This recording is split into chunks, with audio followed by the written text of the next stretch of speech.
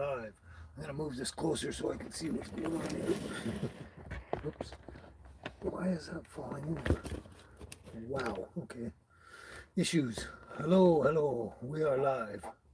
Okay, set up the laptop like usual. Oh, where are we here? Don't know what I'm doing. I'm discombobulated again. Oh.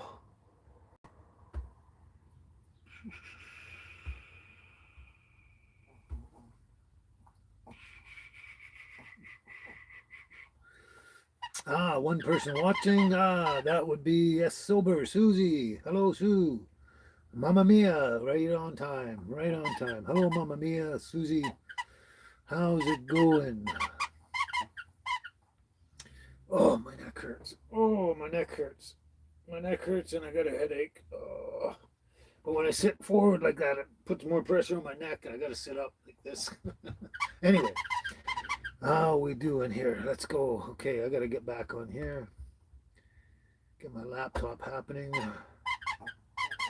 Sorry for the delay. That's okay. You guys are just saying hello to each other. Where are we here? This is good. Okay, what am I doing here? Okay. Oh, my head hurts so much. It's hard to think when your head hurts a lot, doesn't it? Isn't it? Okay, we are almost there.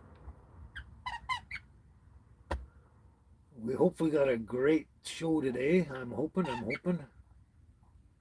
If it all goes as well as I want.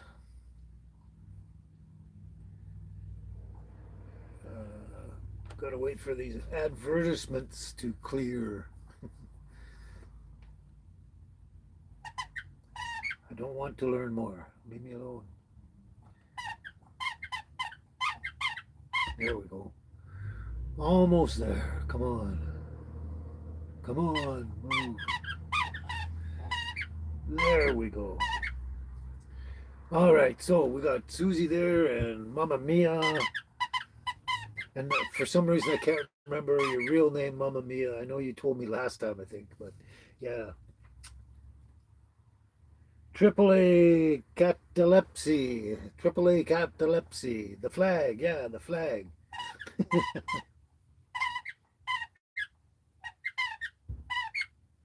Vikas. I can't say your last name there, but Vikas. From Canada. Come on. Beth was right.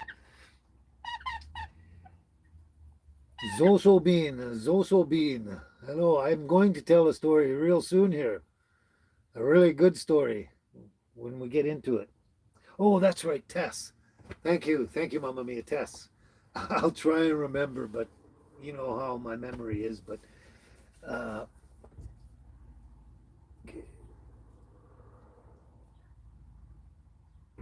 Vikas, I was listening to you. Valentison, yeah. Valentison, yeah. I do actually remember you. Yeah. Glad you can make it again. Vikas, speak slowly. Yeah, I know when someone's speaking a different language and you're trying to learn it, they have to speak slowly for you. Yeah. Anyway, I'll try.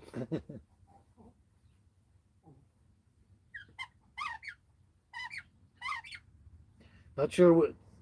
Okay. Litomi. Hello, Litomi. Michael Vincent, I think you've been here before, haven't you? How much for a gallon of maple syrup? I have no idea, but it's going to be expensive if it's the real thing. Laura Stewart, glad you can make it again, Laura. Yeah. Oh, thanks, Latomi. I don't have to speak slower, eh?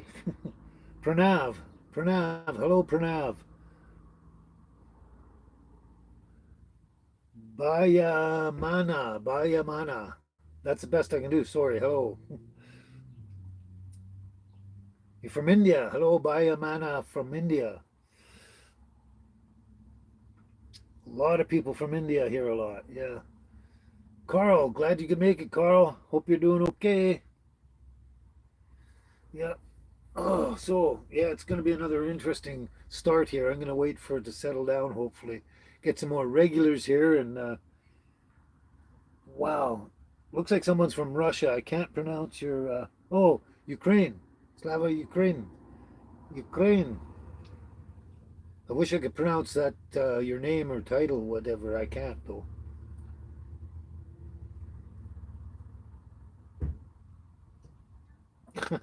I'm not going to get into politics. Latomi, not especially between Canada and U.S. It's all a political joke anyway. Pranav A. Hello, hello. Speak English, please, or type English, please. Shubich Deep, Shubdich, Shubdeep. It's hard to pronounce. Hello again from India to India. There we go. Okay. Oh, yeah. I'm in rough. I've been having a lot of bad intestinal problem lately, and it's really annoying me. And it ruins my sleep. My sleep is bad enough, and it just ruins it. I wake up at between 5 and 6 every day, and I don't want to be up.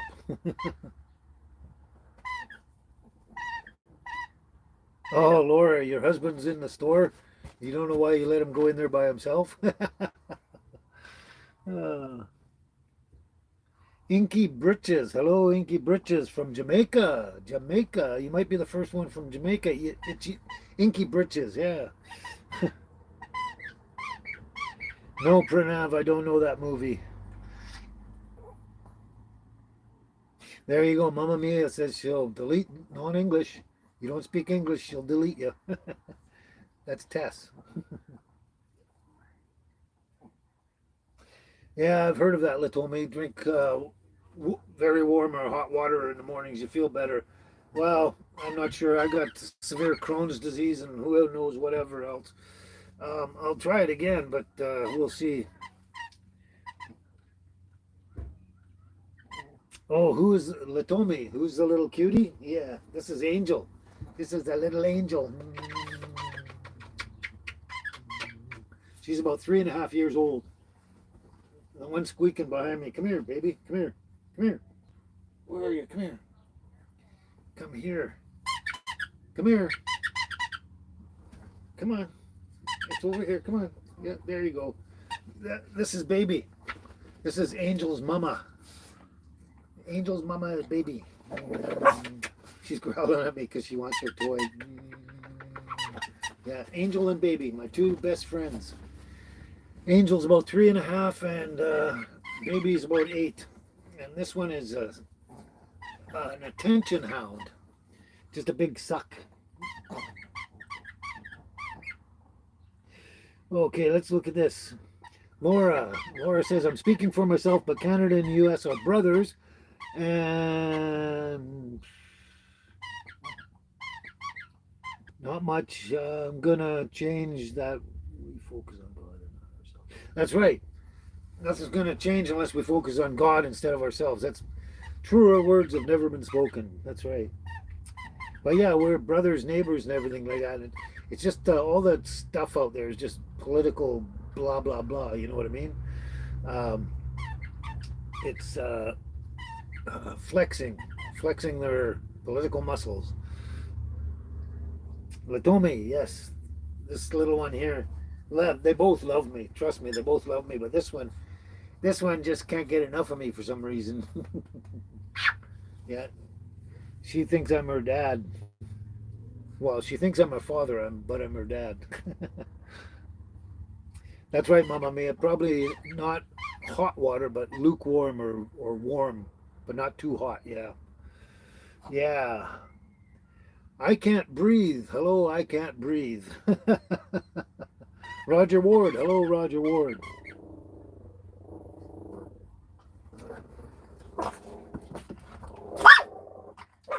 Okay, here we go again with the peanut gallery there. You just play with your toy and never mind, yeah. Yes, Pranav, I'm from Canada. That's right. That's why I got that. Never mind, Angel.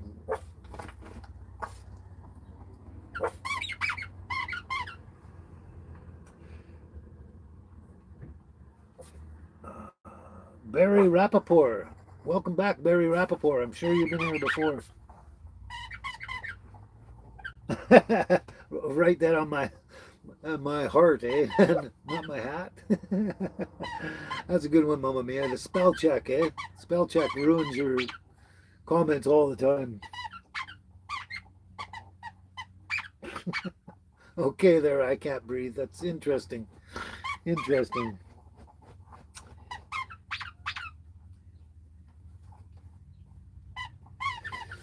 CG Sarita 024. Hello there.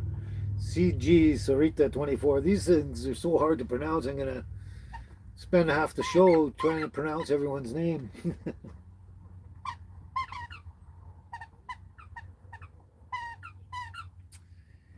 CG Sarita 024. Okay, there we go. Um, I keep forgetting that this happens where we get a lot of random new people in that, and it throws my schedule and everything off. So we hopefully got a really good day. Hello, my time. My time. I'm not sure what that says, but oh, there you go. Mamma Mia nailed you. Gotta speak English, my time. Yeah, please. Mondo. Hello, Mondo. Oh my God, Mamma Mia, Mondo probably needs to go too. Ettore, Ettore. I hope that's correct, but Ettore. Hello to India. Hello to India. Mamma Mia wants everyone to speak English, comment in English, so we know what you're saying. So please do that. Otherwise, she'll remove you. She's on a warpath today, it seems. Yeah, I don't blame her. Okay, CG Sarah Sarita. CG Sarita. I will look at your channel after I'm done. Yellow Lad. I'm glad you like my dogs. Yes, they're both really awesomely cute. Yes, they're so beautiful. This is Mama again, baby. Okay, toys are flying here. Ah, CG Sarita. You're from India, or you're Indian anyway. The time here is 12:13.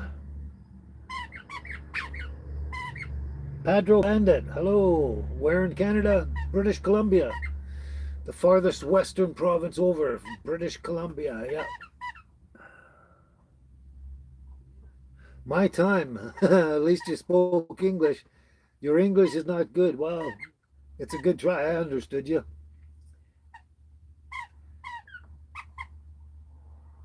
Yes, it's just past noon, Pranav.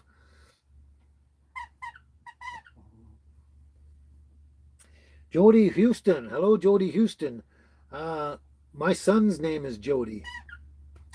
It looks like you're probably female because you spell it with the I. Boys usually spell it with a Y. My son's name is Jody with a Y, but it doesn't really matter. I think it's either or anyway. Fearless Riot. Hello, Fearless Riot. Amber L. Hello, Amber L. My name is Kent. Well, my friends call me Kent. Other people have other names for me, but no, Michael Kent, but my friends just call me Kent. It's easier. Pedro Bandit. No, not Chilliwack, but not that far away, actually. I'm actually I'm near the Okanagan, Soyuz, Penticton, Oliver. What's the other one? Anyway, out in that area. I'm in Karamias, actually. My time. You're still not doing the English.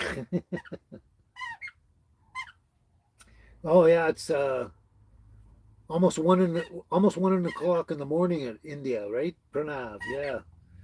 So it's almost, well, it's actually a little more than 12 hours difference between here and where you are, Pranav, yeah. CG Sarita, that's okay. I can understand it. Your your English doesn't have to be perfect. Oh, thanks, Pranav. Yeah, Michael is a really good name. I love it. I love it.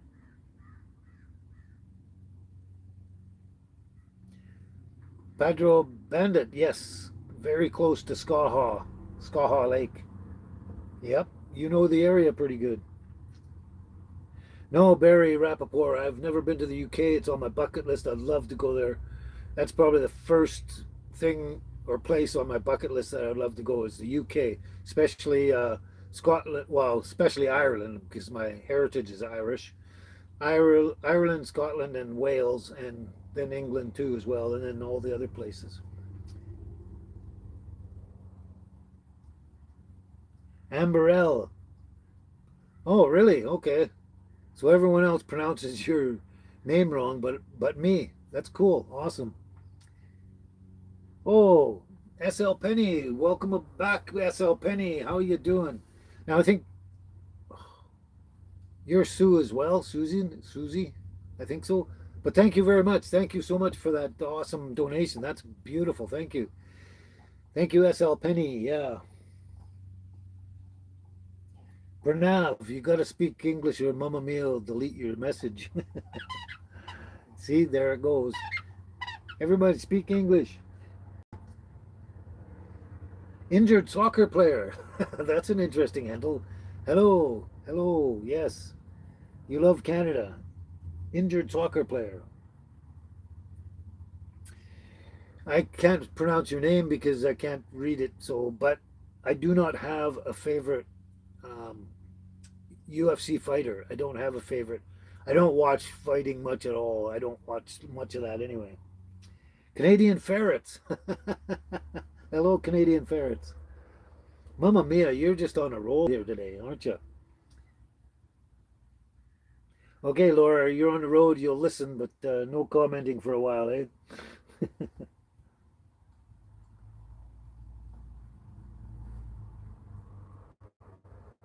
It looks like CG and Pranav are speaking back and forth in their language. Satwik. Hello, Satwik from India. Hello, India. Crazy question. What is my favorite white girl song? I don't have one. Oh, okay, Amberell, you understand both Pranav and the other one from they're from India and you're from Pakistan. Okay. Thank you for that, Pranav. Speaking English. And Michael, you are a cool man. Thank you. I appreciate the compliment.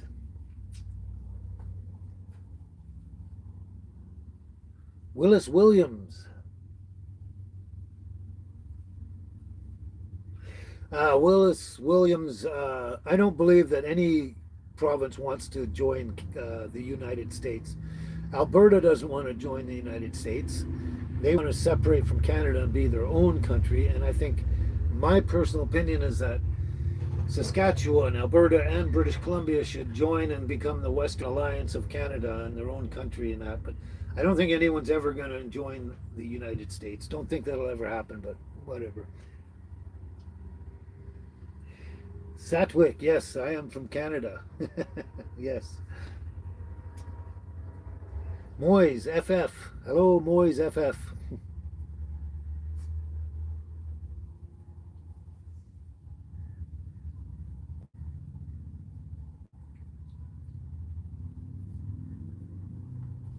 Amber L, I'm in Canada. British Columbia, Canada, the far west, western province of Canada.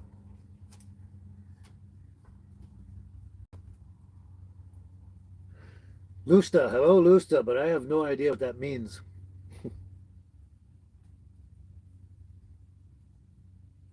Moyes FF, you got to speak English. Oh, there you go. I certainly think I picked the right moderator for my channel. That's right. On the ball all the time, Mamma Mia. Tess,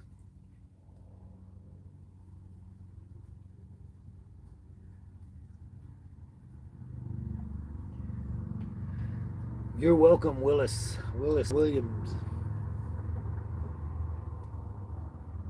Oh, Amberell. Okay. I'm actually in a motorhome, yeah. I live permanently in a motorhome with my two little dogs. Whoops. See, there's the driver's seat there, the passenger seat. This is my bed with my dogs' toys everywhere. They play like crazy here. This is the bed. That's the kitchen over there. The bathroom's behind the door with a mirror. And there's my fridge and freezer. Yep, we live in this motorhome all the time.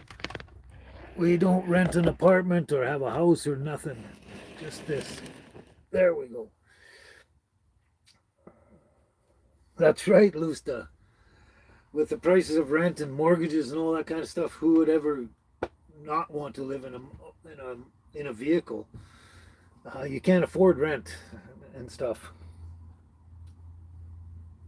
Abdullah, Canada. Abdullah. Pranav, you would love to be in a motorhome. Go out and get one. I don't know if you can where you are, but yeah, it's actually great. You can like when you have an apartment, you're looking at the same thing all the time out the window and whatever, and you're always in the same place. But here you can park by a lake, by a river. You can park wherever you want, and it's always a different scene every time you move. So it's great.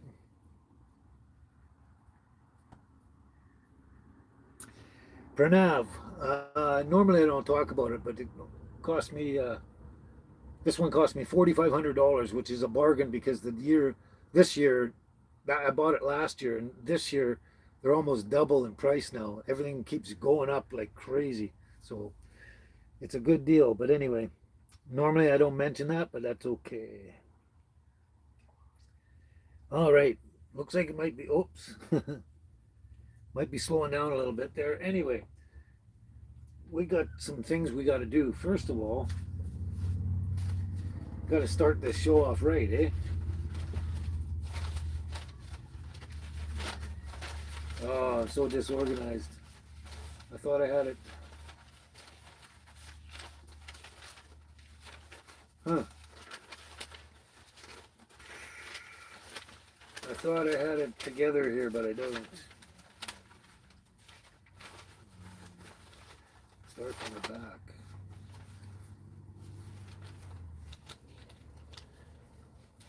Okay, I don't know where everything went now.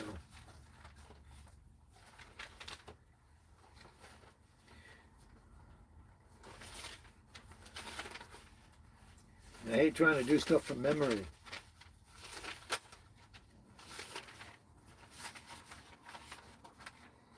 I gotta put this one out front all the time. If I ever find it. I should have thought of this before I went live. Ah, here we go. This one's going out front. It's gonna stay in the front. Okay, let me catch up here. Cheryl, hello Cheryl, how you doing? Glad you could make it again. My daughter and husband. Oh, your daughter and husband fly back from Seattle today. His parents flew up to Seattle to visit them. Oh, so they can drive your daughter's car back home. Oh, cool. Interesting. Yeah, that was great. You, your daughter getting married there, and you had a great time. Yeah. Johnny Sins. Hello, Johnny Sins. I think you've been here before, but I'm not sure. Anyway, let's get back to it. The Lord is my shepherd. Whoops. Wait a minute. I keep forgetting. The Lord is my shepherd. I shall not want. He makes me lie down in green pastures. He leads me beside still waters. He restores my soul. He leads me in the paths of righteousness for his name's sake. And yet, though I walk through the valley of the shadow of death, I shall fear no evil. For thou art with me, your rod and your staff, they comfort me. You prepare a table before me in the presence of mine enemies. You anoint my head with oil, and my cup runneth over. Surely goodness and mercy shall follow me all the days of my life, and I shall dwell in the house of the Lord forever. Amen. Yes, the Lord is my shepherd. There we go. That's very important.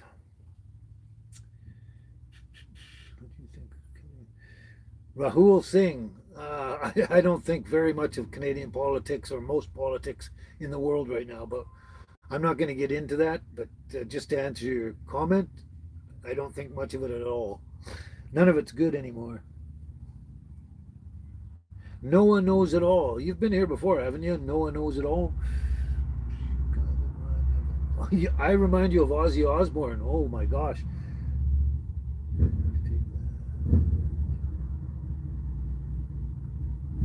No, no, I see what you're saying. I don't take it as an offense. I take it as a compliment. Thank you very much.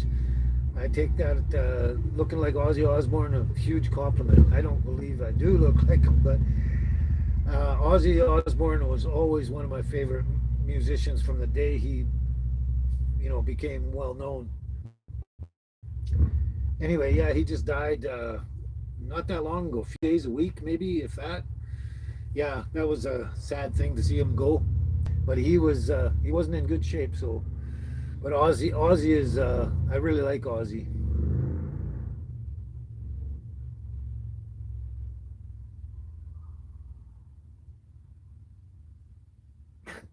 Bill Bennington, hello, but no, I'm not going to answer that one. That comment should probably be gone anyway. Kevin, hello, Kevin.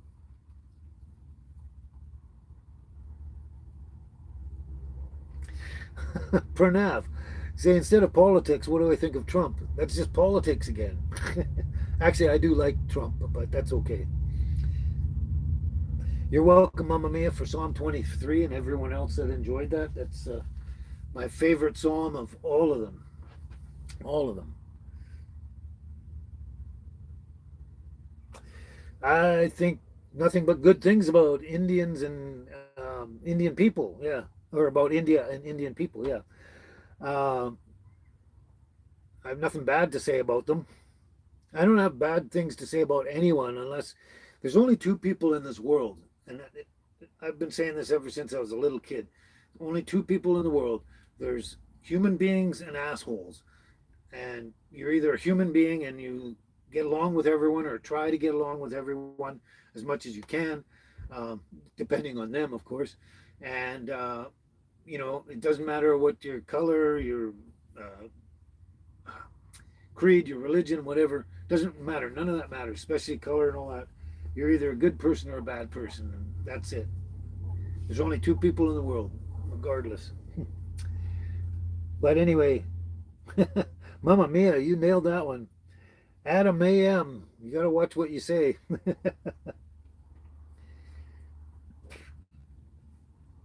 Sam, am I a Jew? No, not specifically. I mean, that's a really moot point in a sense. But no, excuse me. Technically, to be a Jew or Jewish, you have to be born of the one of the 12 tribes from the house of Judah. Is put in a nutshell. Interesting you asked that because that's what we're going to get into soon.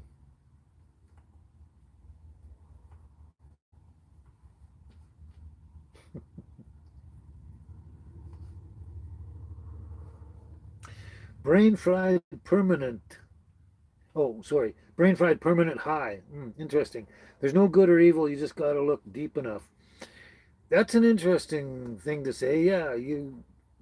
In some ways you're right. In some ways you're wrong. But anyway, interesting comment.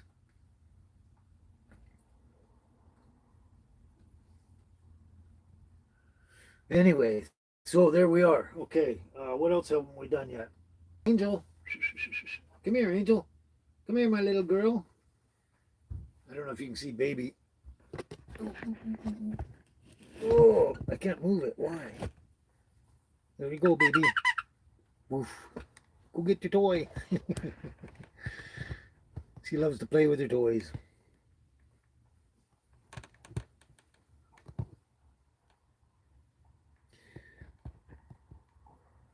Okay, come on, Angel. Come here. Come on. Come on. Come here. Come on.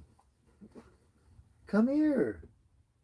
Normally she can't wait to get on my lap or something, but come on, come. Come on. I gotta read comments. Come on, get up. Get up. Get up. Get up. Get up. There you go. There we go.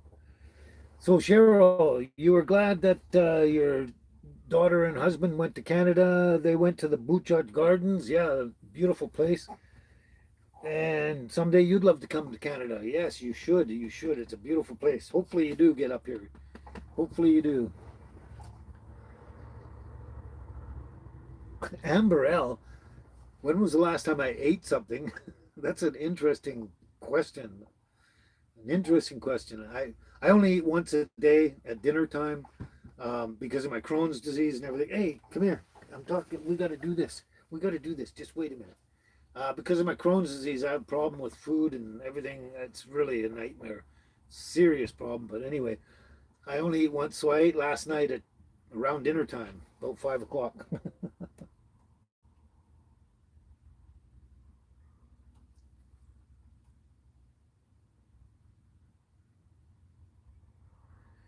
Steffi, sorry, Steffi Peria. Steffi Peria. What's whose name? My dog's. This one's Angel. This one, I think, was the one you were talking about. Is Baby. Angel and Baby. This is Angel's mom. This is the mummy. Anyway, come here. We got to do our morning song, right? Right? Right? You are my sunshine, my only sunshine. You make me happy when skies are gray. You'll never know, dear, how much I love you. Please don't take my sunshine away. The other night, dear, as I lay sleeping, I dreamt I held you in my arms. When I awoke, dear, I was mistaken, so I hung my head down and cried. You are my sunshine, my only sunshine. You make me happy when skies are gray. You'll never know, dear, how much I love you. Please don't take my sunshine away. Yeah, don't do that. There we go. We have to do the sunshine song. BM Moto Vlogs. Hello, BM Moto Vlogs. It looks like you're from India. Ashish Saxena. Hello.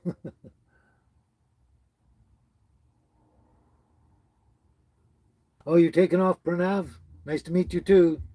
Take care. Captain Rex. Hello, Captain Rex.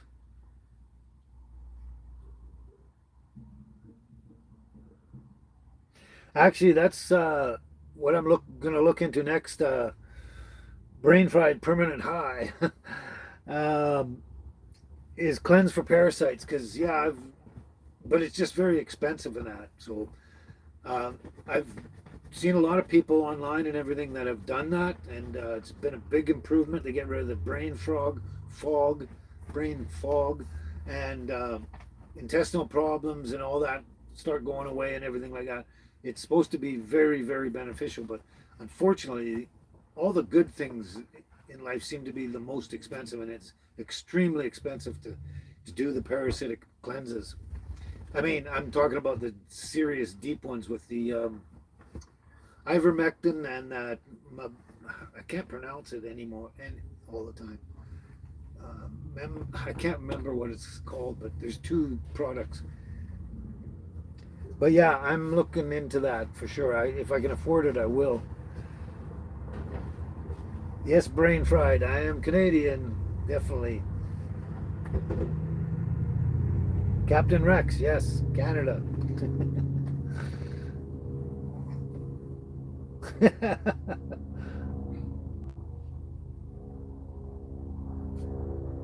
Oh well, Laura. Yeah, that's the beauty of the live shows. You can always go back and watch them later for the stuff you've been missing as you're driving around. Yes, that's right, brain fried. Ivermectin, and there's another one. It's sort of like I can't even attempt at it. Mebendazole or something like that. I can't remember. But yeah, garlic's good for getting rid of and even vinegar. Yep. Also, You know what? I watched it on one video where they took some human parasites, put it on a slide on a microscope, and they put a drop of pineapple juice on there. They all started exploding. The only problem with that is it kills the parasites, but it doesn't kill the eggs. So you got to do the pineapple juice every day for a while, because they hatch and live very short lives. So um, after a period of time of drinking pineapple juice every day for a while, you get rid of all of those ones. Those are intestinal parasites, but not the brain parasites and other ones. But yeah, there's a bunch of stuff you can use. Uh, Another one is black walnut. And what's the other thing? Black walnut and something else. I can't remember. Sandra Beasley, hello. Glad you can make it. I'm doing as best as I can. I'm really rough with my innards lately, but I'm hanging in there. That's right. Mama Mia says, Laura, keep your eyes on the road. Amberelle, I'm 70 years old. 70, yes. Mickey Mouse guy, I've seen you here before. Hello. How you doing? SDH, that's the best SDH. Hello to India. Someone from India.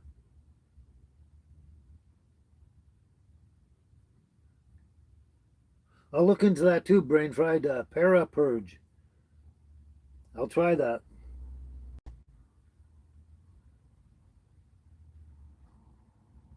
Yeah, those parasites give you brain fog. Anyway, so what are we doing now? All right, so a certain amount of the regulars are here now. We're missing a bunch are still MIA, but that's okay. So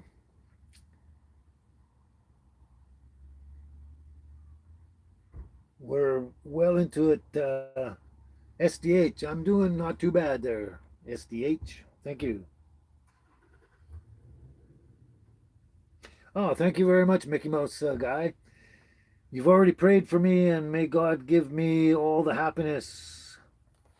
Oh, the topic I'm discussing, it's coming right up. Oh, that's brain fried. That's why I only eat once a day because of the Crohn's disease and that, and I wanted to try and heal and everything. But the only way to heal is to basically have an empty body. You don't want food in it. So what I do is I eat once a day, and then I basically fast for the other 23 hours of the day. So it's actually been helping. I couldn't eat 3 meals a day anymore, and then I was only eating 2 meals a day, and then I couldn't do that anymore, and just down to one. But yeah, I've actually been on long-term water fasts. I when I went through chemotherapy at first, and it cured my problem, but it left me with the severe Crohn's disease. So I went on water fast for like as much as 6 weeks at a time. Didn't feel bad at all. I could have kept going and going and going. Yeah, I just nothing but water. And then the only reason I started eating again was boredom. Like when you're not eating, that's the one thing in life that we surround our whole lives around is eating. Like that's the number one thing over anything else is food. And like when you cut out all the food in your life and you just try and go around your life, it gets really boring because you're missing a big chunk of what we do in life anyway. But Mickey Mouse guy, thanks for praying for me. Yeah, so fasting, that's really good for you. I've been when I get really feeling really bad, like I did about 2 weeks ago, I think it was. I was really going through a bad phase, and then I came back up again. I was leveling out again, and then just the last 2 3 days, I really bad inside here, like a lot of pain and discomfort and everything. Man, I don't even know why. It's like I haven't really changed my diet at all, but I'm if it gets bad like that, I consider stopping to eat altogether and just drink water for as long as it takes. I'll do 1 week, 2 weeks, 3 weeks, 4 5 6, it doesn't matter. I'll just keep going until I feel I just want to stop.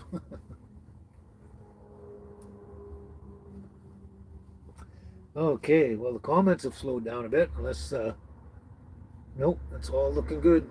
Anyway, so This is basically what I promised you last week. We're going to discuss some historical biblical stuff. My favorite subject right here, Yeshua el Mashiach. Yes.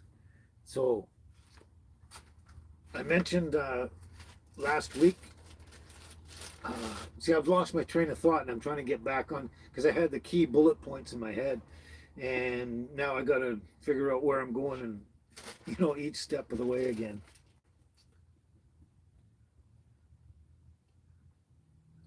Mickey Mouse guy. Okay, Jesus is everywhere in your city. People go to all holy places.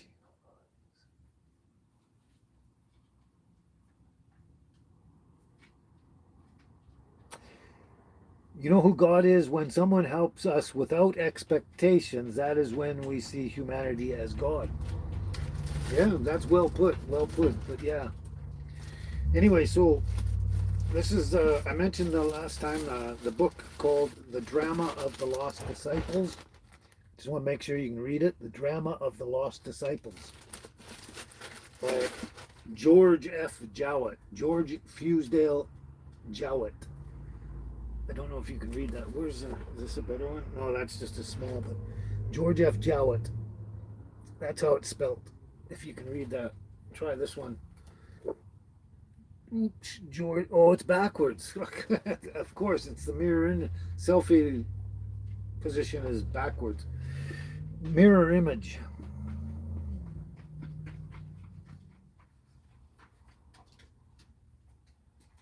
So, anyway, this was the book I got from a friend. Oh, it was back around 2006, 2007, something like that. Anyway, I got this book, and because they knew I would be interested in it, and this is information that's not really out there. It's out there, but you have to go search for it and find it. And this guy here, he did an amazing job of researching. Now, okay, this book was, he had finished putting the book together before 1960, so about 1959, he had finished all of his research and everything like that, and then he put the book together. And the first edition of the book came out in 1961. That's how far back this goes. And the cool thing about this is they didn't have internet or anything like that where you can just sit there and pound the keys and find all this information. And you can find it if you go search, but you have to search deep on the internet to find a lot of this stuff. But he did it all by hand or whatever, like the hard way. He went to these places. He had to travel to these places to search the information and everything. And it was amazing, but he put it all together. And the amount of information that's in here is just mind-blowing. But I guess the number one topic of the book is, as you would probably guess, the drama of the lost disciples. After the crucifixion of Jesus, where did all the disciples go? And that's what he gets to in here. But he starts off by going back to the time of Noah. He starts out at Noah and goes down there, and that's fascinating. But the main part of that is where all these disciples went after he fills you in. And on top of that, so this was the book my friend gave me. They gave me this book, and as you can see, it's all falling apart. All the chapters are falling out and everything like that. It's just falling apart. And if I can find something here, where's a good page? You can basically see. I hope you can see this. Oh, see it? Oh, I can't have it. Oh, the pages are gonna get all mixed up. Okay, that's that one. Okay, almost mixed it up. See, it's falling apart. Anyway, one of the pages, as you can see. Let's try this again. I pretty much destroyed the book. You can't really see it, I don't think, but I got all these underlined stuff and circle things and stuff and marks and X's and stuff all over the place. Little notations on the side here. I don't know if you can see that, but yeah, I've just made notes going crazy and referring back to different pages and stuff. Because he had to, in writing this book and the time frame he did, um, to show that he couldn't just put the information out and say this is the information. He had to show his research and show where this information came from. Whereas when I read it and put mine together, I only had to show the um, the end result, the end information. I didn't have to show you all the research and the sources and all that because it was already in here. So I just went A B C D E F G kind of thing, and put everything in bullet points and kind of thing. So what I did was I destroyed this book and it fell apart. My friend gave it to me. It was in perfect shape when I borrowed it. So what I did was I found you can't get this book anymore. It's not. It's out of print. Let's put it that way. The Covenant Publishing Company in the UK, in London, uh, they put out almost all of the all of the books except for the very last one, which was done in the United States. The 14th edition was put out in the United States. Other than that, they're all in Covenant Publishing in the UK. See, I'm losing my train of thought. There's so much information here. So anyway, oh wait, guess I should explain that part too. So the last publication ever was 1996, and that was the last time. Oh, sorry, 2001. That was the revised edition, 2001. But the last, and then the other one was 2001, and then after that they printing them. So to find these books, you had to go online and deep search, which I did, and you had to get them from either bookstores or private collections that people have gotten them. Anyway, I found two books. I found both of these books. I found an exact replica of this one here that in perfect condition that my friend had loaned me. So I gave them the perfect one and kept this one they gave me. Whoops, hairs everywhere. More hairs. And then they also had this edition. This is a later, this is kind of the original printings, came out with this cover, and then they came out with this one, and I got that. So I kept this one for myself, and I kept the old one that I pretty much destroyed and gave my friend the other one. I was just thinking of something I forgot. Oh yeah, so this, I'm gonna pull this apart for now.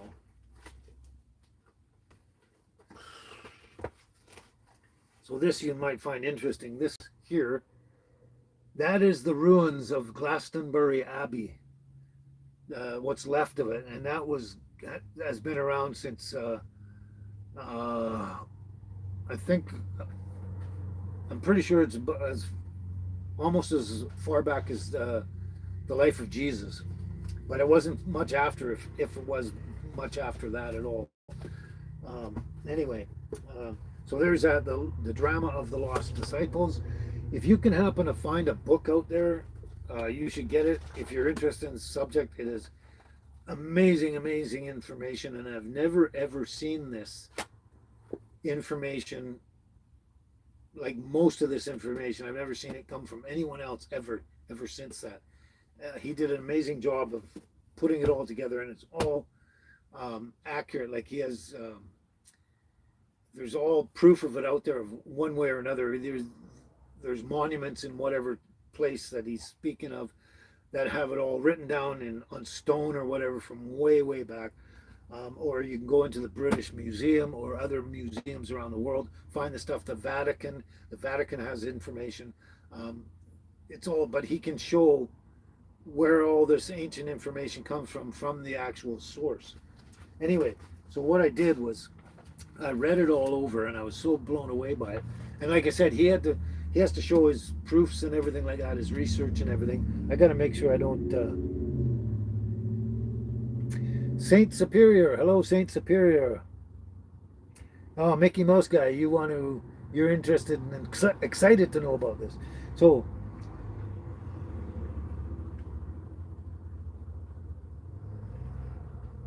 okay, Saint Superior, I just wanted to check and see what you're saying. But okay, can we all pray for Saint Superior's grandma? She has been in the hospital for about 3 days and has had multiple surgeries and will have multiple more because she had an aneurysm and only has a 40% chance to live. So, everyone out there, pray for Saint Superior's grandma, please. Entertainment, hello again. Glad you could make it back again. Entertainment. Roseanne Allen, hello. Welcome back again. Hello there. Galaxy Donkey 69. Okay, Mamma Mia and the rest of you, like I'm not going to be able to look at the comments so much because I want to get into this information and I don't want to keep looking there and throwing it all off because um, I'd like to do it so it sounds as clear and concise as possible. So if I'm not checking your comments, if you make a comment and I don't answer it, it's because I really want to get into this. And Mamma Mia and the rest of you regulars out there, anyone has a comment that you can answer for me, please do.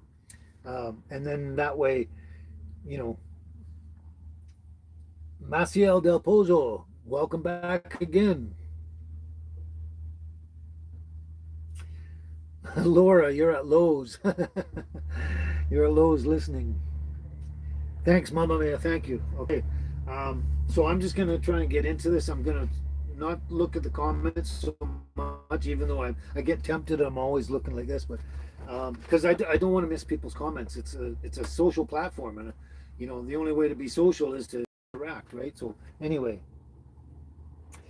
Maciel Del Pozo, you're about to dye your hair. Okay. Anyway, so I read all this. I destroyed the book by making notes and everything. I built my own dissertation here, and 98% of it, maybe even 99% of it, is all excerpted from the book itself, and very few of my own words in there at all. Anyway, so I put this dissertation together. So I took his information and I just put it in like point form, so it's a lot easier to get the information without having to, you know, go through all his research as well. So that's why I did this. And then after I did that, I just called it a true and concise history. A true and concise history, and it very well is. Very well is. So after I put that together and all the information, there's a lot of stuff about the royal families of the UK and everyone and everybody in the UK and all these national I want to say nationalities, but that's not the word. But anyway, the UK is a lot more important than anyone really realizes. But anyway, so what I did was after I wrote it, I was thinking of sending it to William and Kate when they got married, and I never did for one reason or another. But then when William and Kate had their son Prince George, I helped myself, so I decided to send a copy of this to William and Kate in honor of the birth of Prince George. And so I sent this letter here to Clarence House, Little James Street, London, United Kingdom. And it just says to Sir William and Lady Catherine. And I just said a bunch of things there. And I basically was saying that this is all really important information. And I said something like that the royal family should actually know most of what's in here already, but the rest of the world doesn't know a lot of it. And it's really important. Anyway, another thing to mention, right? I've been seriously considering contacting Covenant House in the UK to tell them to start printing them again, because this is some of the most important information that isn't out there, and it should be. And this guy did an amazing job of doing it. Anyway, so that's basically what I said. So let's kind of get into this a bit. Oh, about the author. The author, George Fusedale Jowett. He was born 1891 to 1969, and he came from a prominent literary family. He was born in England but moved to Canada at the age of 19, where he began his research into this book. He founded a large publishing house in New York and Philadelphia, By the late 1930s, he controlled 5 corporations with offices in Australia, New Zealand, Britain, Europe, and the Far East. He was chairman of the board of planning and development for the St. Lawrence Seaway project that everybody today knows about, which was the last among many of his eminent positions in civic affairs. He also worked tirelessly for his community since his community was destined to be flooded by the seaway while they were building it. Anyway, in his youth, he became the international gymnastics champion in his age group by the age of 18. He had won world titles in boxing in featherweight, lightweight, and welterweight divisions, which was remarkable since when he was 9 years old, his parents were told by the doctors that he would never walk again and was not expected to live past the age of 15 due to an accident he suffered when he was 6 months old. Now, nowhere did they elaborate on what that accident was, but apparently when he was 6 months old, he had a bad accident, and he was told they wouldn't walk, and he lived, I don't know exactly how old he was, but 1891 to 1969. So I guess he would be over 70 years old when he passed. Anyway, that's okay. So he founded the Jowett Institute for Physical Culture in both Philadelphia and New York. And I bet you today you can still see them out there and nobody knows they probably exist. And created a mail order business writing numerous health and exercise booklets, one which sold over 25 million copies. In the year before he died, he was honored with the Molson Trophy in Montreal, distinguishing him as the man who contributed more than anyone else to bodybuilding. And he's buried at the St. Lawrence Seaway Union Cemetery. And his gravestone reads, in part, a humble man who carried his meritorious achievements with quiet dignity and thanksgiving. Wow, it makes me tear up when I hear stuff like that, because he was just a very humble Christian man kind of thing. Anyway, on top of that, his book has a foreword by the well-known Reverend Ansley Rash. If you're from the UK, you probably know who Ansley Rash is. I won't read all that, but he says a lot of good things about him. Anyway, that's just to give you an idea of the man himself.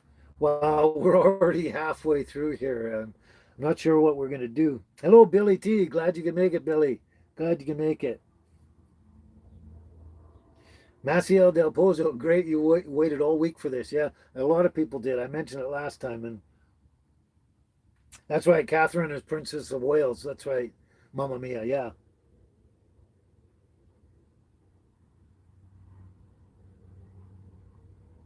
Yes, brain fried. I probably will make some shorts on this eventually. I've been thinking of it off and on, but it doesn't go with this channel, so I might have to start another channel so that I keep the channel I got. It's just a cool thing about what me and my dogs get up to in our daily lives living in a motorhome. And then if I want to do all this information, I should have a different channel so I can just focus directly on that. But we'll see what happens.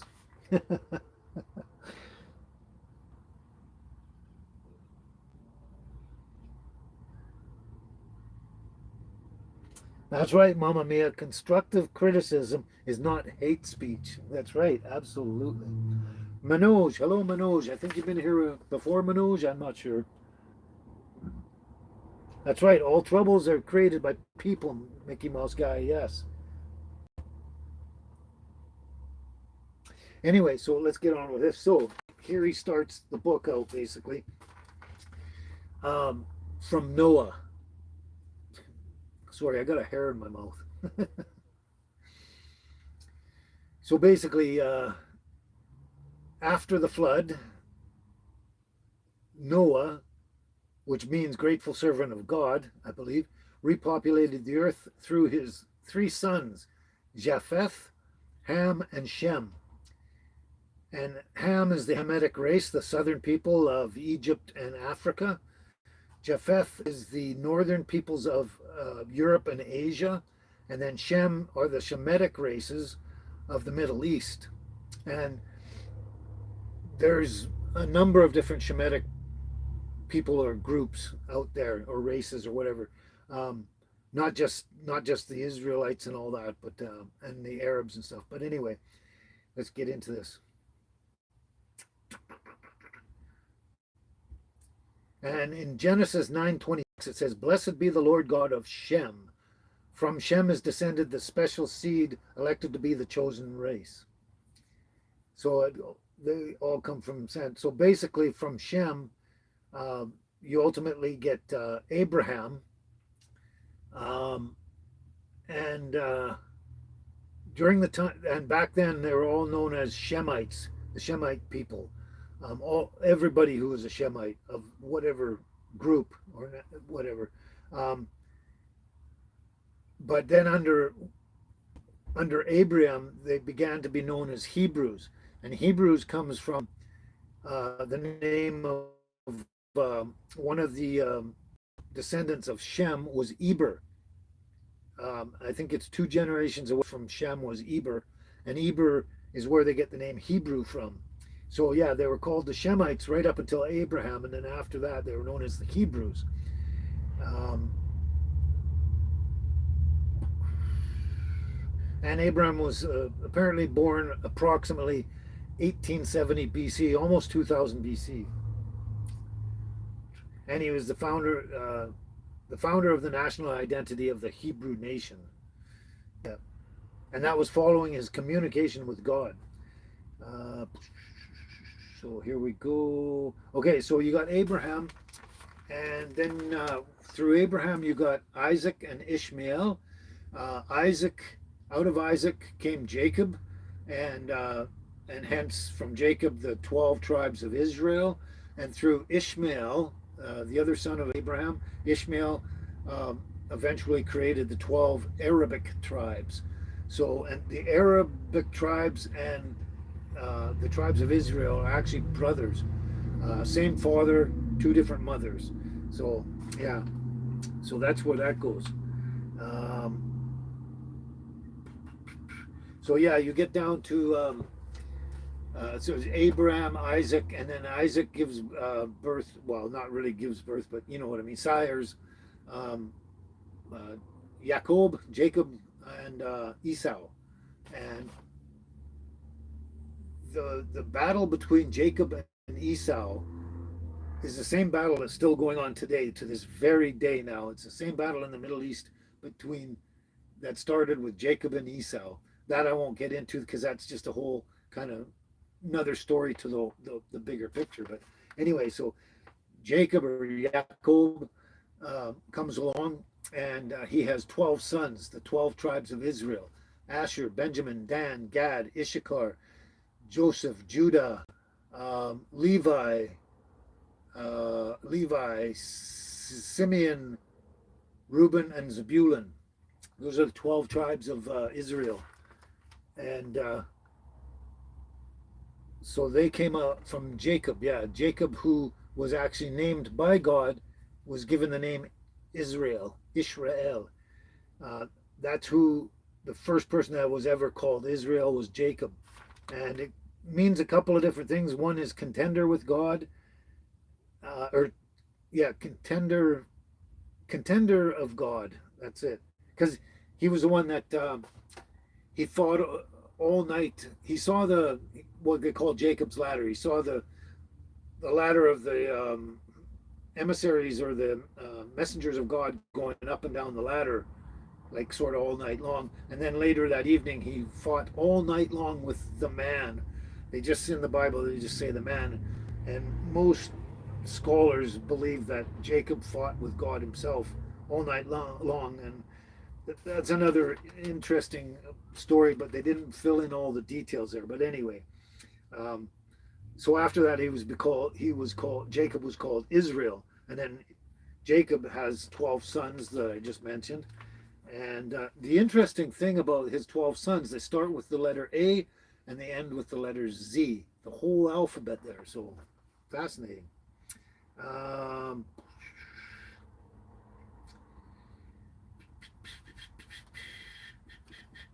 so, um, yeah, it's hard to know where to go next, but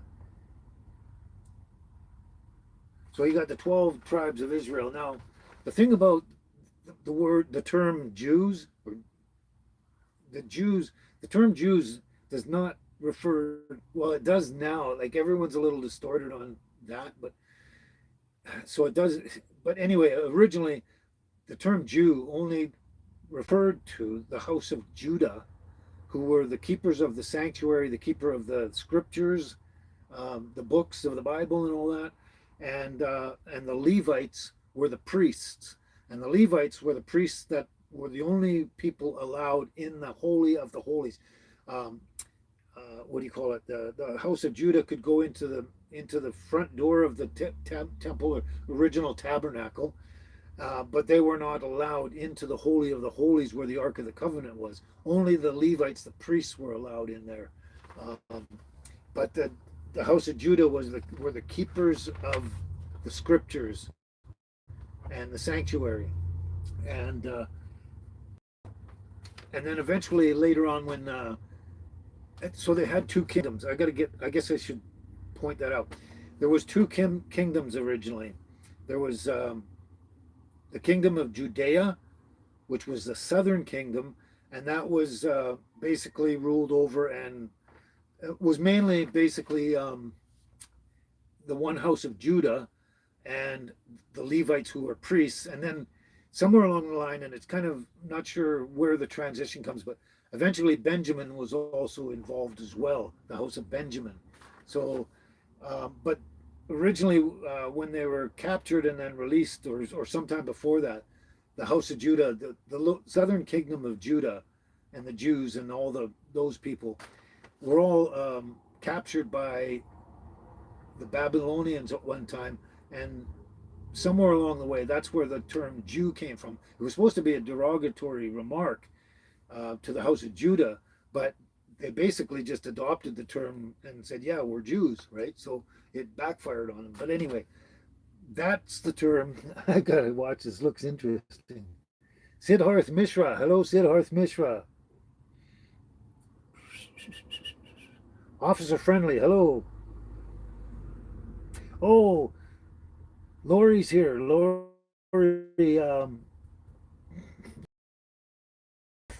Beth, and Deborah. Is it Deborah? I'm missing some here. Sorry. I told you I'd like to say hi to everybody I know. Okay. Looks like I can't find it, so anyway, thanks Mamma Mia for staying on top of that. I got all their names now. Oh, sorry, they're missing in action. Sorry. They're not here. Lori, Beth, and Deb aren't here. And Lila and John, no, they're not here. Sorry. I missed that. Oh, and Tony, yes, right. Sorry, I forgot. I didn't see them MIA first. I saw, oh, they're here. I missed them. Oh, okay. I think my brain's going to explode. Anyway, so there was the lower kingdom of Judea, and then the northern kingdom of Samaria, and that was founded by. There was at one point the other 10 tribes. So you got the house of Judah, the Levites, and some Benjamites, but mainly it was Judah and the Levites, the lower kingdom of Judea, and then at one point the other 10 tribes under Ephraim and Manasseh, but mainly Ephraim, because they're called the Ephraimites after that. They're the 10 tribes. They kind of separated from the house of Judah and all that, and they founded their own nation of Samaria, the northern nation of Samaria above Judea. So there's Judea down here and Samaria. That's where the Good Samaritans come from. Is they were a lot of in the Bible they don't explain who the Samaritans are, the Good Samaritans, and it's not until you realize that the Samaritans are actually the other 10 tribes of Israel. So that's where they come from. So there's the northern kingdom, and that was the 10 tribes under Ephraim and also Manasseh. So basically, as you somewhere along the way, you know, you got the 12 tribes or houses of Israel that I mentioned, and one of them was Joseph. Joseph, you know, who is the Joseph of the multicolored dream coat kind of thing. Joseph was the one that the brothers tried to kill, and then he was picked up by some travelers, taken to Egypt, and then he became a pharaoh in Egypt because he interpreted the dreams for the pharaoh and showed him how to stop the famine that was coming along by storing up grain and everything. I'm sure most of you know the story of Joseph. It's pretty popular out there. But that was Joseph. Okay, um, I'm not sure 100% why, but eventually down the road that um, Jacob, who's Israel, the name of Israel, um, now Ephraim and Manasseh were two of his nephews. They were sons of Joseph.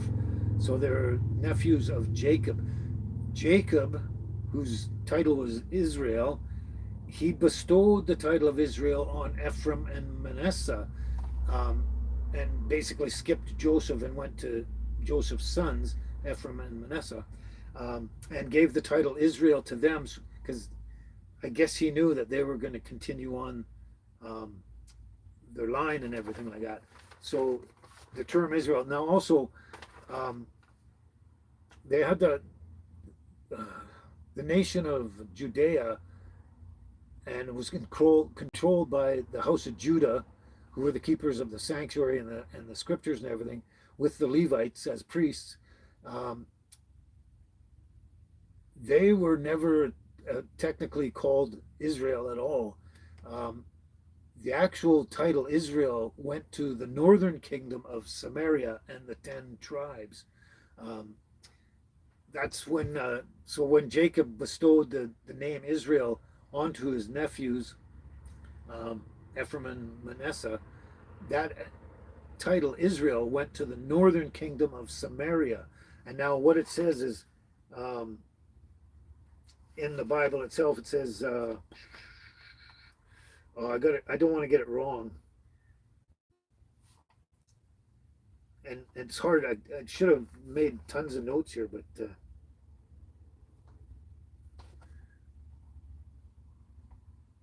so basically, according to God, uh, Judea was God's sanctuary, and the northern kingdom of Samaria was his dominion.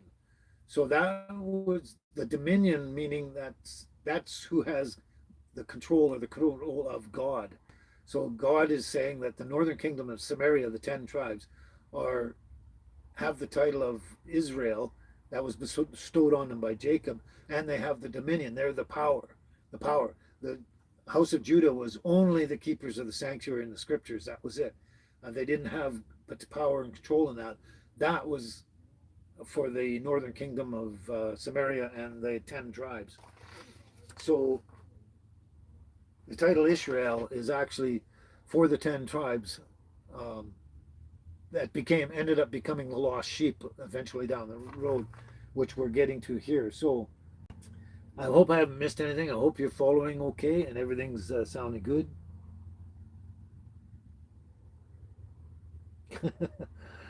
YouTube user, hello, hello. We're talking about the history of the Bible and God and Jesus and all of that.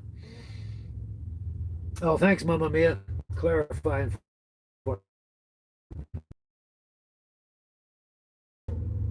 Okay, so far so good.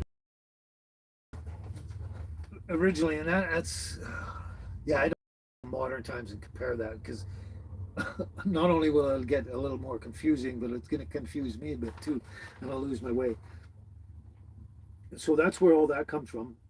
And so now I've also got notes in other books here. Where did I put it now? Oh, there it is. So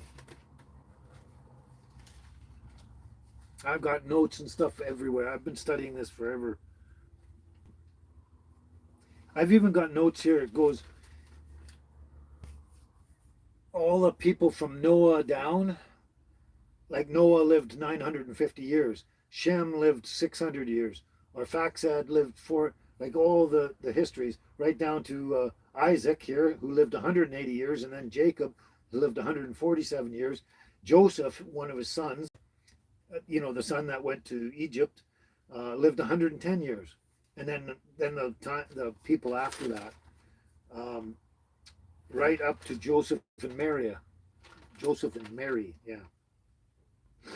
And I've also got a list of, okay, Adam lived 930 years, Seth lived 912, Enosh 905, all these people got all this. But anyway, what I'm trying to get at is, here we go, there it is. So, okay, this is really interesting information, and this has a lot to do with anything after that, and especially our modern times right now. This has everything to do with it.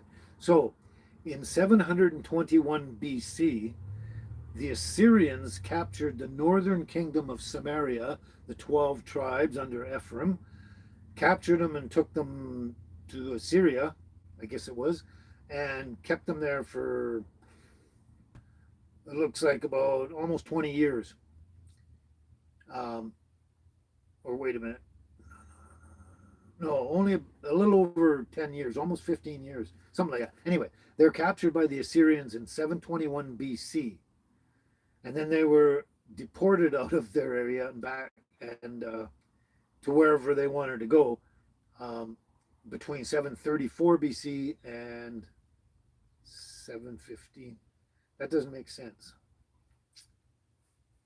Okay, I'm part of that. I'm getting off track. Okay, anyway, they were captured in 721 BC by the Assyrians, and eventually they were let go, and they took off, and that's when they became the lost sheep. They said, "Screw it, we're out of here. We're not going back to Jerusalem or Samaria or any of that the Levant area.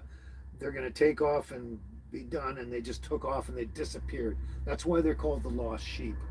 So that's them. Now later on, about almost 200 years later, I guess, in 597 BC,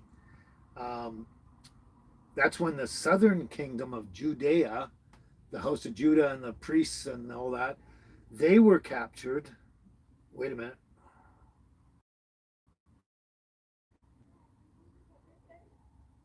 Okay, sorry. They were captured in 605 BC.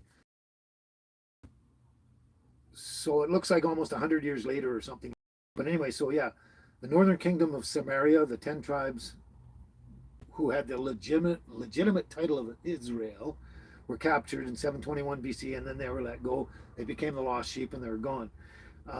They never returned to Jerusalem or any of that area. And then later on, the Babylonians captured the kingdom of Judea in 605 BC. Now, the interesting thing with that is God has always told his people, way back from the beginning, before any of this happened, he told his people to keep to themselves and do not intermingle with any other race or nation or anything like that. In other words, do not intermarry with other groups of people. You keep to yourselves and keep your bloodline pure.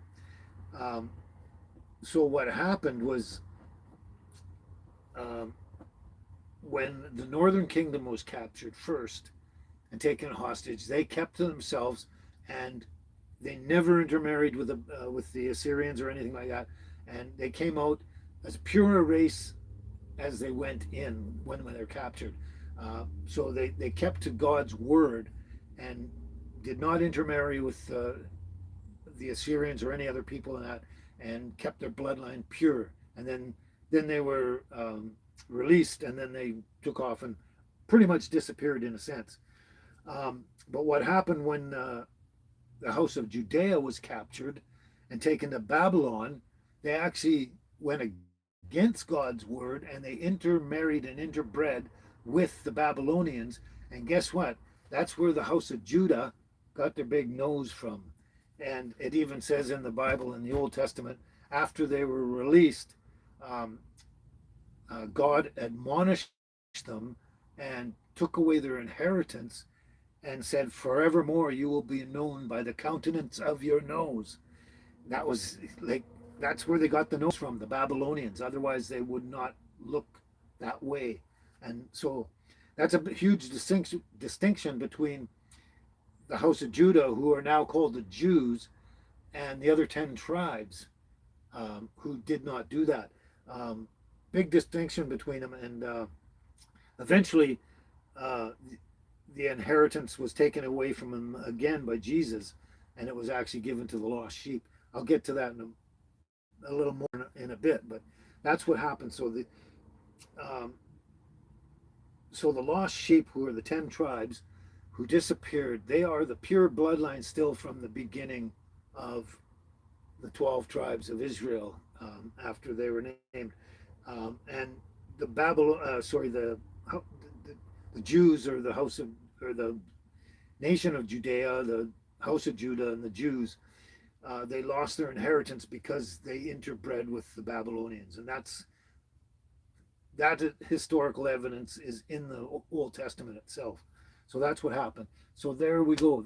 We bring you up to that speed there, and that's how historically that sits. So basically, at this point, I'll mention that I know the term Jew seems to, for everybody in modern times here, whenever they say Jew, they seem to refer to not just the house of Judah and the Levites and the priests and all that, but they refer to all Israelites as Jews. And that's not even true. It never was, and it still isn't today.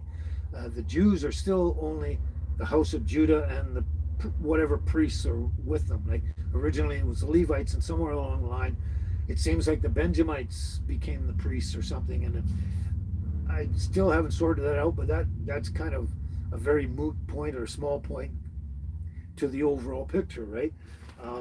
Anyway, but yeah, the term Jew only really refers to the house of Judah, not the other 10 tribes. And um, and the other 10 tribes are technically just Israelites. They are just Israelites, they're not Jews or anything. So now, if you look at it, an Israelite can become a Jew if he follows the Judaic way of life and follows the scriptures and all that in that way, um, and practices all that. And he technically becomes part of, in a sense, part of the house of Judah. Um, you know, in like involving themselves in the scriptures and everything. It's tricky to say everything in proper clarity, but yeah. So an Israelite can be an Israelite, but not a Jew. But a Jew is still an Israelite. The Jews are always going to be an Israelite. They're from the house of Judah. Um, but Israelites do not have to be Jews in that sense. Um, it's kind of a really moot point in a way, but that's what it is technically. So the term Jews is really only referring to the house of Judah, and that goes way back before they were captured by the Babylonians as well. All that goes back. Yes, Cheryl, there's things that most people out there don't know, and it's this guy studied it and went around the world looking for this information, put the book together, and I studied it, and that's the only reason I know it, and the only reason he knew it, because he studied it and looked for the information, the factual historical information. And everyone today is really confused on the history, not only the history of the Bible and the history of the people in it and everything like that, but it just got even more distorted as time went on. And that's why everything today in modern times is the information, historical information, is basically all distorted. Beth, glad you could make it, Beth. We're just saying you were missing in action, Beth.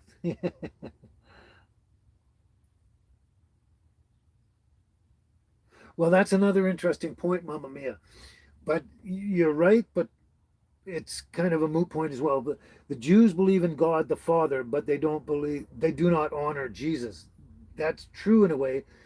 Um, yeah, they don't honor Jesus. They believe he existed. He was a man and he existed and he had his mission and everything like that.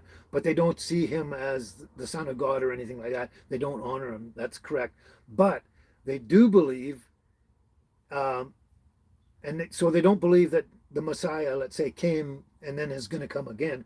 They they don't believe in the first coming. They only believe in him going to come in the future, kind of thing. Um, but they still have the connection to the Messiah as Jesus himself somehow. It's interesting. I don't know. I don't know who they expect the Messiah to be if it's not Jesus. But anyway, yeah, they don't honor Jesus because they don't. They realize he did exist. He was a human. He did exist and he did his stuff. but they don't look at him as the Messiah. It's interesting. But you're right, Mamma Mia. In the end, um,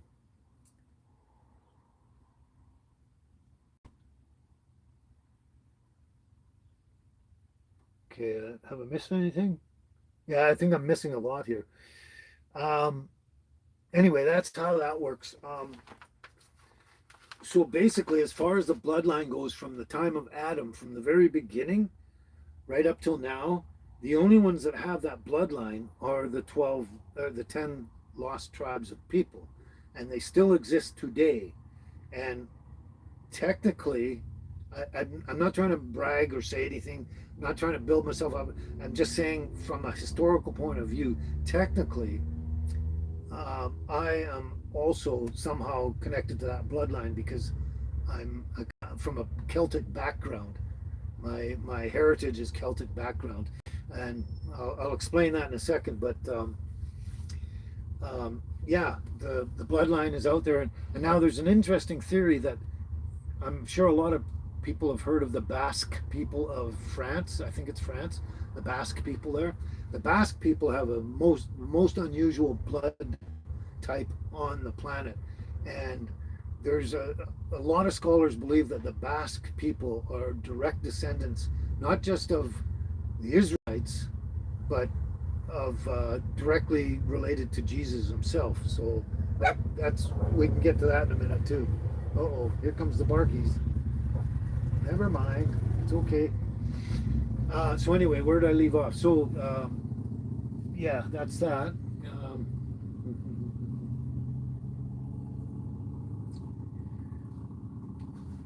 so basically, in a nutshell, the house of Judah, who are still apparently up until the time of Jesus, were the keepers of the sanctuary and the scriptures themselves, who and the Levites were the ones to dispense the information because they were the priests. So the Jews couldn't technically, even though they did, and they corrupted everything that they were um, dispensing. Um, and that's why Jesus came along and admonished the house of Judah, the Sanhedrin, who were the chief priests at the time, were the Sanhedrin, and they're from the house of Judah, and the same house that Jesus came from was the house of Judah. So, I mean, to admonish someone, you should come from the family, because a stranger admonishing someone else is just going to get, beat up or something, But if you're one of their brothers and you're admonishing them, hey, you guys are doing bad, you have the right to do so. So um, Jesus was a brother of the people of Judah, the house of Judah, and that's why he was technically allowed to admonish them and tell them, hey, you guys are bad, you're doing everything wrong. You're basically the Sanhedrin and the priests, not the priests, but the keepers of the scriptures and everything were they wouldn't let the common people read the Bible for themselves to learn themselves, and they would tell them what they wanted to think and believe. So they were basically corrupting all the words that God had put forth and everything like that, and for greed and money and everything like that. And that was the problem. And when Jesus came along, that was kind of like almost like a nail in the coffin. Jesus coming along to tell them, "Hey, you guys are done. You're finished. You've been abusing um, the people and corrupting the words and the scriptures and everything from since you began, right? And now, if you go back and look at read the Old Testament, there's a point where I can't remember which chapter it is, whether Judges or Numbers or I can't remember, but it's kind of irrelevant. But anyway, there's one pretty much whole chapter that says at one point that this is a house of Judah. They're in charge of the temple and all that kind of stuff in the scriptures, and they say, okay, this king so and so came along, and he was an abomination to God because he did all these bad things and did everything wrong, and his corruption and greed and all this, and then yeah, he was just an abomination to God, and God didn't like him and that. Then the next king comes along, and he was an abomination to God. Then the next king comes along, he's an abomination to God. And I think out of like 100 or so kings that came along, they're all abomination in the eyes of God. They did corrupt things, bad things. One thing that God hated was they would marry people from another group or nation, right? And then they would adopt all the gods and idols and stuff of their new wife, and start worshiping all these different things like Baal and all these different gods and that, which was totally an abomination for to God. Like he couldn't stand that at all, right? So they would do this. So anyway, whole chapter goes, this king was a bad guy, the bad guy, bad guy. And I think out of a group of 100 or whatever kings there was only two good ones, kind of thing. They'd eventually get to one king, and he was a righteous man, and he lived by the word of God, and he did all this good stuff and everything like that. And then after he was gone, now you get another bad king, and it went on like that. And then there's another good guy. Anyway, the house of Judah was corrupt from the beginning, and they just kept corrupt right up until the time of Jesus. And so Jesus, among other things, came along to admonish them for their corruption and stuff. Anyway, another thing. See, I wish I had marked all this.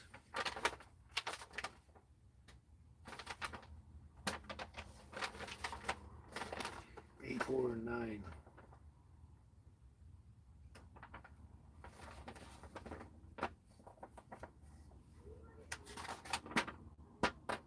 Okay, I can't really find it right now, but I know it in essence.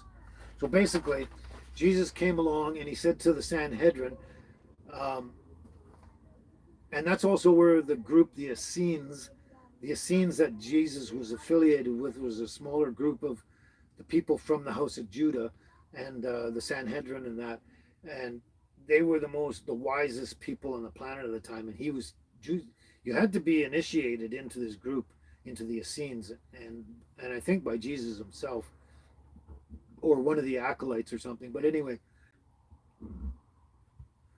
uh, Jesus, it was a yeah, and the reason they had to be to be invited in and initiated in was because they just wanted to keep all the corrupted people out of it, right? Because they would just. But Jesus and those followers, that group, they all had the true knowledge of God and all the stuff that surrounds God and that and everything. Um, yeah, and anyway, so what he said was, uh,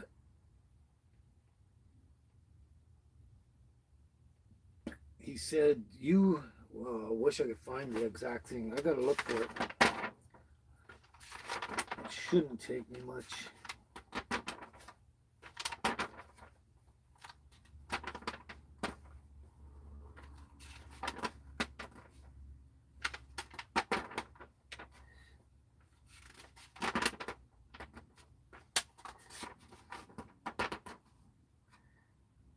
Oh, I can't find it now. I found it earlier, but anyway, what he said to the Sanhedrin was, he said, "They're corrupted people. They're uh, they're nothing but whited sepulchres full of dead men's bones." And he said something else, but he was really putting them down. I mean, for to say stuff like that back in that time was really bad. Damn, I wish I could. I just. I had just seen it earlier too. Damn it.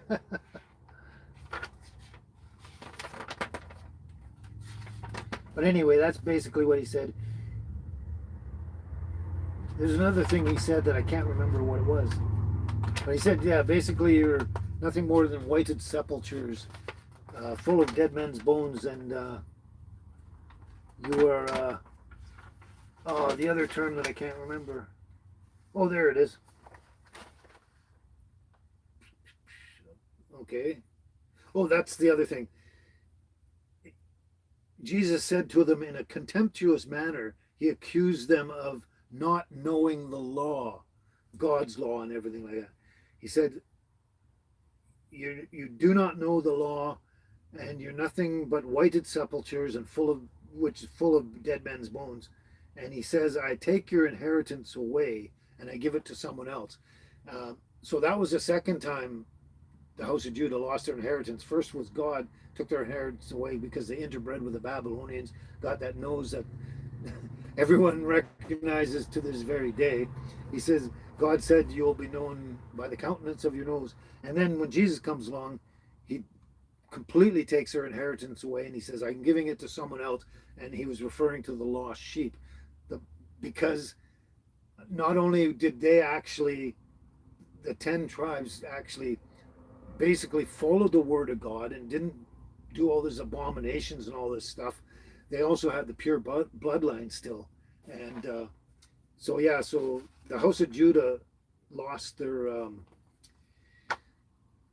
inheritance twice in their history, kind of thing. And the last time it was totally taken away. So they're basically, in a sense, and it's interesting because the Jews now back in the Middle East and that, they think they are God's people and everything, and they're honored by God and loved by God and all this. But in a manner of speaking, they're wrong.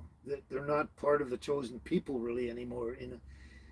In a manner of speaking, like, I don't want to make a clear point. It's a moot point, but they've lost their inheritance, so God is not favoring them. God, after that happened with Jesus, God is really only favoring the lost tribes, the 10 lost tribes. Here's an interesting thing, though. In the days of Jesus, the Pharisees were a priestly sect founded by Phares, who created the school of predestination. The Sadducees were founded by Sadoc, a disciple of Antigon. These names are hard. Antigonus Scahoius, known as the school of infidels. These are the corrupt fanatics who ruled the priesthood of the Judean Sanhedrin in the days of Yeshua. And they're the ones that Jesus called the whited sepulchres, full of dead men's bones, not knowing the law and that. And that's why Jesus himself did not study under the rabbis of the Sanhedrin. Yeah. Because he knew more about the books and the words and the scriptures and everything than anyone else, because he read them all when he was a young lad. He read everything.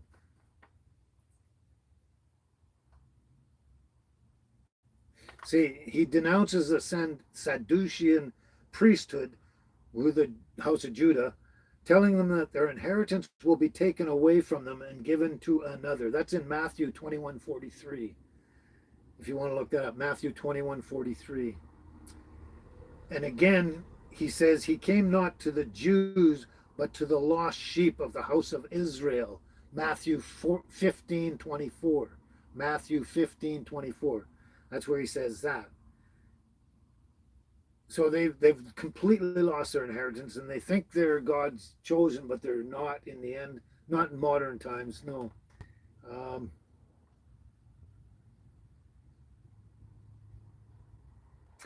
And basically, so the books of Isaiah and Jeremiah not only strongly emphasize that fact that I just mentioned, but gave positive clues to the identity. And who was Ephraim? Ephraim is the leader of the 10 tribes. The Christian elect were to be known in the name of Isaac, Genesis 21:12. Jesus could only give such an inheritance to God's own people, since from the beginning they were bound within the covenant law to carry out God's purpose on earth through the Christ. So that's how that evolved. Jesus had said that the old laws was finished in his sacrifice. He came to fulfill the law. He didn't come to destroy the law, he came to fulfill the law. The covenant between God and man. He knew he would not convert the Sanhedrin and its following, so he had to give it to the other people, which were the lost sheep. So for 3 years prior to the trial of Jesus, the Sanhedrin had been split on religious policy. There were the old ultra-conservative Sadducees led by Annas, Annas and Caiaphas, Annas and Caiaphas, his son-in-law, who were the reigning priests in Judaism. The Sadducees were clinging to an emasculated Judean faith into which they had interjected their own corrupt personal policies. This was one of the reasons that Jesus was rebuking them.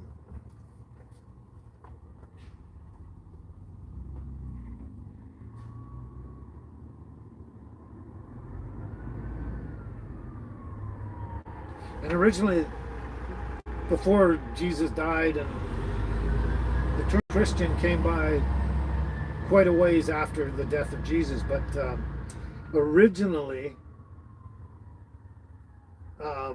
with Jesus coming along, the group was called the Followers of the Ways of One.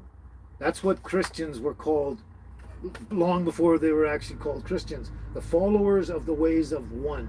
That was in the time of Jesus.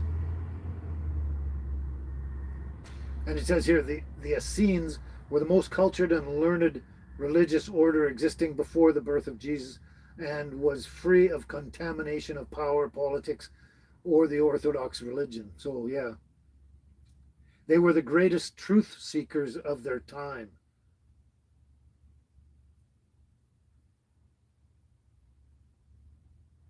There we go. So there we go.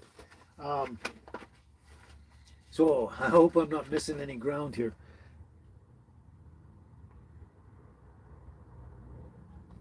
Matthew 21:43. Yes, that's right, Beth. Matthew 21:43, and the other one was Matthew 15:24.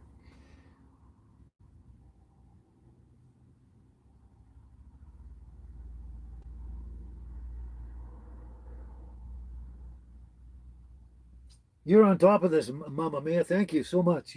You're doing great.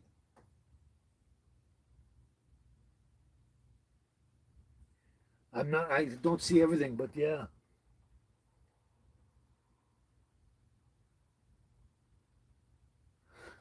So anyway, um, so that's basically the sort of Old Testament histories from Noah right up until Jesus, and that's who the tribes of Israel are. There's the 12 tribes, and the only ones that have inherited um, anything from God are the 10 tribes under Ephraim, um, and Ephraim and Manasseh, who are the two nephews of Jacob, who was called Israel, and the northern kingdom of Samaria had the official title of Israel, and the northern kingdom of Samaria was also the dominion of God, or his dominion, which means like the government power and all kinds of power in that.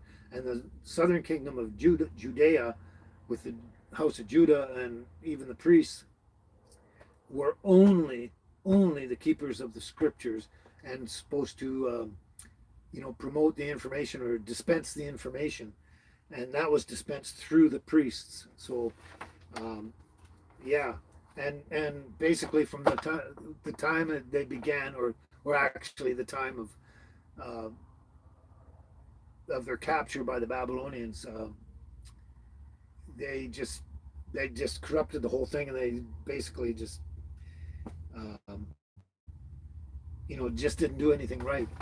Lost their inheritance. So anyway, there you go. So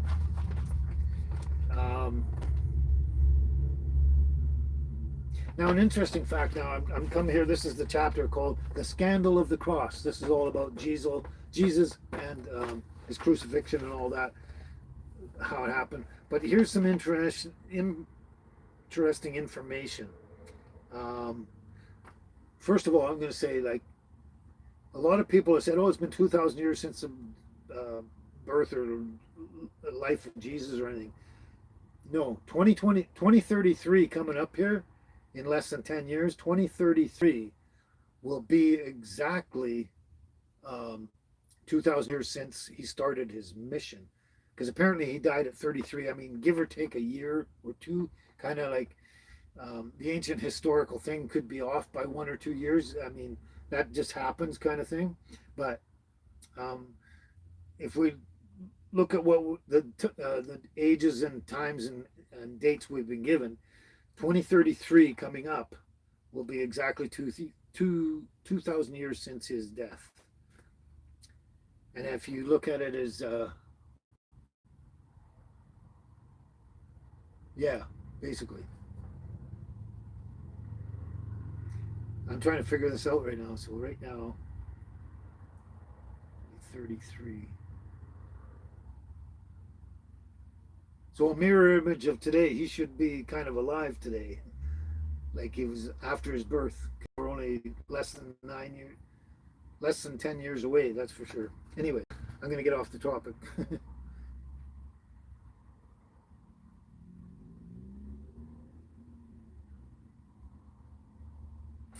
And it wasn't the Romans, another thing to mention too, it wasn't the Romans that killed Jesus. It was the Sanhedrin, the house of Judah, that killed Jesus. But they, because the Romans were the power at the time, they basically convinced and almost forced the Romans to do the deed. So the Romans carried out the deed, but it was forced upon them by the house of Judah, the Sanhedrin. That's a moot point, but yeah. Um,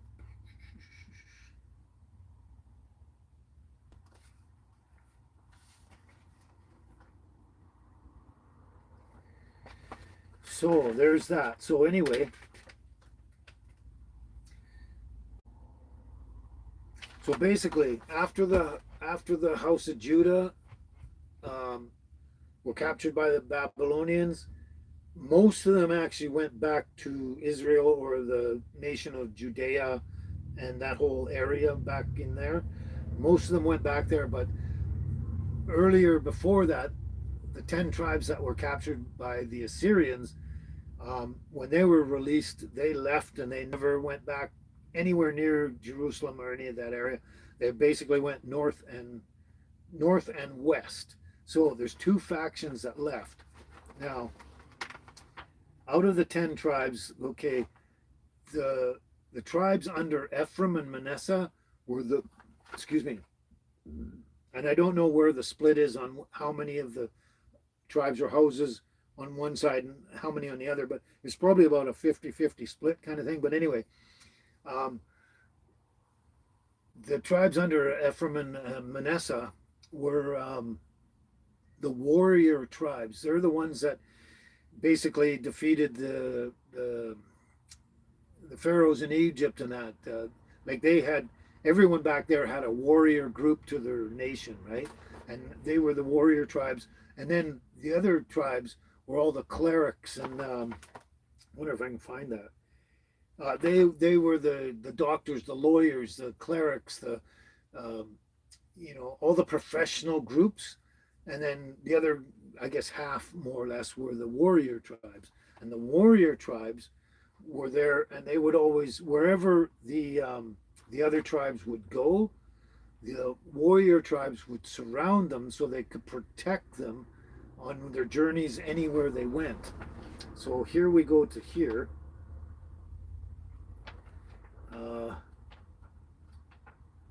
We have to go back now. I'm trying to do it as much of a nutshell. It's got a ton of information in here that hopefully you can get a book yourself, or if not, find the information somewhere, because there's so much more information you're not even going to hear from me today that is just mind-blowing. And that, so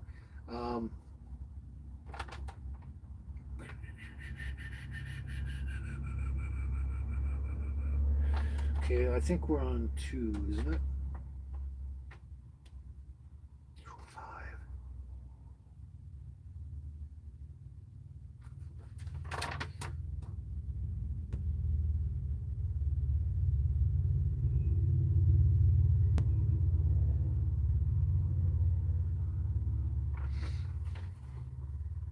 Okay, where's this? Sorry about the hesitation here.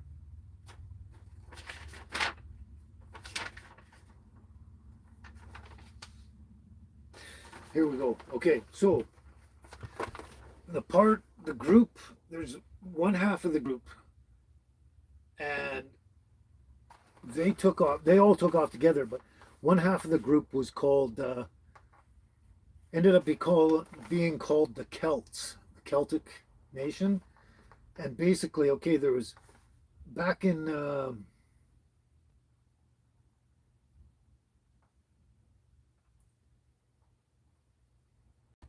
back in 884 BC, there was King Omri.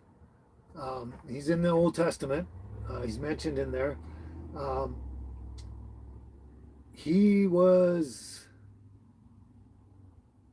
okay. The term Celt evolved from Kimri, which had originated from King Omri, who was the founder of Samaria, the capital of Israel. Israel, the northern nation, had the title Israel. Samaria. He was the founder of Samaria, and there's some other information here, some good information here, but don't want to get off this. So he had moved basically the capital from Tisra to Samaria and built it up to rival Jerusalem, which was in the southern kingdom of Judea.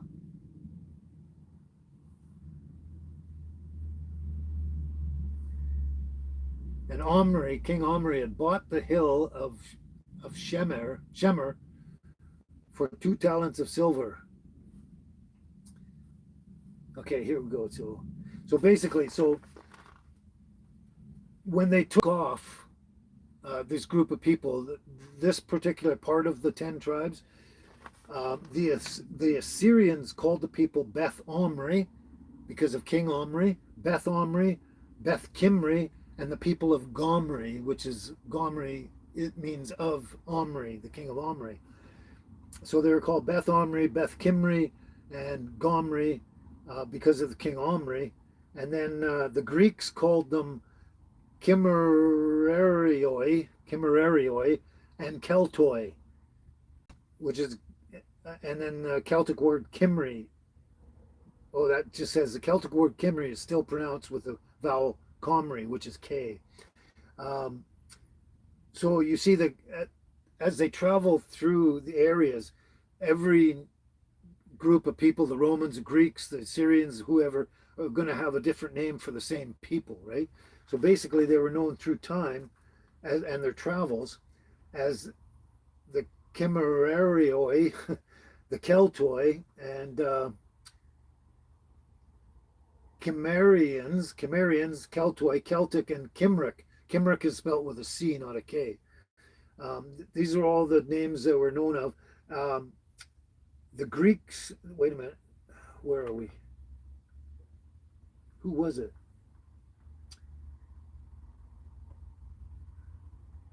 Okay. Well, maybe I'm thinking of the other groups. Someone called them the Scythians. But yeah, I think that's the other group. I'm getting to that in a second.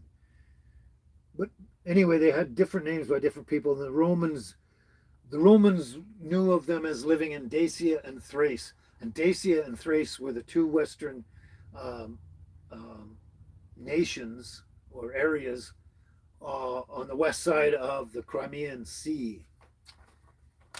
Crimea. So the group, and that's the group that I said are the professional people, the doctors, the lawyers, the all that kind of professional stuff, and the other group was the warriors. So basically, they ended up this group of people that were called the Celts, or many names, but one of them is the Celts, the Celtic nation.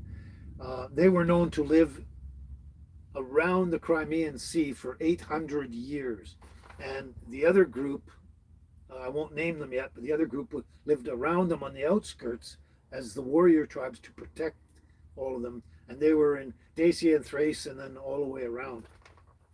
Anyway, so basically, yeah, a certain group that took off were named after King Omri, and that's where they got the name Celtic from. That it originated from King Omri. They spent a number of centuries, yeah, in the Crimea, located on the north side of the Black Sea. That's at the Black Sea, sorry, um, in the Crimean area.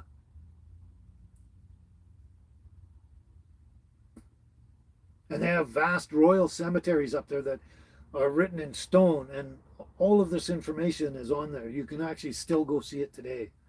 Um,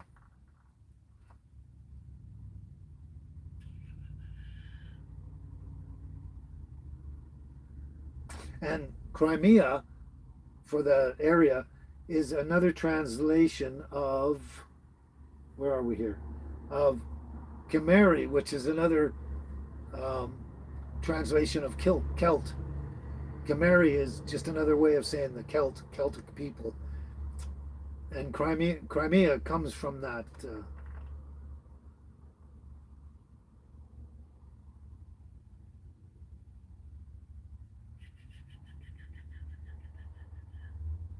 And today, the Welsh are the only ones today that are still speaking the Celtic language.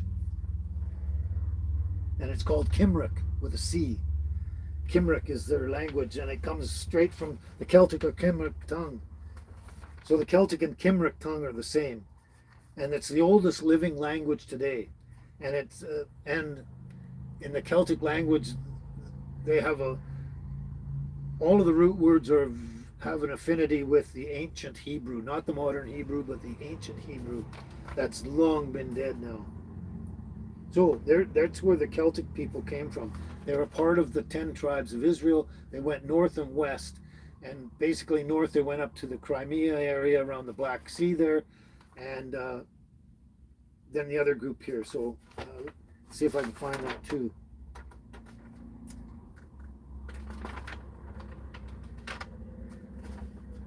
Because he goes through a lot of information to connect everything together, and then yeah, then I have to kind of go back and forth. But here, where is?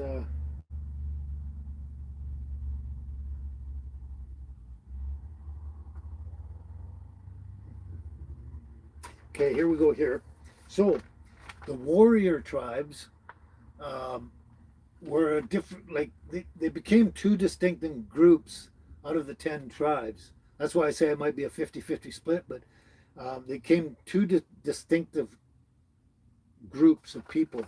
One were basically the blanket term was Celt or Celtic, which there's other names and titles as well, but like Keltoi and Kimmery and all that kind of Cimmerians and all that kind of stuff. Um, um, but basically, it's what we term as the Celtic people, the Celtic nation today, and that's basically about half of them, I would say. Um, and then the warrior tribes, as they were leaving, they called themselves sons of Isaac. Isaac being the son of Abraham. They connect right back to Isaac, to the beginning where they began. Isaac gave birth to Jacob, who became Israel, right? So when they took off, these are the warrior tribes. They took off. They called themselves the sons of Isaac, and ancient documents and monuments still refer to them, and they refer to them as Isaksuns, Isaksuna, Sakasuna, and then Saxens. Saxens was Saksens, Saxens, and then ultimately Saxens became Saxon, Saxon. The Saxons. The Saxons, now a historical thing, everyone thought the Saxons were Germanic. They're not Germanic at all. They were in that Germanic area in Dacia and Thrace, around the Black Sea. They were near the Germanic area, but they were never Germanic. They were part of the lost tribes, and they were out surrounding the other group and protecting them as the warrior tribes. But the Saxons were never Germanic. They were part of the lost tribes of Israel. So, and here's another one. Okay, the Greeks. Okay, this is the warrior tribes. The Greeks called them Scythians, and they referred to them as living in the districts of Scythia. That's what they called that area. That's what the Greeks called that area. The Persians knew the Scythians as Sakas, Sacus, which refers to sons of Isaac, Isaac's sons. And the Romans knew them as living in Dacia and Thrace, which was on the outskirts of the northern Caspian, um, across the northern area of the Black Sea, Romania and Bulgaria. But they're still all one group of the 10 tribes in two distinct groups: sons of Isaacs or Saxons, spelt with a K, and the Celtic or Kimri. Um, one was the warrior group and one was the professional group.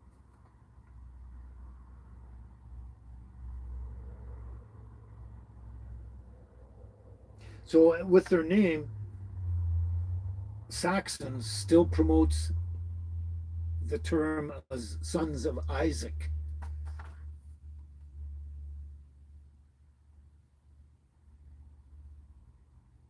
So there you go. So basically, ultimately, after about 800 years of living around the Black Sea and the Crimean area, um, the rest of them, I mean, there was already an earlier migration. It's hard to do it without making the connections, right? But there was already people in the UK, in the area of the UK, and that they're in, and the area of France was not France before the Franks came along, and under King Merovius, who was part of the Franks, and he moved all the Gauls out of there. But all of France was Gaul, and the Gauls were part of the Celtic nations, the Gaels, the Gauls, the Celts, and the Saxons. And anyway, so the Franks came along under King Merovius and moved all the Gauls out of France except for the two top parts, Normandy and Brittany. And those still today are still remaining in their original names, Normandy and Brittany, from the Celtic nations. The Normans are part of the Celtic nations. The Brittanies or Britons are part of the Celtic nation.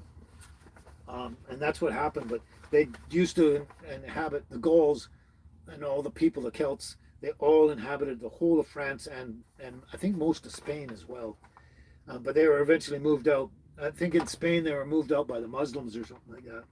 But anyway, so eventually there was already people in the UK with connected to these groups, connected to actually the original groups of Israel way back in the Middle East.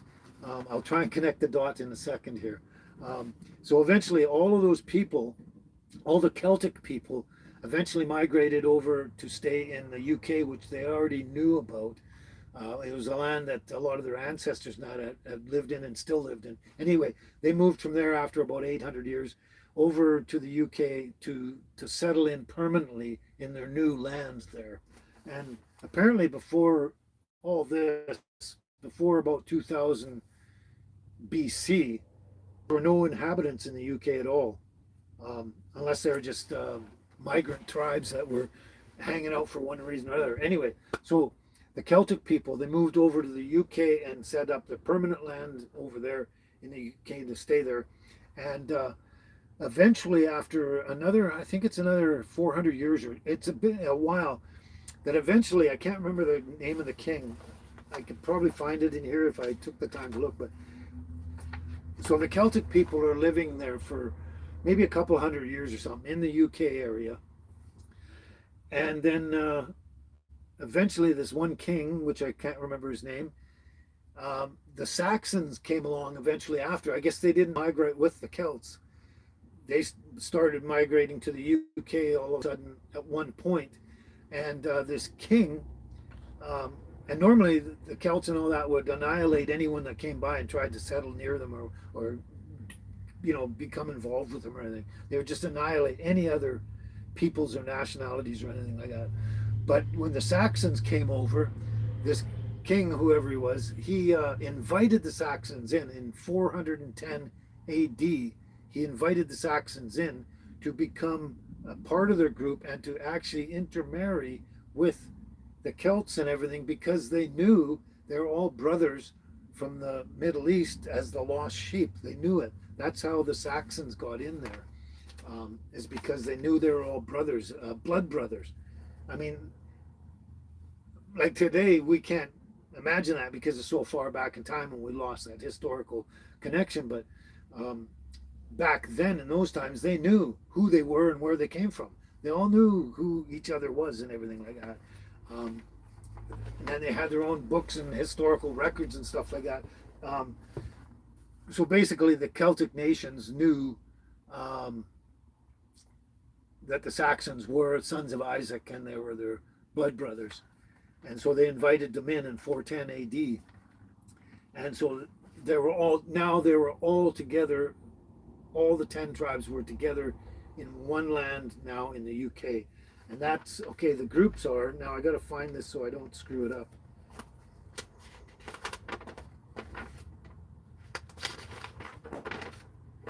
So, okay, this is the most important, I think, to me of this historical stuff about who these lost sheep were. And most people wouldn't even know it today, have no clue about it. And even there's some people out there who call me crazy for saying this, but it's the truth. Historical truth. You can look all this information up. George F. Jowett, he looked all this information up, and the stuff he looked up is still sitting there either in a museum or written on stones in some country. You can go look up this information. He knew what he was talking about, and he researched it to death, basically. But anyway, the lost sheep, the 10 tribes under Ephraim and Manasseh that took off and left the Middle East are the Celts, the Saxons, the Scandinavians, the Jutes, the Frisians, the Danes, the Normans, the Britons from Brittany, and also probably the Picts, if you know who the Picts are. But the Picts were a small group of people that kept to themselves, and apparently they lived in caves and stuff like that. But they were kind of, yeah, they just kept to themselves, and I think that's where I get the idea that they're probably part of the 10 lost tribes because of the way they lived their life. They wanted to be away from everyone. Anyway, so it's the Celts, the Saxons, the Scandinavians, the Jutes, the Frisians, the Danes, the Normans, and the Britons, and probably the Picts and possibly other, but those are the 10 lost tribes. They're all the people of the UK are the 10 lost tribes. And anyone that's connected, whether in bloodline to any of these people, the Celts, Saxons, Scandinavians, or any of them, they are all part of the lost sheep and the chosen people. The lost sheep are the chosen people of God. Um, the whole group of Israel, all 12 tribes, originally were the chosen people of God until Judah lost their inheritance because of the abominations they did and everything, all the corruption and everything they did.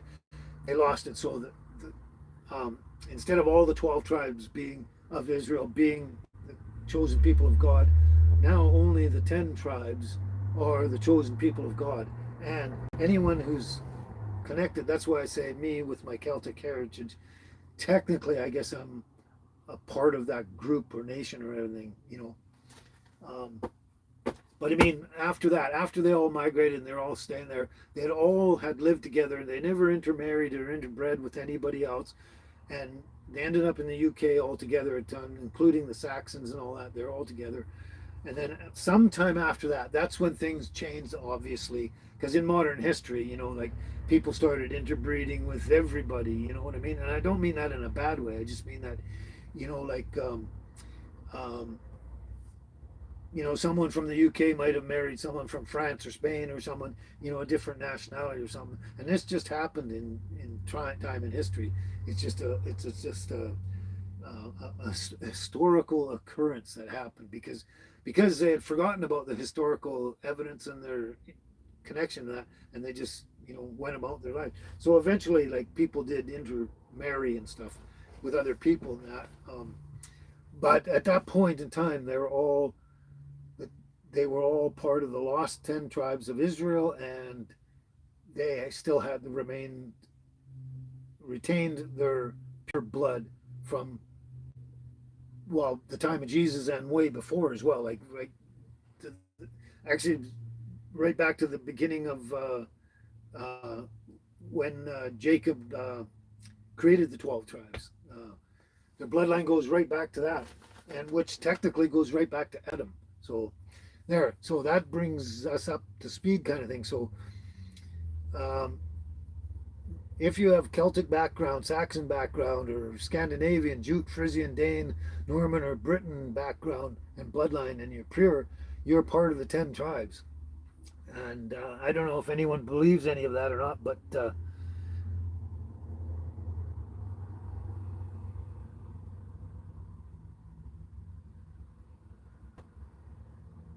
that's right, Beth. But you spelled it wrong. Picts, not Pix. But anyway, that's okay. It's not everyone would know that anyway. But Pix. Um, even what's the group? That really good group, Pink Floyd. Pink Floyd actually did a song, and it was about the Picts. Or they did something about, and they mentioned the Picts anyway, about them living in caves, and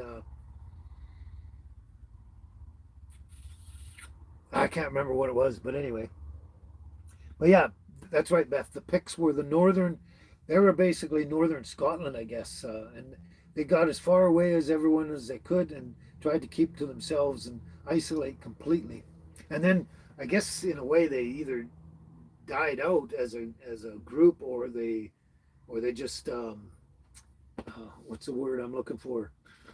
Migrated, just migrated somewhere or something like that. But yeah, it's hard to actually find a lot of information about the Picts themselves. That's how isolated they were. Very little, even Scottish historians can, and well, Celtic or English historians can barely find out a lot of information about them. So there we go. I hope I didn't miss much there on the comments. Never saw anything. And if anyone had anything important to ask or say, I hope you might say it again so I might see it. But anyway, that's now that shows you a historical of from the time of Noah, who the people were, the 12 tribes of Israel, the chosen people of God, and who they were, where they went, and how they're connected with Jesus and all that. And that gives you just a time, but it doesn't tell you the drama of the lost disciples yet. Now, the drama of the lost disciples itself, that's an interesting story in itself, because a lot of people, there's not a lot of historical information on that, and a lot of people don't know it now. But okay, so Jesus was murdered. He was put on nailed to a cross, and he was murdered. Most heinous crime to the most innocent individual in all of history of time. Um, and yeah, but he died for our sins. I mean, he knew he was going to do it. He did it on purpose. God told him he had to, blah, blah, blah. You know, like he went there willingly. And anyway, what was my point here? I'm getting lost here. Um, I forgot what I was going with that.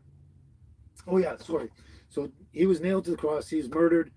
Now, Joseph, some of you might know this, is Joseph of Arimathea was his great uncle, and he was the wealthiest, single most wealthiest person in the world at that time. He was he was a lot of things. He was one of the highest priests of the Sanhedrin, but one of the good ones. He was a really good guy. Like he wasn't on the corrupt side. He was on the good side. Anyway, he was a high priest in the Sanhedrin, and he had a hell of a lot of power and authority over everybody at that time. He could walk around, even with the Romans running around killing everybody. He could walk around publicly, and nobody, not even the Romans, could touch him because he had so much power and authority. But he was a high priest in the Sanhedrin. He was also a member of the what is it, the Roman magistrate. He was given the title of Roman magistrate, and he was also what they call, I wish I could remember the actual title. It's decurio of something. Anyway, he was a minister of mines and mining and all precious metals. He had like at least three titles, and he was in charge of so much that and he was the wealthiest single person on the planet at the time. He was like phenomenally wealthy, but also um, he was in charge in all the precious metals and everything. And anyway, to give you a little background of history, the Temple of Solomon that Solomon built, like probably about 1,000 years before Joseph, um, all the tin that went into making, there was tin and silver and gold and all the stuff that made Solomon's temple. All the tin went into building Solomon's temple came from Cornwall in the UK. Believe it or not, there's proof of that today. There's proof of that out there as well. Um, and way back in the time of Solomon, the UK was inhabited or whatever. They went there to get tin and mine other metals and stuff like that, as well as other reasons they went there. Now, an interesting part of this gets kind of convoluted in a way until you put all the pieces together in a puzzle and gives you a perfect picture. At least for me, it's the perfect picture in my head. So back in the day, there's the Druids, and a lot of people say the Druids were they would sacrifice people and all this kind of did all this weird stuff and that. No, they weren't. They were actually part of the patriarchal thing of through with Abraham. So the guy named I'll get his name wrong. I don't know where it is, but anyway, his name was Hu Gadarn. Hu Gadarn. Hu Gadarn. I hope I got that right. Hu Gadarn was a priest, a high priest of the Druids at the same time that Abraham was alive in the Middle East. So this goes back to 1800 BC, pretty much probably close to 2000 BC. But Hu Gadarn was the high priest of the Druids in the British Isles at the time. And the Druids were the same as the Levites. The Druids, or a group of the Druids, were priests, and they were exactly like the Levites. Now, the Levites in their time, they were not allowed to own land. They could not participate in war. They basically couldn't own anything. And this is where tithing comes from. Tithing today is not anything what it was supposed to be from the beginning. So you have the 12 tribes of Israel. The house of Judah is in charge of the scriptures and the sanctuary and the temple. The priests were in charge of the Holy of the Holies. They were the priests, but they could not inherit land. They could not own anything. They could not participate in wars. They had so many restrictions because they were priests. They were protected. That's when tithing began. Tithing began because the other 11 tribes would tithe their 10% into the pile, which would go to the Levite priests to feed them, clothe them, and give them houses and shelter and everything like that. That's where tithing began. And then from that point on, somewhere down the road in our modern history, it got all distorted. Nobody really knows what tithing is or where it came from. But that's what it came. It came to support the priests who had nothing, because their whole function was about the priesthood and the scriptures and dispensing the knowledge of God, right? So basically, the origins of the Druidic society or group of people goes right back as far and probably beyond the time of Abraham. And Hu Gardan was Gardan or Gadarn, Gardan, I think. I wish I could find it right away. But anyway, he was the high priest of the Druidic. And now the priesthood of the Druids were exactly like the Levites. They could not own land. They could not participate in wars. They had no real inheritance of any kind. So the tithing was to help them as well. So the Levites got the tithes to feed them and clothe them and that, and the Druidic priests got the tithes for help feed them and clothe them as well. Now, an interesting thing, okay, the Levites used to wear white shirts with the symbol of Aaron on there, which was the three blades of wheat, I think it is. They call them something else. So, oh man, I was just looking at this earlier too. just a matter of finding it again. But anyway, what would happen was, okay, if someone declared war on these people, I think this happened, I can't prove this for sure, but I believe this happened with the Levites way back in history as well, that when there was a war declared against the tribes of Israel, the Levites would wear the white shirt with the insignia of Aaron on it, and they wouldn't have any weapons or anything. They would stand in a line against the enemy, and they would march forward towards the enemy as unarmed, innocent people. And if the enemy chopped them down or gunned them down or whatever, as unarmed, innocent people, that really incensed and incited the warrior tribes to just go basically apeshit or go nuts, and go, you just killed all our innocent people who had, that weren't harming you, or they were just standing up against you and saying,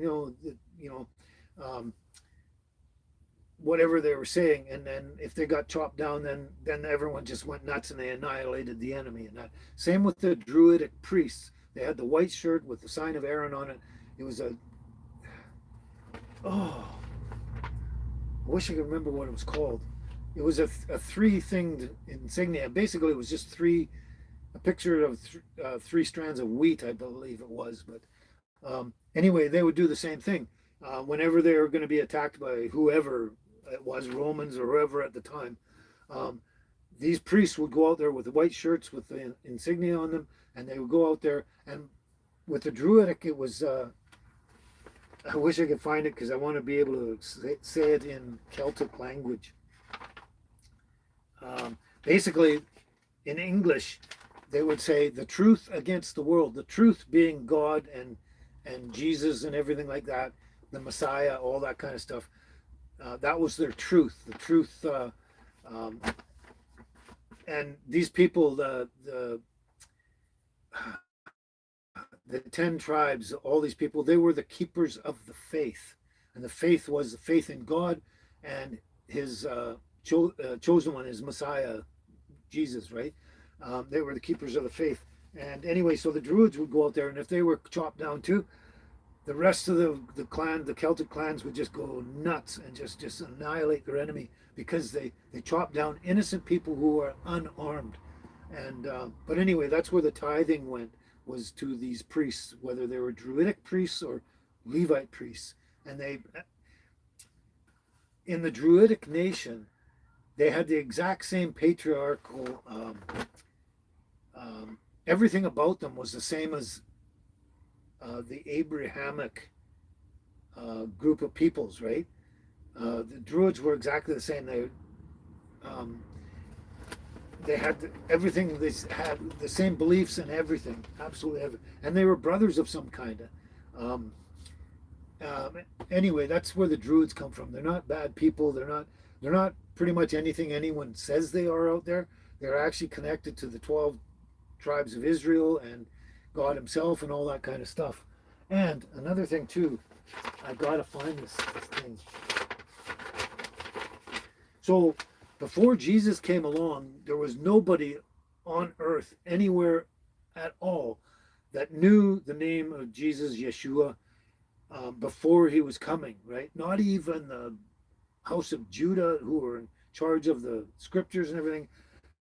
Nobody knew the name of Jesus before He was born, except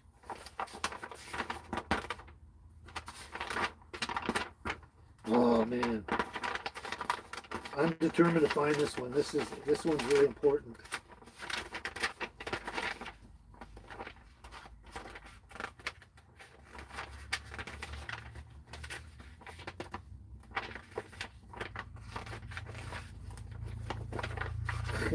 I was just looking at this too.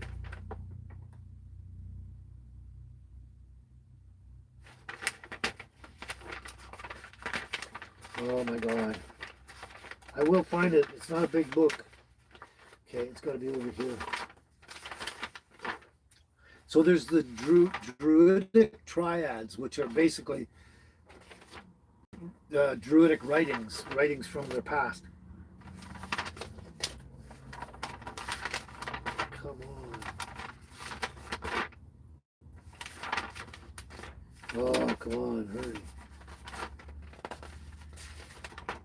Here we go. So, like I said, nobody knew the name of Jesus, Yeshua, before he came along. No one on the planet, ever, anywhere. Now the Druids had their triads or their writings, whatever it is, and they go way back. They go back to the time of Abraham as well. And this one here, and it says here, the fact is that the Druids proclaimed the name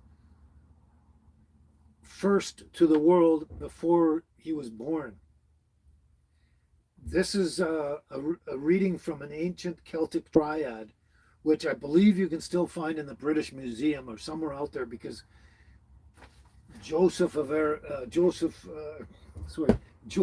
Jowett had seen it and read it himself. So this goes long before Jesus was born, probably 1,000 or 2,000 years before. I don't know how long, but long before. And it says here in their triad, it says, "The Lord God is one. Lift up your heads, O ye gates, and be ye lift up, ye everlasting doors, and the King of glory will come in." Who is the King of glory? The Lord Yesu, Yesu, which is a direct not translate, well, I guess translation of Yeshua, Yesu. Who is the King of glory? The Lord Yesu. He is the King of glory. This is written in the ancient Celtic triads before Jesus was born, apparently. And so they were the only ones.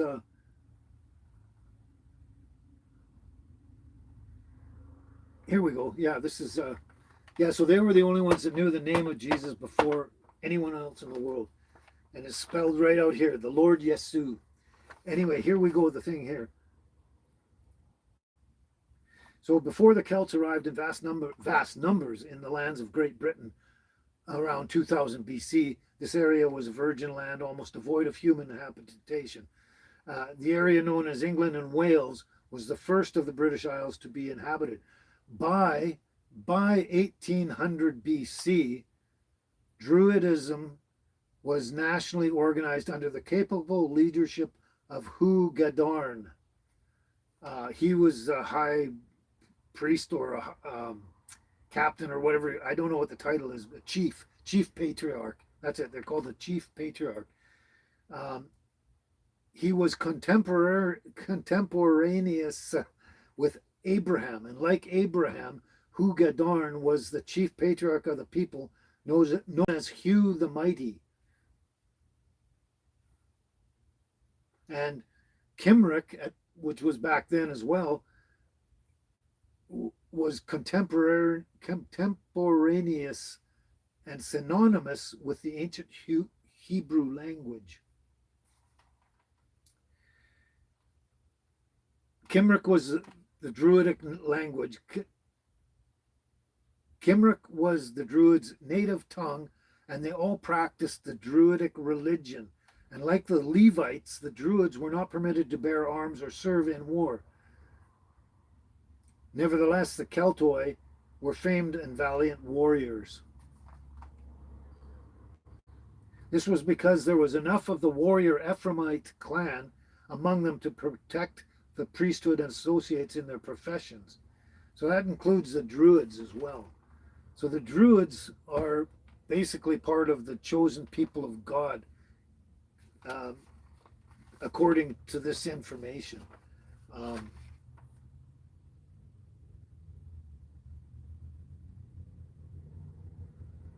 And so how the Druidic priesthood knew the consecrated name so long ago is a mystery in itself. The name Yesu was incorporated into the Druidic Trinity as the Godhead. So, yeah. So he wasn't just the Messiah, he was the Godhead. He was God, like Jesus said, "I am God, God is me," kind of thing, right?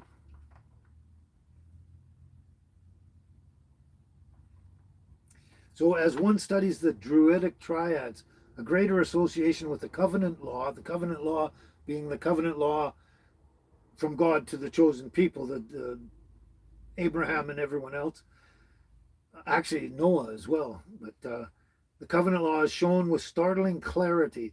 The more researchers studied the Celtic Druidic religion, the more astonished they were with its similarity with that of old Israel and the patriarchal faith. They had no graven images and detested the sight of idols. They also worshipped in the open facing the east. They taught their religion as a gospel of peace more faithfully than their brothers in Israel. So they were brothers of the people in Israel. And they taught their religion of peace more faithfully than they did in Israel. And that's because, I guess, because the house of Judah went about corrupting everything from the beginning it began, right?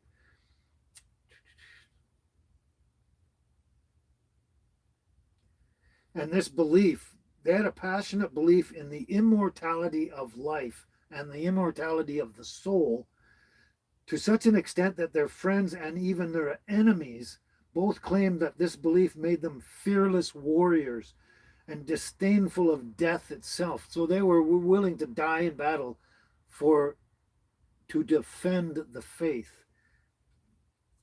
And even Julius Caesar mentions this in 54 BC, and Aristotle mentions the Celts in 350 BC.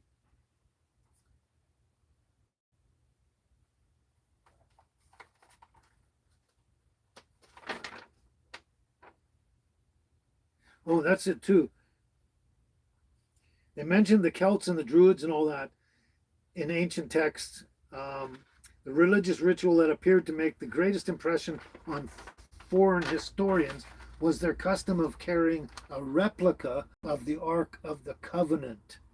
So this is it within the Druidic people, the Ark of the Covenant. So that connects them.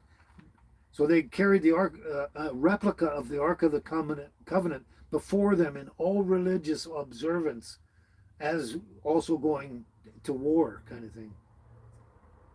Just as their forefathers in Israel.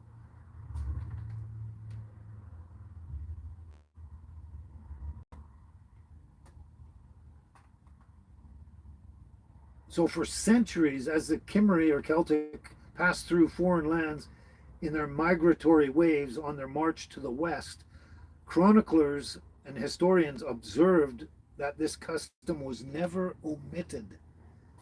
So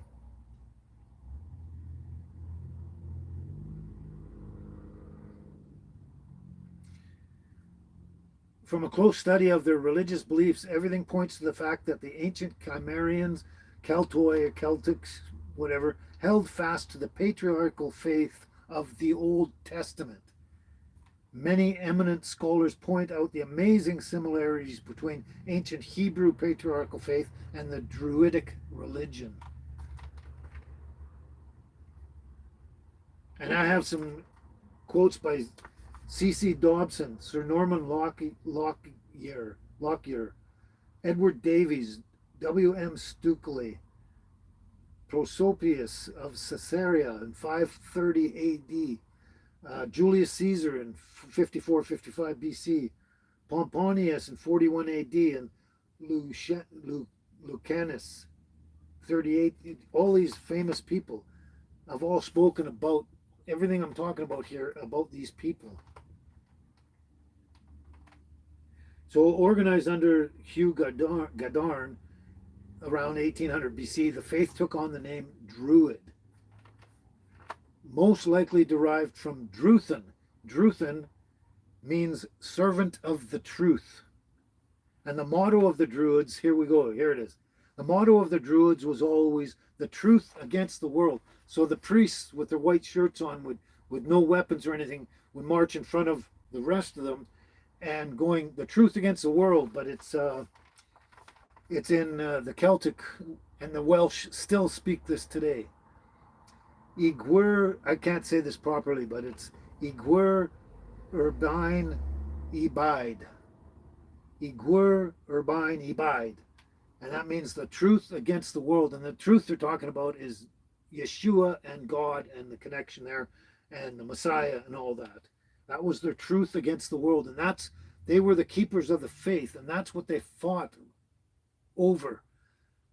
The only reason they went to war was to defend the faith, and that was it.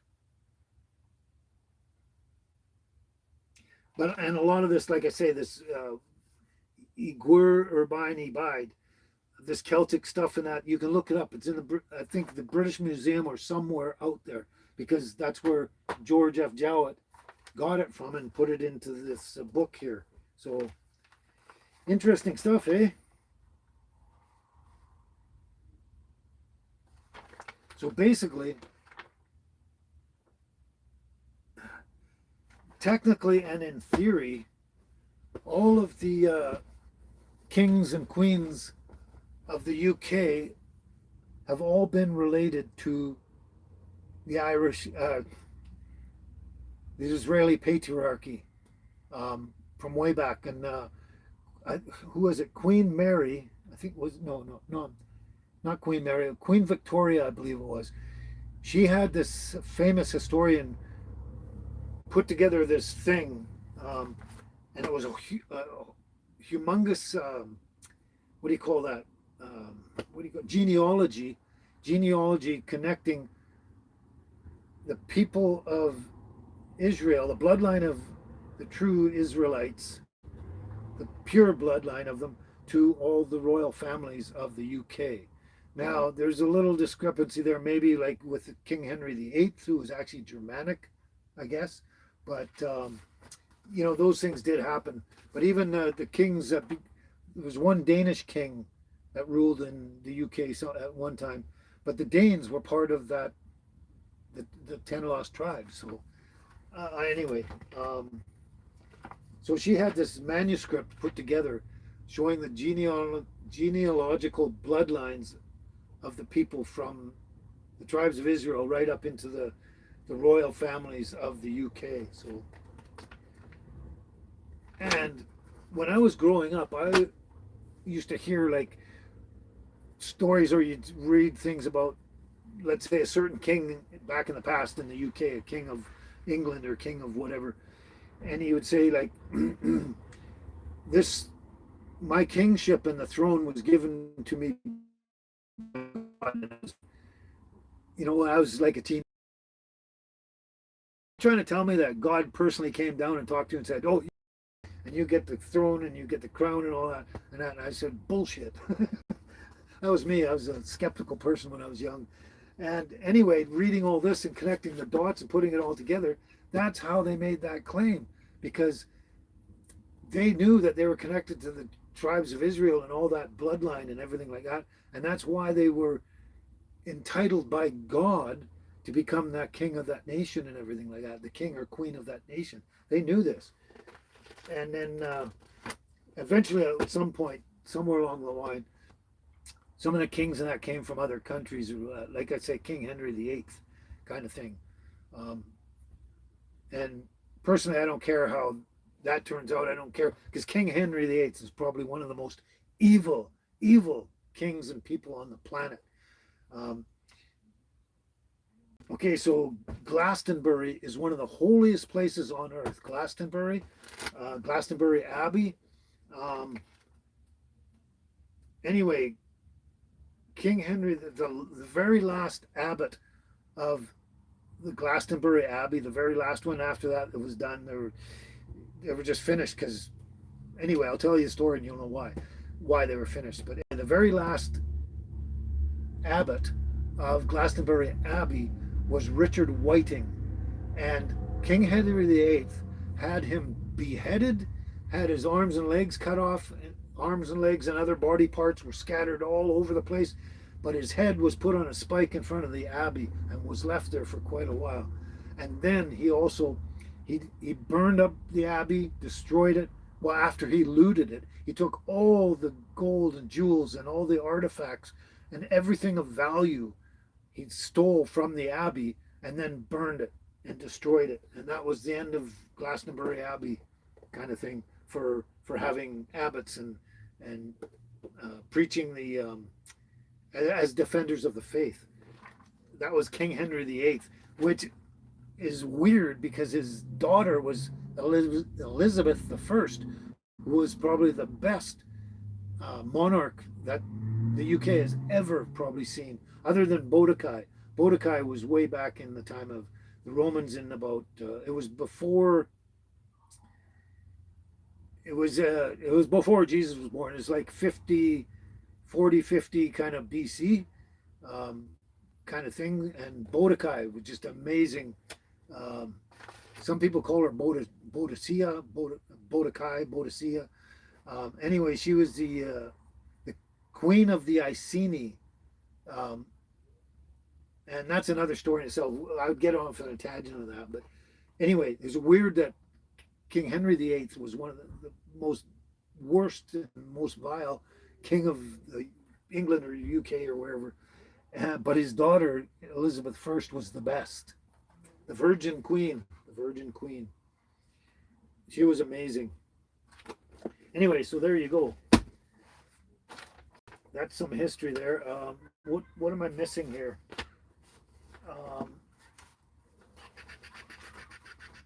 Some things I'm missing. I'm just going to refresh my memory. I'll look at some. Hey, Laurie, you made it, Laurie. Hello. Joe Ward. Hello, Joe, from Australia. How you doing?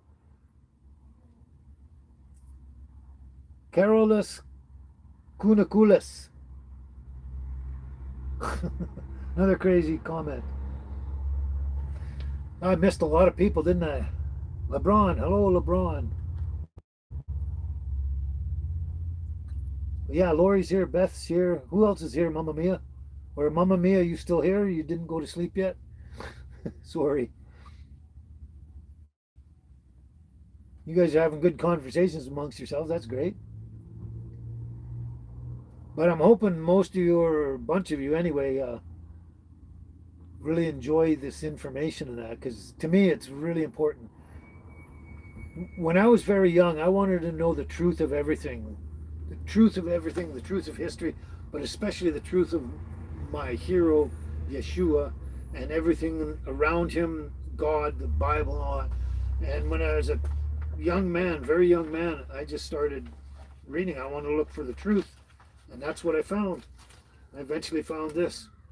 And this guy fills in more historical information and evidence and everything than any other person I've ever read from out there. And he quotes people like Julius Caesar and all these ancient people and stuff like that. And yeah, it's just amazing. Just amazing. So here, as stated earlier, the Celtic, Saxon, Scandinavian people, as well as the Jutes, Frisians, Danes, Normans, Britons, and whatever, are the same stock, as they all originated from the northern kingdom of Samaria, where they were first led out of by Ephraim. Yeah, the Jutes, the Frisians, Danes, Normans, Britons, yeah.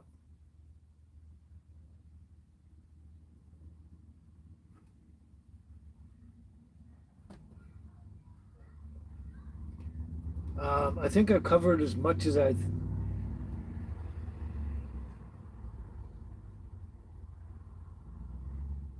Thanks, Laura. Kent gets the award for the most unusual chat. That comment does not stem from the subject. Oh, okay. Doesn't stem from the subject today. Okay, well, that's all right. Just the comments that always come up. Yeah, trolls. Yeah. Beth says trolls of more than one type. Yeah. There you go again. It's a good thing I was taking a break there for a moment.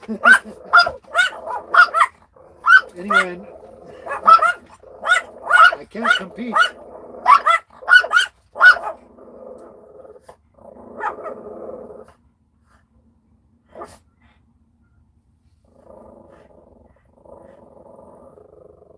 Oh, that's the part. I knew there was something else. Now, here's the part about the drama of the lost disciples. So, Jesus, I started to say this now. Jesus was murdered on the cross, dead, right? So Joseph of Arimathea, his great uncle, that was Jesus' great uncle and Jesus' favorite uncle. Jesus, in the historical records, accompanied Joseph on many, many trips to the UK when he was going to acquire tin and other metals from the UK. He loved going on the trips with his uncle Joseph, who was one of the, you know, least corrupt, but he was one of the most, um, uncorrupted people of the house of Judah and the Sanhedrin. But yeah, Jesus loved his uncle, loved to go to the UK with him on his trips. He's been there many times. Jesus built, Jesus, I think there were 17 missing years of Jesus, right? So they know he went to India, he probably went to Japan, he went to China maybe. He went many places. They have records in um, India saying that he was there. Um, they have records in Tibet saying he was up there with the monks up in Tibet. Um, so he was all over, and he's learning and teaching at the same time with other groups of people and stuff like that. Um, and I've gone to the UK a number of times. And anyway, so when he did his trip, he was missing for 17 years, and then he was finished. He ended up in the UK, probably to do more studying, but that was a holy place to him there. Now, what he did when he was there, he built like they call it a wattle church or a wattle building, and now it's made. They didn't put in, they didn't use masonry or stone or nails or anything like that. They did everything with natural products, and a wattle building or a wattle church was just made with sticks and branches and stuff, and it was put together with natural products and not like modern building materials and stuff like that. So it was built with sticks. I want to say twigs and sticks and that, but it sounds silly when I say that. But basically, that's what it was. Is he made it from all natural materials, and he dedicated it to his mother Mary. And there was a sign that was up there for a long time. They still have it somewhere in the UK, but it's probably in the museum or something. And it said something like Yesu Maria, like Yesu dash Maria, meaning Jesus and his mother Mary. Anyway, the fact that it was made of natural wood and stuff was made it easy for it to burn down, and it was burnt down a long time ago. And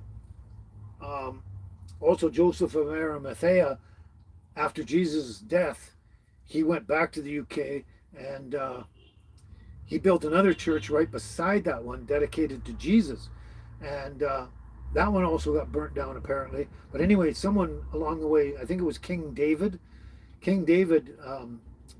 built a stone monument around it and encased what was left over in lead to try and protect it. But eventually the Puritans came along.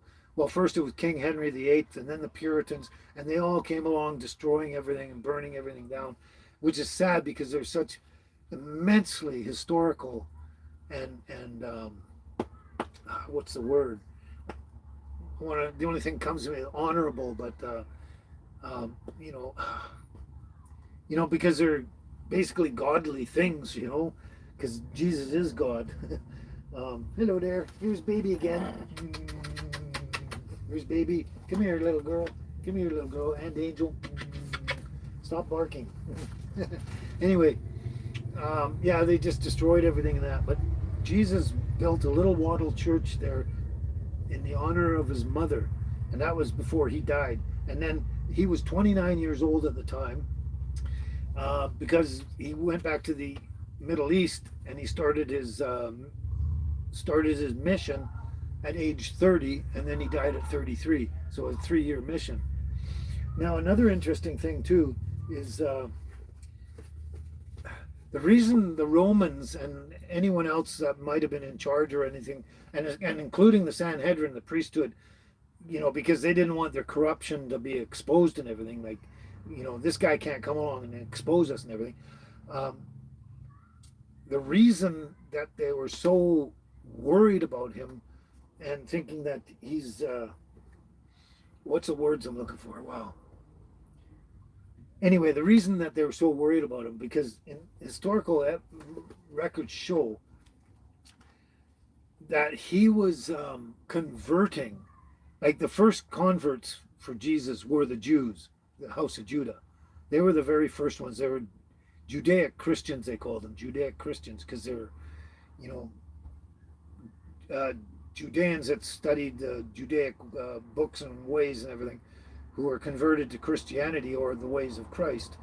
And this was long before they were termed Christian, but in the end they were called Judaic Christians. Anyway, those were the converts. But anyway, Jesus was converting up to something like 2,000 people a day, and sometimes up to 5,000 people in one day that he would convert with his message and everything like that. Now, if you add that up, I went and added all that up, and I thought, well, if you average this many people, like I think it was 3,000 or something, and look over a 2-year period, in only 2 years, his ministry lasted 3 years, but in only 2 years would have been over 2 million people that he converted. And back then, there wasn't as many people as there is today. So 2 million people would practically be the whole population of the world at the time, right? That's a lot of people. But he was converting that. Same within the Druidic sectors in the UK. This was after Jesus died, and when they continued on promoting the faith, the faith and the doctrine and all that. But as keepers of the faith and defenders of the faith, they were also converting somewhere between 1,000 and 2,000 people a day into the new Christian faith. What it wasn't called Christian back then, it was called Chaldee and Chaldic, which were like Celtic terms. And then eventually, I think it was around 43 AD, like about 10 years or so after the death of Jesus, that someone finally coined the term Christian. And it started, I think they started by calling them little Christs. The people were little Christs, and then from little Christs, they created the term Christian, which is easier to say than little Christs. But that's how it began. But originally in the UK area and that, they were called, through the Druidic groups, they were called Chaldee and Chaldich, and that was a precursor to the term Christian. So there. So anyway, yeah, keep going. The drama of the lost disciples. Okay, so I mentioned earlier that Joseph of Arimathea, not only was he the minister of mines and precious metals in the world, the whole world, known world at the time, and he was always in the UK getting other stuff from there, and like they get stuff from Egypt, some from Africa, some from everywhere, right? Different things and that. He was a minister of mines, and he was also a Roman magistrate. So he was like he was the wealthiest single guy in the world at the time, and he was also, holy cow, we're almost at 3 hours. Wow, I thought we were only at 2, but wow. But he was also just the most powerful single guy in the world at the time, that nobody could touch him. The Romans weren't allowed to touch him because he was a Roman magistrate. Romans couldn't touch him. The Sanhedrin couldn't touch him because he was one of the highest priests of the Sanhedrin. He was also in charge of the mines and heavy and precious metals and that. So there was nobody in the world that was allowed to touch or abuse him or kill him or do anything at the time. So when Jesus was killed in that, the Romans were going around slaughtering the Christians, the new Judaic Christians. They were slaughtering anyone who had anything to do with Christ. They were slaughtering the Jews, anyone who had anything to do with the house of David, or descendant of the house of David. They were going around killing everyone and slaughtering, like out in the open. Like you could, if you walk down the street as a ghost or whatever, and saw, they were just killing, murdering, burning everybody, burning everything, and that, just slaughtering everything and everyone everywhere. And anyway, so Joseph of Arimathea went to Pilate before Pilate killed himself. He killed himself, yeah. Anyway, he went to Pilate and he says, I'm demanding the body of Jesus. I want his body. And Pilate could not deny him. That's how powerful he was. And so and he's the only one that could have got the body of Jesus, right? So anyway, he goes to Pilate and he says, I'm demanding the body of Jesus. I want to take him and bury him before the sun goes down, because it was like 6 o'clock or something. And you had to have the bodies in the ground before the sun went down and got dark. It was just a rule they had back then. So anyway, he went, I think Mamma Mia's gone, isn't she? Oh, she might have. I'll take care of that one. There we go. I bounced him there. Bounced him. Beth got him. I think Mamma Mia either fell asleep or just left or something. So anyway, no one at all could touch. So he gets the body, gets Pilate to say he can have the body. So he and Nicodemus and some other people went and they took down the body of Jesus and they put it. That's the thing with the mystery of the tomb and the rock and the stone rolled away and all the weird, like even the Jews were making up stories and they wanted to confuse historical event even back then. So anyway, Joseph gets the body and he puts it in his own private tomb, which was nearby, so they could get it in the tomb before dark. And then the next day, when it was light out again, they moved the body into the tomb for the house of Yeshua. Their whole house, their family and that had their own tomb for Jesus, his brothers, probably his mother, and whoever, and any family that Jesus might have, But so the next day they moved the body into that. That's why there's so much weird scenario around the missing body and everything. But even still, when Mary and everyone showed up to the body, to the tomb that Jesus' body was supposedly in and it was missing, they weren't at the first tomb of Joseph. They were at the final tomb of Jesus, where he was finally laid to rest permanently. And that's where they found the missing body. So that's just an interesting, trivial, historical information. Anyway, so Joseph claims body, puts him in his tomb, then they move it into the tomb of Jesus.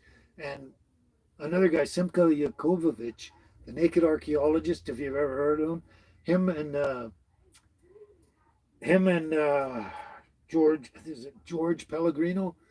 Anyway, they found the tomb of Jesus and they put it all together. That's another thing. I've got that book up here. I can show you at another time. But they put all that historical evidence together and show you what happened. Anyway, so I keep going off on a tangent, which I'm trying not to do. So they do that and they put Jesus' body away, and that's that, right? So basically, the Romans couldn't touch Joseph or anyone. If Joseph had a group of people with him, they couldn't touch Joseph, and they couldn't touch anyone that Joseph was protecting and walking with Joseph. So anyone that was walking with Joseph as his entourage, they couldn't touch the Romans or anyone else.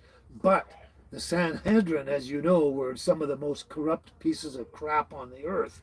At the time, they destroyed the scriptures and put out false information and for greed and profit and all this bad stuff, right? So they didn't care. And because Joseph was from the same house of Judah, I guess they felt that they could be entitled to take him out if they wanted to, but they couldn't kill him outright. It was something like against the law for them to kill him outright. They knew they couldn't kill him outright. So what they did, they decided they're going to get rid of him anyway. So the Romans were going around killing everybody else, but they weren't touching Joseph and his group.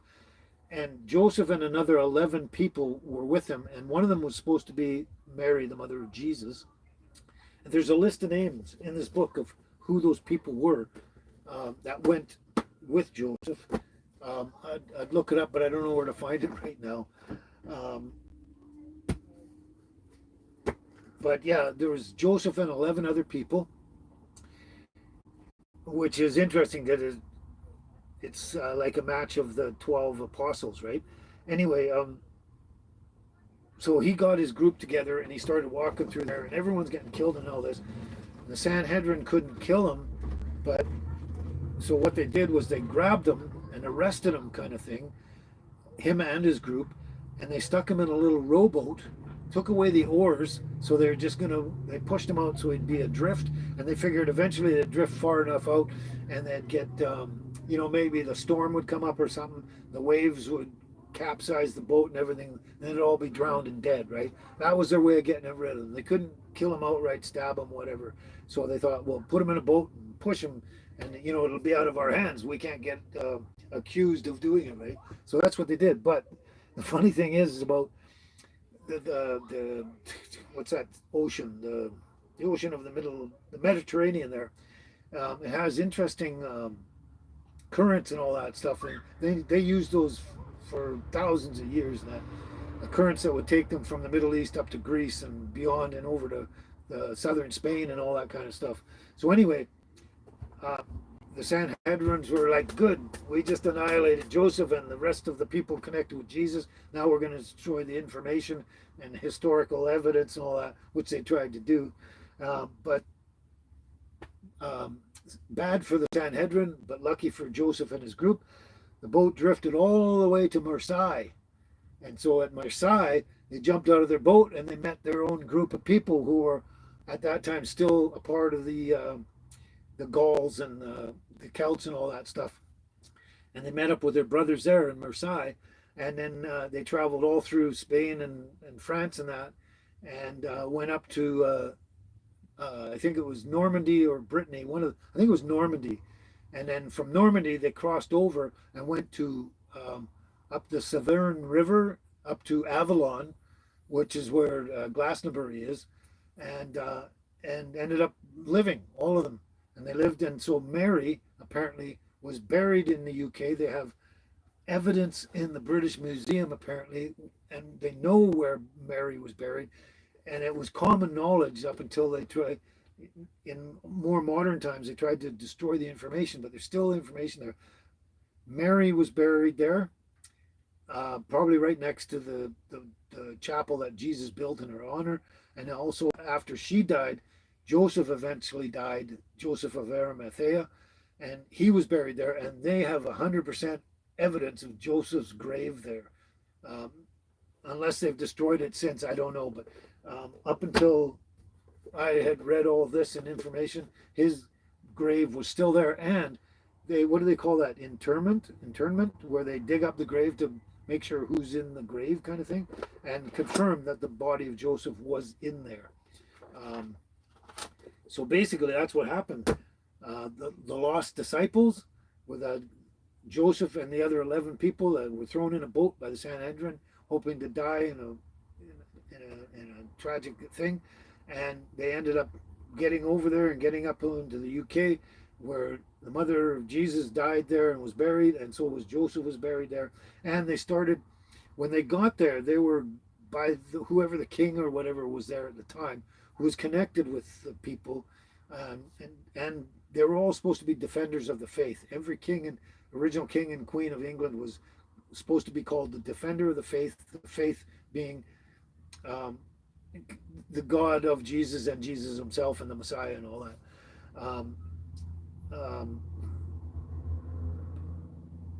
When they got there, they were given 12 tracts of land. I think they were like 1 acre each or something. 12 tracts of land that were to represent the 12 apostles.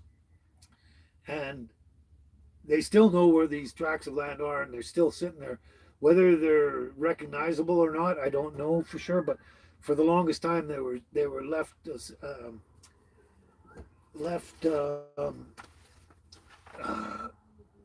same way as they were when they were originally given to Joseph and the other 11. And after, I don't know what happened, but anyway, they were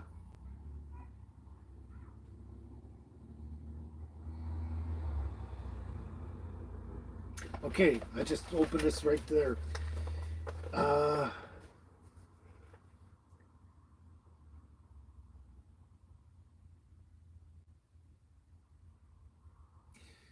Maelgwyn, this is a Celtic name.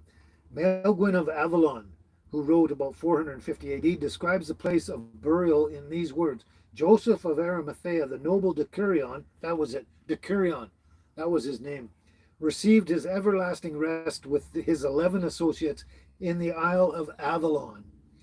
He lies in the southern angle of the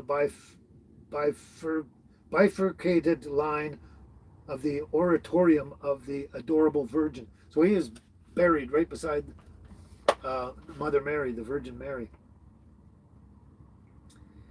For over 1,000 years, annual pilgrimages were made to the tomb of Saint Joseph by pilgrims of all parts of the Christian world in the month of August. For 1,000 years.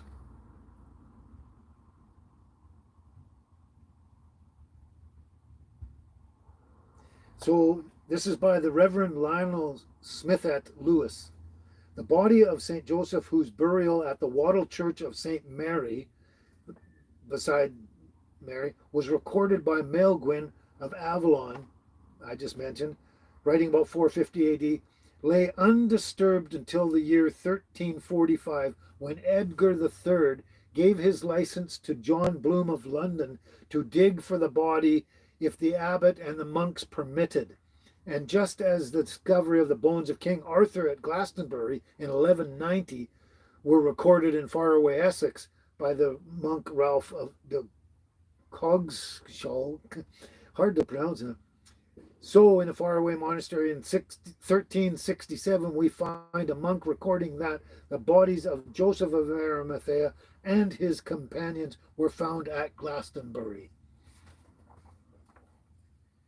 Anyone who doubts the veracity of this majestic story does so in the face of irrefutable evidence, says Sir Henry Spellman. For anyone to longer doubt the historic authenticity of Glastonbury and the mission of Joseph is ridiculous. Now, this is interesting. Remember King Lear? He wasn't a fictional person. He was a real person. His name was Lear Ledieith.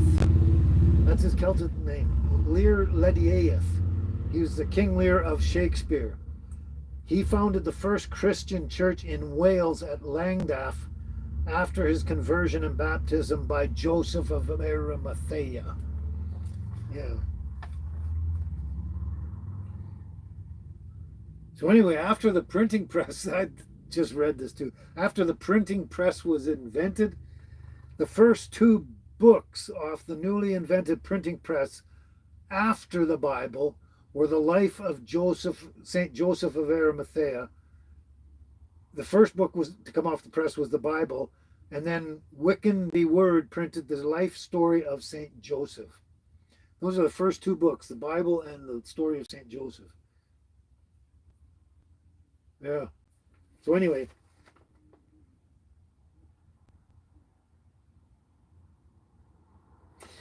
here's another interesting stuff. So the Abbey, I'm assuming they're talking about Glastonbury Abbey. The Abbey records officially declare that St. Mary's Chapel, erected by St. David, was built over her remains. So they have historical evidence that, and he built that, St. David erected that, built over her remains to try and protect the grave and from more damage and destruction by who knows who. But here I was trying to find something else.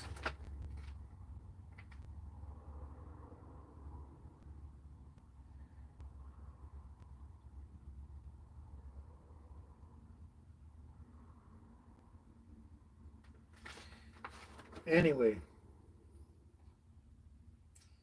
that's the part is the drama of the lost disciples. So those lost disciples, that group, I wish I could find the name of the group of people.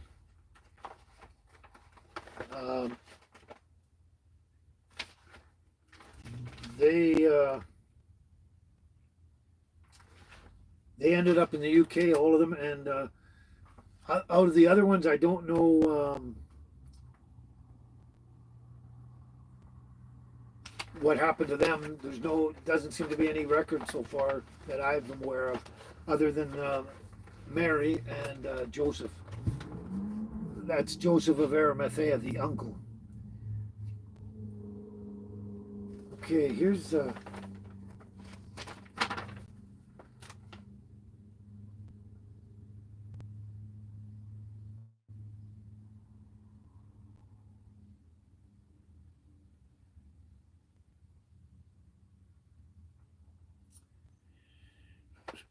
No, that's not what I was looking for.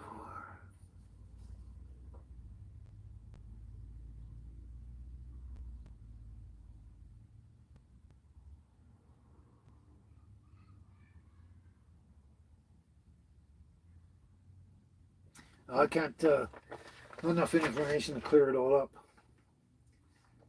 But those 12 tracts of land I said was originally given to the apostles when they arrived, the 12 of them.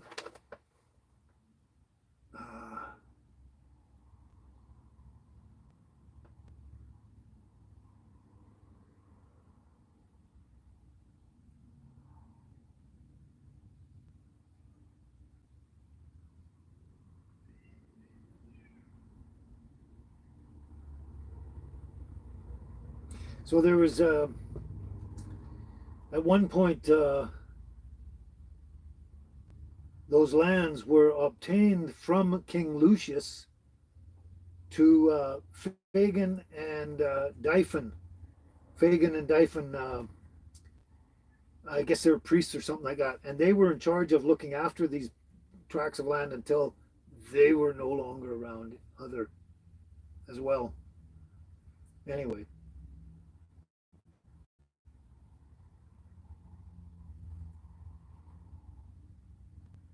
Yeah, so it says, in this manner at Avalon, the beautiful past was renewed by Fagin and Dyphon, following in the steps of the nobilis decurio, Joseph of Arimathea, and his 12 saintly companions. So I guess it was 13 of them, 12 and him, and many others of the illustrious company of Christ. Anyone else that showed up connected with Christ. Anyway, that is the drama of the lost disciples.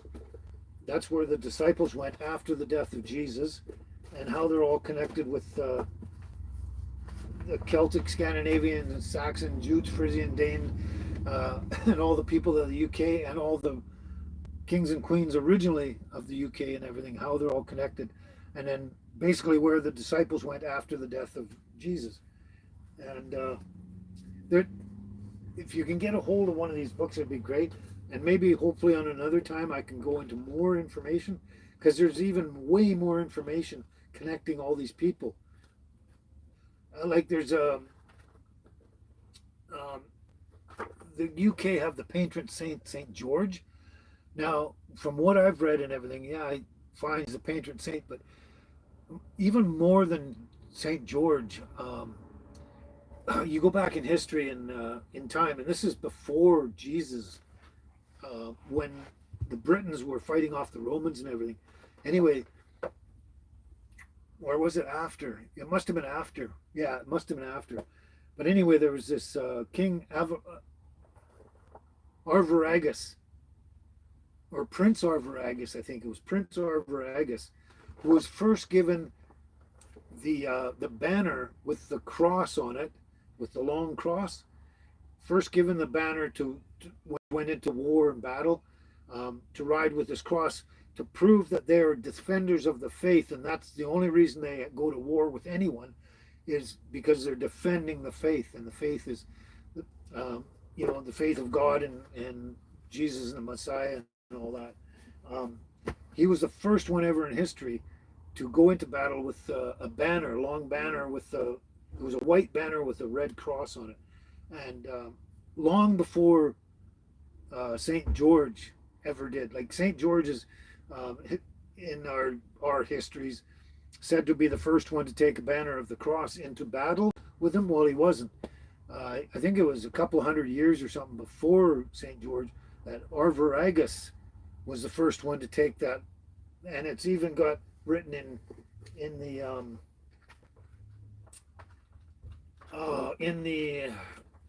annals of the museum or whatever. Where is that one? See if I can actually find it.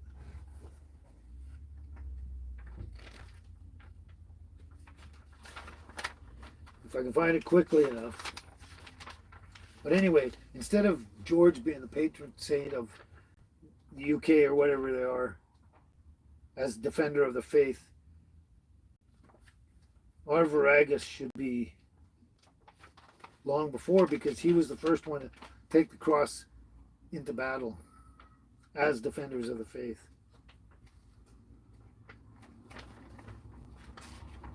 But there's just a vast amount of more information here, historical information connecting all these people together, that kind of bring them all together in connection with all the chosen people of God.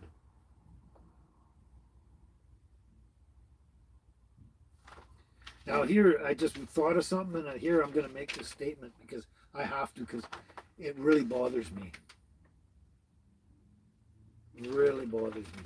See if I can find this first. It's not a big book. It shouldn't be that hard to find.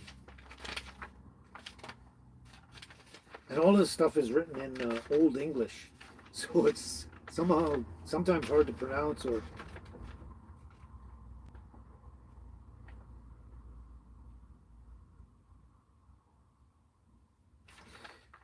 Here's some other good information. Anyway, I won't bother with that part of it. Oh, here we go. Oh, and also King Arviragus was actually converted by Joseph of Arimathea. That's how far back he goes, long before King George or St. George. So here, this is Harding's Chronicle. Joseph converted this King Arviragus by his preaching to know ye laws divine, the divine laws, and baptize him as right hath Nennius, as Nennius wrote that Joseph baptized King Arviragus.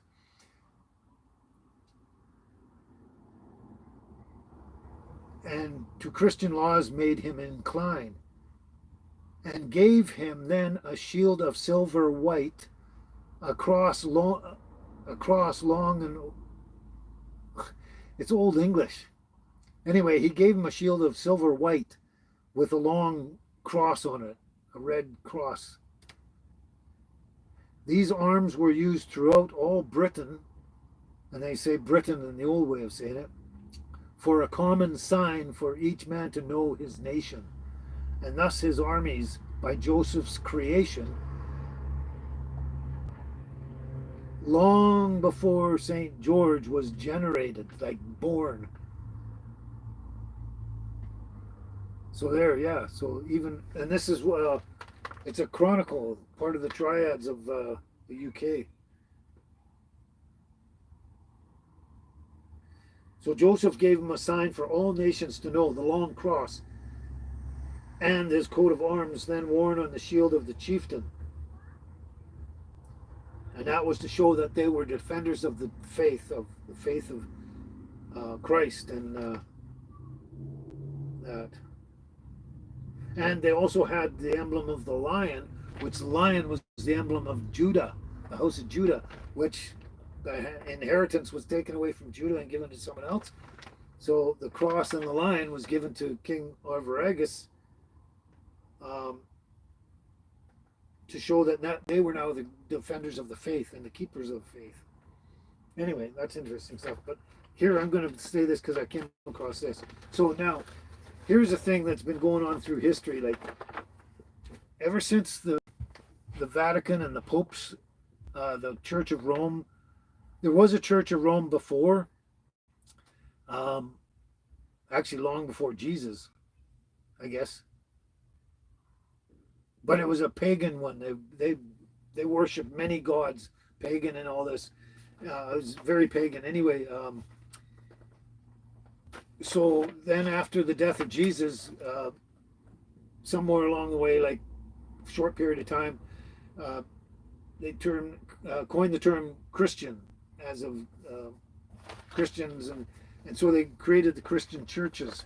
So now, all in the Middle East back then, the churches of Jesus, or the churches of the ways of one, had to go underground, and they had to be secret and everything, because they'd get wiped out by the Romans and that, right? And even the Sanhedrin and stuff like that. So they had to be underground, and there was no really Christian church in Rome or in the Middle East or anywhere at the time, because they would just all get wiped out. So basically, the very first Christian church above ground, that they put above ground, open to all view, that anyone could come and attend and be converted to Christianity. The very first Christian church above ground was erected in Britain in 38 to 39 AD. That so Jesus died at 33. Within a number of years, they created the first above ground Christian church in Britain.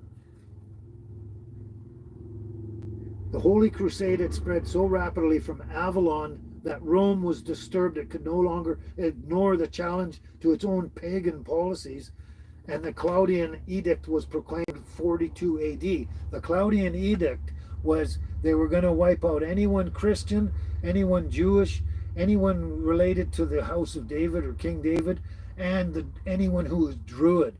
They mention the Druids in ancient histories here. They mention the Druids all the time within the same breath as mentioning Christians and Jews and stuff like that, and anyone related to David.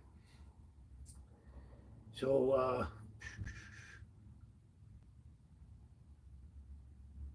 the first Christian laws and teachings were written down in Britain in 48 AD. That's where they started to compile the Christian laws and teachings that we sort of know of today, but have ultimately been distorted.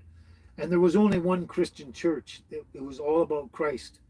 It was just a Christian church. There was no, Protestants and Catholics and Presbyterians and Lutherans and all that. That came long after. They just kept creating more abortion branches of the true original Christian church. The original Christian churches in the UK were based on the words of Jesus himself in the Bible and nothing more. That's what they're based on. And then all these other ones came up with all their other stuff, like Baptists. Baptists really believe in the baptism and all that, and you can't get to heaven unless you're baptized and all this. Well, that wasn't in the original. Jesus never ever said that per se, sort of thing. But anyway, the first Christian church at Rome was donated by the British in 56 AD. Okay. Britain officially proclaimed the Christian church to be their national church in 156 AD.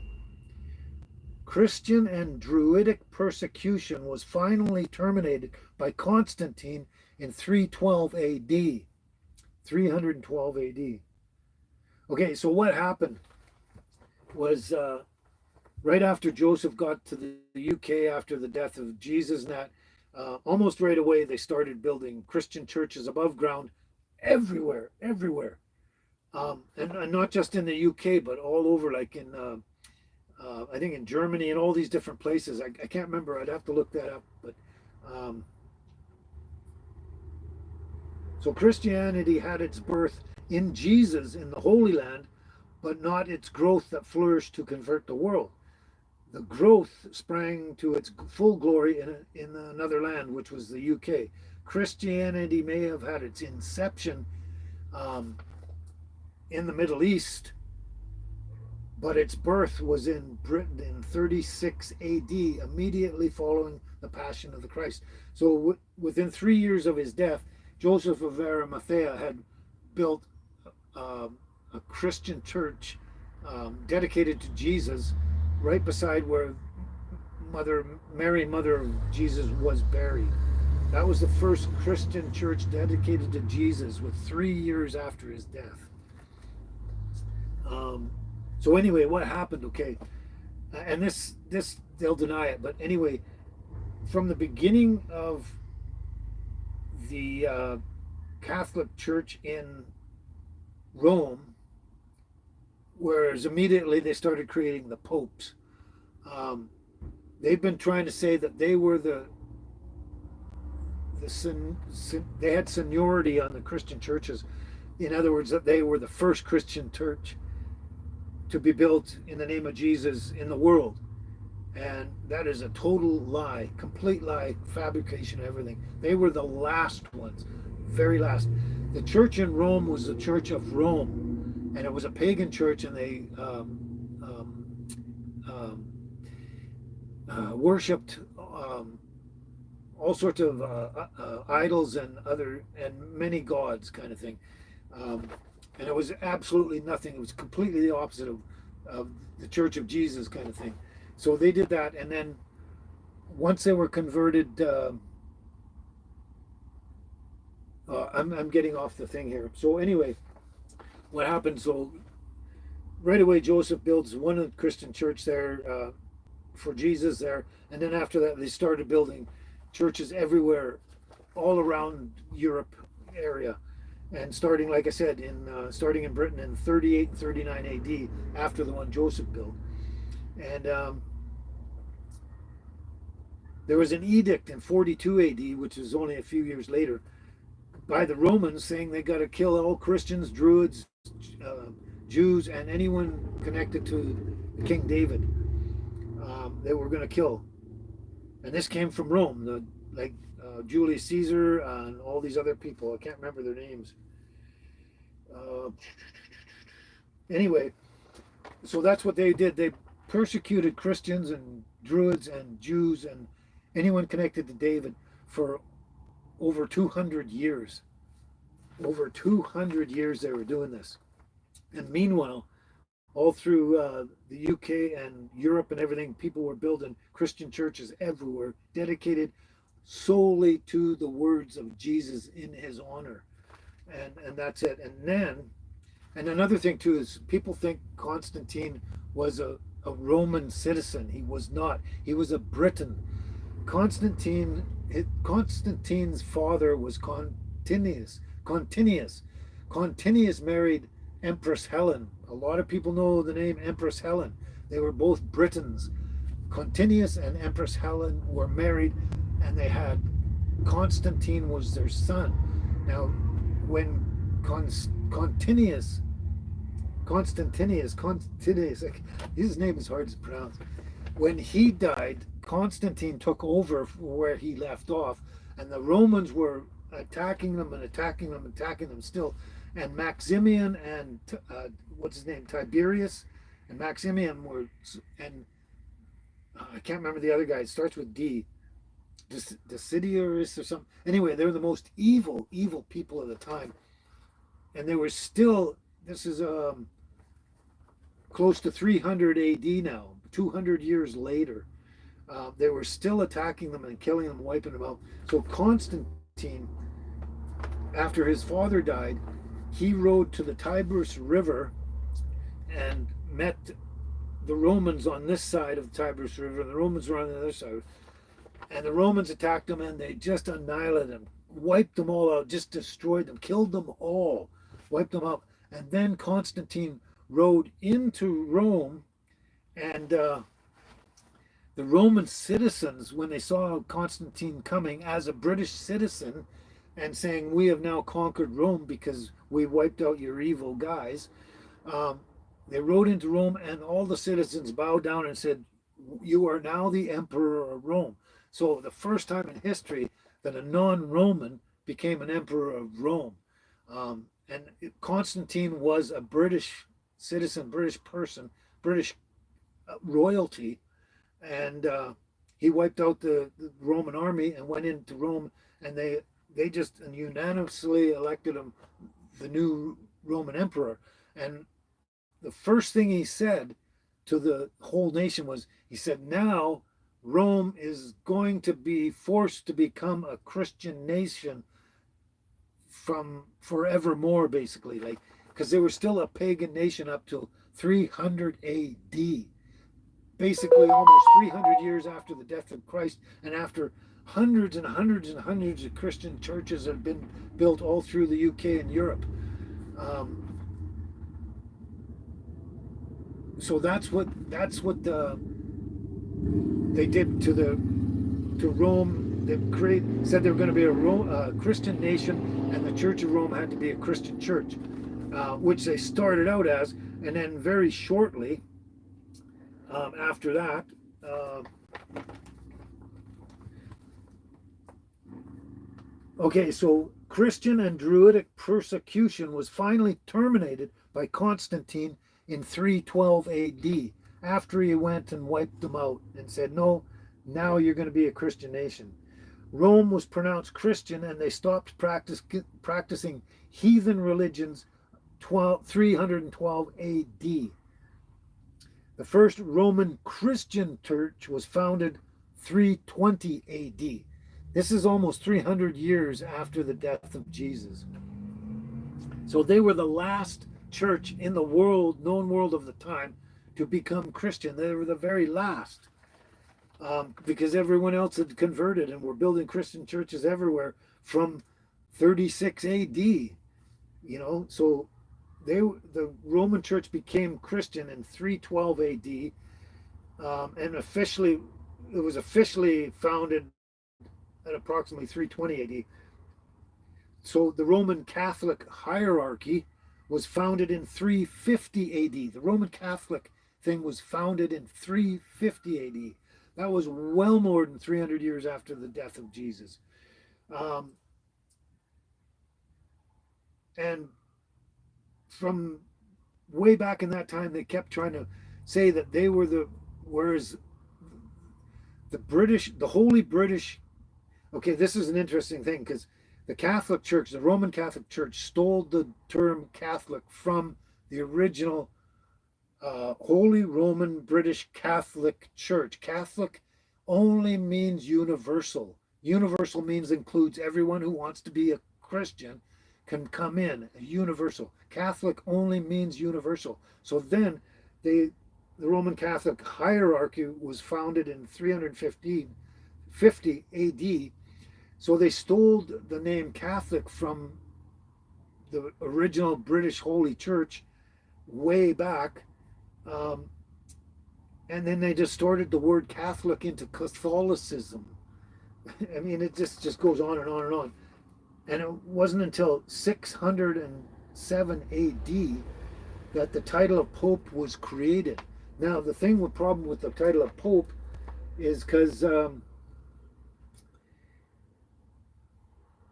Pope was an abomination to Jesus and the whole process. Because the title of Pope, they say they are the direct representative of God himself on earth, and you cannot do that. Jesus even spoke of that way back.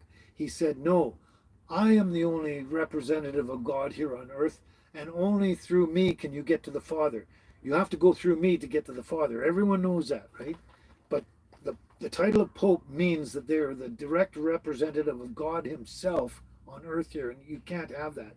You have to be a bishop, not a pope. Now, the bishop, like back in the time of Jesus, he made, who did he make a bishop? I can't remember who he made. One of his disciples or apostles, he made a bishop. Can't remember the name. I'm going to look at the comments. Anyway. Oh, someone said something. I'm not offended by anything. People can say what they want. I don't give a shit. They're the ones that are deluded, but for the sake of everyone else, I'm going to just remove them because, I don't want any of you thinking that I would agree with anything they say. What a stupid comment there. Oddly curious. Okay. Anyway, so they were the very last church on earth to become Christian. It was forced on them by Constantine. He made them become a Christian church and quit being a pagan church. And they've been continuously trying to say they have seniority as being and even Queen Elizabeth I had to challenge them because the Vatican and the Romans got together with the Catholic Spanish people church, whatever, and they both tried to say, oh no, we were the first Christian church on earth over everybody. And no, they weren't. The first Christian church was in the UK by Joseph, and then everybody else after that. And they've been trying to say that for a long time. There's a long history. They even created the false decretals, where it was a bunch of false papers trying to state that they were the first ones, and it was annihilated. With historians annihilated the information on there and said, no, this is all garbage. But anyway, everything they did,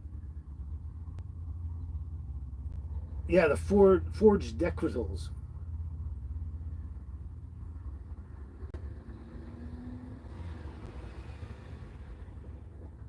So the papacy, as we know it, and as William the Conqueror knew it, Henry VIII, believe it or not, knew it, and his daughter Elizabeth I knew it, it is not in of the primitive Church of Christ, not the first Church of Christ. It is devoid of all scriptural recognition. It evolved out of a combination of circumstances and pressure politics based on a series of documents proven to be forged decretals. Yeah. The British Church steadfastly refused to recognize the recently instituted authority of the Pope, flatly denied the worship of Mary or the use of the term Mother of God as proclaimed by the Roman Church at the time. At the Council of Ephesus in 431 AD, the first council, and the doctrine of purgatory, which has nothing to do with Christianity. What else do they do? There's a whole list of stuff.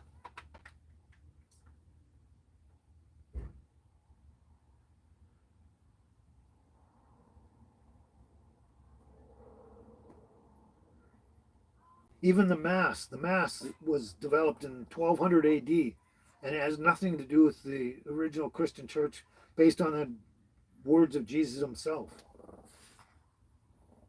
Anyway, I just had to throw that in, that if they ever claimed to be the first Christian church on the planet, they're liars. They were the last one, and it had to be forced on them by Constantine, and all that is 100% historical information. You can find that information, well, I can't say everywhere, but it's all like in the British Museum and other places around the world, the information about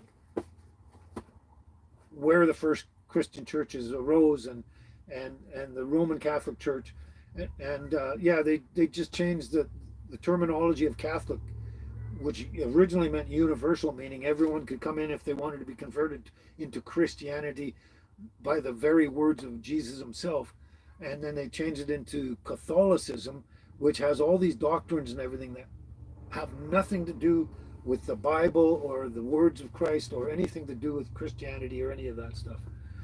Anyway, I just had to say that because, there you are. Oh, Laura, Cheryl. Cheryl, no, you don't have to be baptized to go to heaven. No. As far as I understand, and I'm not always right on everything, so don't get me wrong on that. But as far as I understand, you only have to believe that Christ lived and died for our sins, and that is what saves you. You just believe wholly in Christ lived and he died for our sins to save us. And that's the number. It's the only thing that's going to get you into heaven. And the only way to heaven and to God is through Jesus. So, no, you don't have, I've even heard, I can't remember, it might be in Presbyterian, I don't know who it was, but there was this woman I knew, she was trying to become a pastor, and she was studying in that, and whatever church she was going to, they were saying that if you die, and when you die, you have to have at least 12 people pray over your body, or you'll never get to heaven. Now that's total bull. Total bull. It doesn't say that anywhere. You can never find that anywhere, that 12 people have to pray over your body or you won't get to heaven. Garbage. Same with the Baptists. They think you have to be baptized to get, all that stuff. Pentecost, I think they are. They're the holy rollers, and they speak in tongues. And if you don't speak in tongues in the church, they ostracize you from the church. And if you don't speak in tongues, you won't get to heaven. Garbage, rubbish. The only thing you need to get in heaven is to believe in Jesus, believe that he lived and that he died for your sins and to save you. That's all you need. Anyway, I got your other comment too. Now, did Jesus have kids? Well, good question. Very good question. Yes, he had at least one son. And that'll be in the other book that I mentioned earlier, The Jesus Family Tomb by Simka Yakovovich. George Pellegrino, who's an archaeologist as well. Those two were archaeologists, really well known. And also the filmmaker James Cameron, the Canadian filmmaker James Cameron, who filmed all this stuff. And they found the tomb of Jesus and all this. That's a whole story in itself. But apparently, what they found in there was an ossuary, the bone box that they end up putting the skull and the femur bones, the crossbones, skull and crossbones in, and they get rid of all the other bones. Um, they put that in for holy reasons. They found an ossuary in there. Um, Basically, I can't remember the exact wording, but it was Yuda, the name Yuda, son of Jesus, or Yeshua, son of Yeshua, something like that. And they're, for all intents and purposes, and it was found in the same tomb that they found the ossuary of Jesus in there as well. That was empty because that was raided by the Templars. That's another story in itself. It gets kind of convoluted. But apparently, yes, he had at least one son. His name was Judah. Now, you remember reading in the Gospels where he always talks about the beloved disciple, but never gives the name of the beloved disciple? There's a reason for that, because he didn't want the Romans or anyone to know who this beloved disciple was, because they would kill him just as much as they'd kill Jesus or anyone connected to him, like his brothers. Jesus had many brothers and they wanted to kill all of them too. So back in those days, anyone important that they wanted to get rid of, they would kill their whole family and anyone related to them, so no one could take over and try and whatever. So anyway, the beloved disciple. Now, Simka Yakovovich, the naked archaeologist, you might have heard of the naked archaeologist on Vision TV and other channels. He's a fantastic archaeologist and spells everything out in real good detail. Says where, okay, at one point the beloved disciple is laying on the chest of Jesus, laying there with his head on his chest and being close and like that, and I guess Jesus is holding him or something like that. And he was called the beloved disciple. Now, the only people that would ever be leaning on someone like that, especially Jesus or something, or would be their own family, their own children, right? And so that's an example of how the beloved disciple was more than likely his son, because he was lying there with his head on his chest, just like your children would do to you. When they come to you, or your grandchildren, they'd come to you, sit on your lap, and they put their head on your chest. But you wouldn't do that with other people. You just wouldn't do that. The other one too is there's more examples, but the other one that was really good is okay, when Jesus was being like Jesus had to carry his cross and take off and carry his cross up to where they're going to crucify him. There was one. They said one of the disciples, a young disciple, was running along, following Jesus as he was carrying his cross. Now, a Roman centurion came up and saw this one, and they were trying to catch them all and kill them all, right? So the Roman centurion reached out to grab this disciple, and when he did, the disciple was wearing only a sheet. And when he reached out, he grabbed the sheet, pulled the sheet off, and the beloved disciple ran away naked. This is all in, I keep looking at the Bible, but it's up there. It's all written in the Gospels. So this disciple ran away naked, and the only people that would dress like that, adults in that time, they would have their robes on or something, something you couldn't easily pull off in that. The only people at that time that would run around just wearing a sheet were children. So what the Roman centurion did is he grabbed the sheet off a child that was following Jesus, and he was like intently following Jesus. So that means that he was very close to Jesus. And another sign that he was probably either a relative or the son of Jesus. I'm trying to remember the other examples, but he comes up with examples to show that the beloved disciple um, was the son of Jesus because they found the ossuary saying Jesus had a son, and that all these and the beloved disciple is never ever mentioned by name, and the reason for that was they wanted to protect him from being murdered, um, like they do everybody else, right? Oh, my back is killing me now. I just kind of realized that.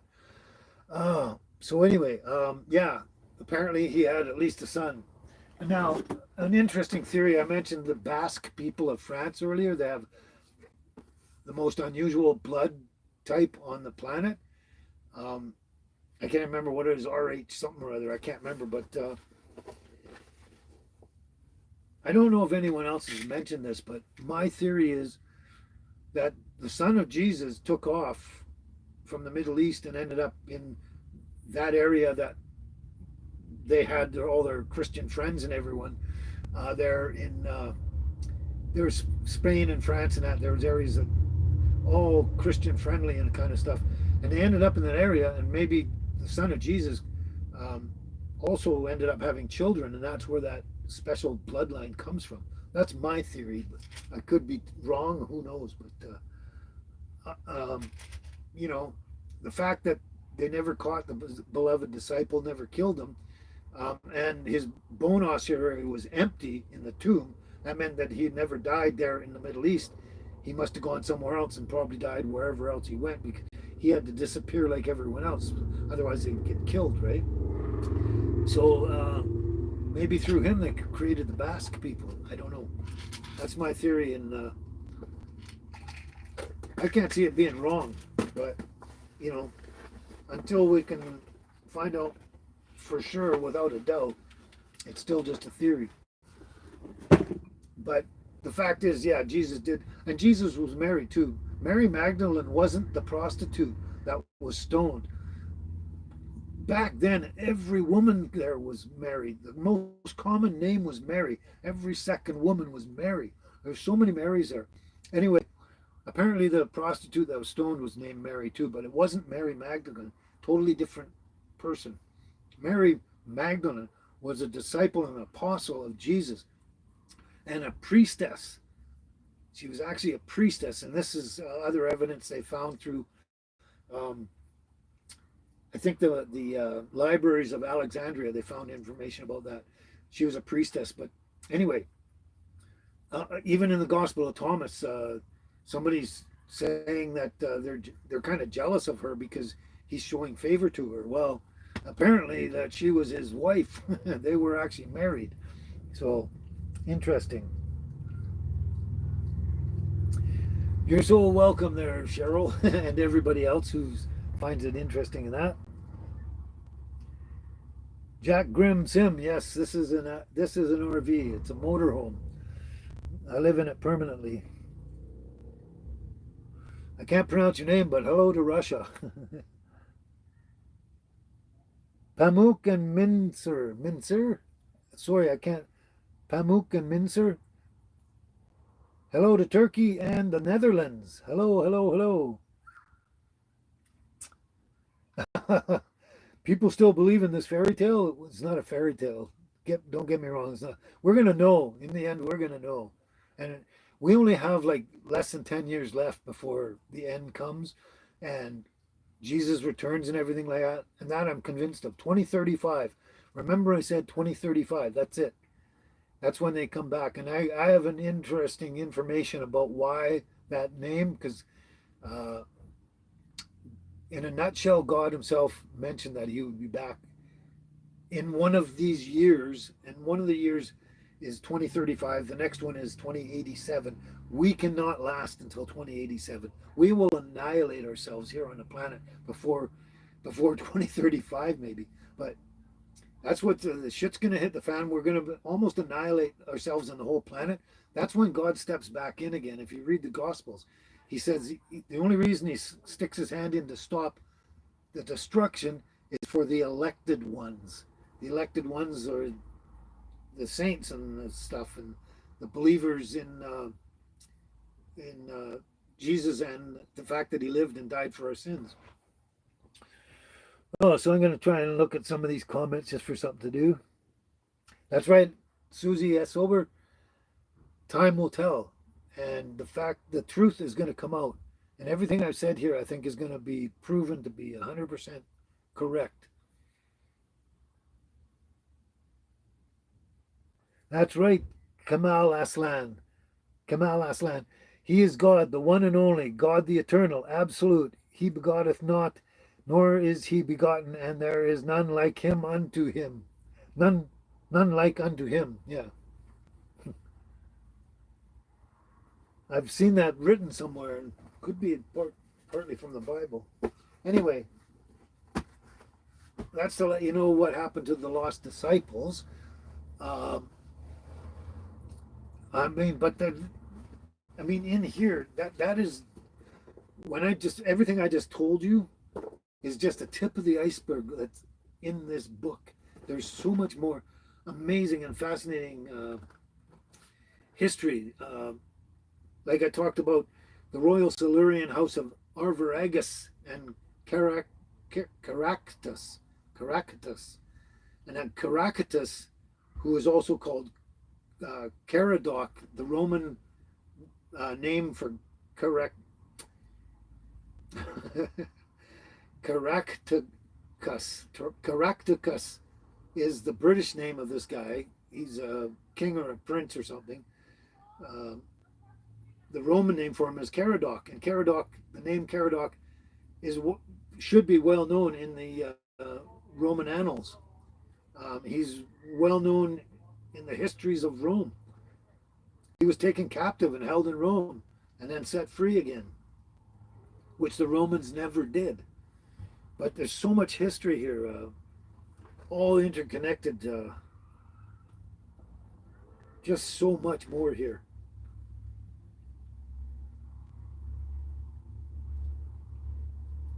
One day I'm going to go through this and reread all of this, as well as once in a while I reread my dissertation, so I get the highlights and stuff.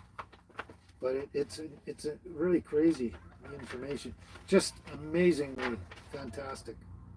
But that was the highlights I wanted you to know, because I wanted you to show the historical line from Noah down through up until Jesus, and that the 12 tribes of Israel, and that, and the information about them, and also what happened to the disciples after the death of Jesus, and where a lot of people went.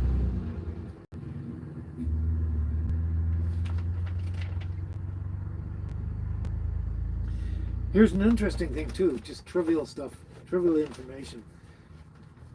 The continent of Britain was actually landlocked with the mainland of France there at one time. They were connected, there was no water in between them, like way back, and then somewhere along in historical times, we don't know exactly when, there was some sort of earth-shattering cataclysm which kind of broke away some of the land between France and the UK, England. But in the ancient Druidic triads, we can read of a Gaulish bishop. The Gauls were in France there, France and Spain. But we read of a Gaulish bishop who walked over the divide across a plank. So he was in France, and he took a plank and he put it down, and he could walk across the plank and end up in Britain, the UK. That's how. And then after that cataclysm that broke it apart, probably an earthquake or something that broke it open just wide enough. After that, the oceans and waters started going back and forth and just washing everything away. And even today, it's only 24 miles wide after all the washing over all those times, probably a couple of thousand years or something like that. But the distance between Dover and Calais today is only 24 miles. But they used to be able to walk. There used to be a connected landmass, and they'd walk across back and forth. And then when the earthquake or whatever made that separation, they could still throw a plank down and walk across the plank. Interesting, eh?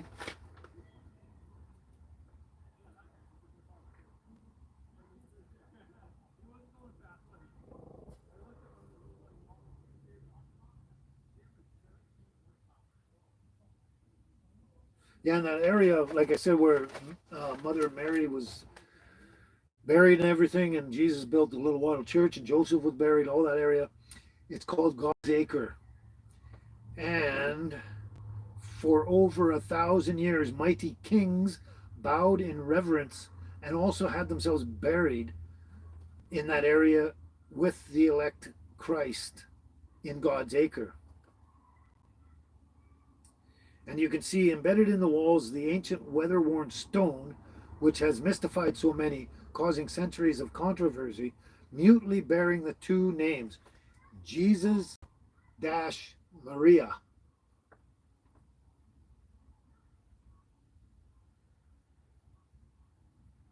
That was probably done by somebody other than Jesus himself, though, because of the name Jesus. Otherwise, if it was himself, he probably would have used the word Yeshua or Yesu or something.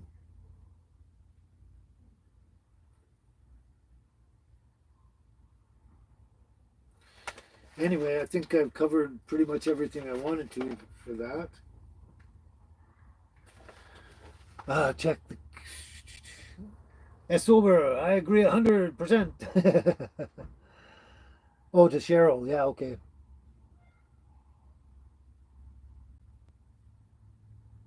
That's why I'm missing some of the comments. I don't know the interface there, but Laura says I'm scared too, but I know we know the Lord. If we know the Lord, we don't have to worry. Exactly. The comment's going to disappear pretty soon, but I don't know what was said before. But Laura says, I'm scared too, but I know if we know the Lord, we don't have to worry. And that's exactly, if you know the Lord, you don't have to worry about nothing. Nothing. I mean, you're still going to get sick. Things are going to happen to you. People are going to come along and steal your stuff or ruin your stuff. Things are going to happen. But if you know the Lord, you are safe because you will end up in heaven with Him. And that's the only thing that matters.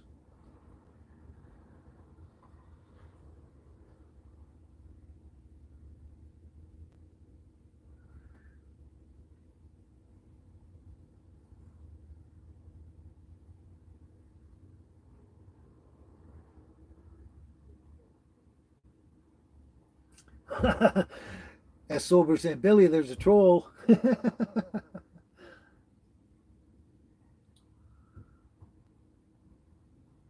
Anyway, I'm not going to try and go back and look at the comments because there's a lot of them that I've missed, and it'll take me. I'll just be staring at this reading and not talking to you guys. So, and unfortunately, when the live shows are finished, all these comments, I don't know where they go. They go into, I don't know, into the ether or something, and all the comment section is empty until people start making comments after the live show is finished. Yeah.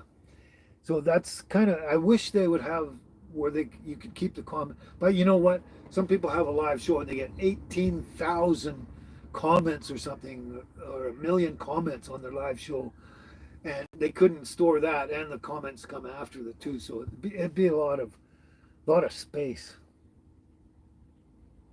MS, hello MS. Thank you so much for that. May God be with you, brother. He says, they say. May God be with you as well, MS. Oh, thanks. Chain's looking great too. Thank you, MS. Yeah. Another Christian.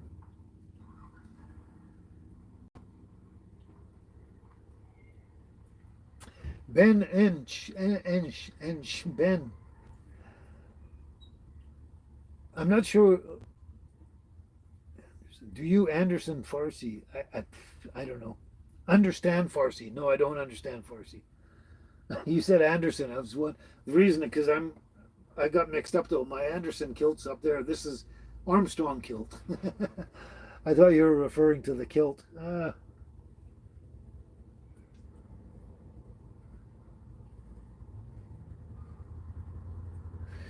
Laura, you ate a part of a piece of bumpy cake today. Are you talking about pumpkin pie? uh, oh, okay. You're scared to die. That's what you said, Cheryl. Thanks for clarifying that. You're scared to die, and Laura commented back not to worry. Yeah, no, don't worry. Don't be worried of dying. If you believe that Jesus lived and died for your sins, you'll be fine. The rest of it is kind of moot or unimportant. But yeah, as long as you believe that Jesus lived and also died for your sins, for your soul, you don't have anything to worry about except trying to get through this life with all these crazies around. Like I said, like I got Crohn's disease. Jesus can't stop me from getting Crohn's disease. That's partly my own fault, partly the medical society or whatever you call it, medical profession. But things are going to happen. People stole stuff from me. Um, People have lied straight faced to me. You know, things are going to happen in our lives here on earth um, that Jesus can't protect us from because this stuff we have to live through, we have to go through for whatever reason. But the thing is in our death, as long as we believe that Jesus lived and died for our sins, we don't have to worry about death at all and the after effect of death. Nothing.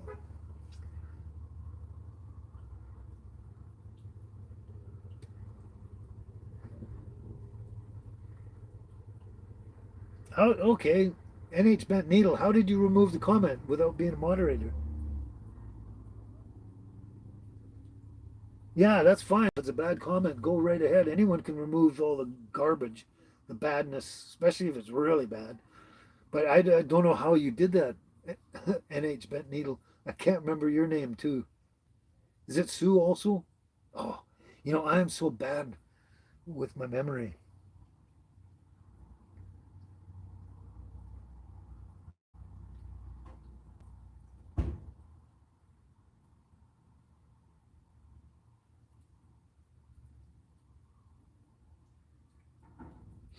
Did you see that, Cheryl? MS says the time on earth is just an examination. Your real life begins when you leave this world and rise up to heaven. Cheryl, he says, Cheryl. That's truth enough. Interesting thing, the Marai people of, I guess, New Zealand, Australia area, the Marai people, some people call them like Maori, Marai people. Anyway, the Aboriginal people of Australia and that. Um, they believe that we are living in the dream world here now. This is the dream world, and it's kind of like almost a fantasy in a way, but the dream world is here. The real, after we die, that's when we go to the real world. That is their strong belief. And to me, it makes a lot of sense. This is just a dream, a nightmare, if you will, here on Earth in this physical form. But all of the Aboriginals of Australia, New Zealand area, they all believe they're going to the real world after death, they're just waiting for that. They're just putting in time here in this world and putting up and dealing with what comes their way, and then when they die, they're looking forward to going to that. And I think a lot of the First Nations of North America, way back, believe the same thing. I'm pretty sure.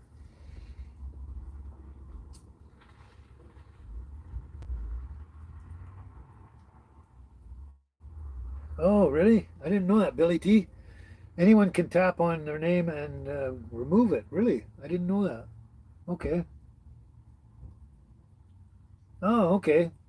Thanks, NH Bent Needle. You clicked on it and it said report, and I clicked it and it was removed. Nice.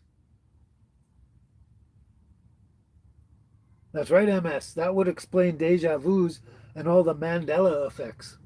Probably, precisely. Yeah. Uh,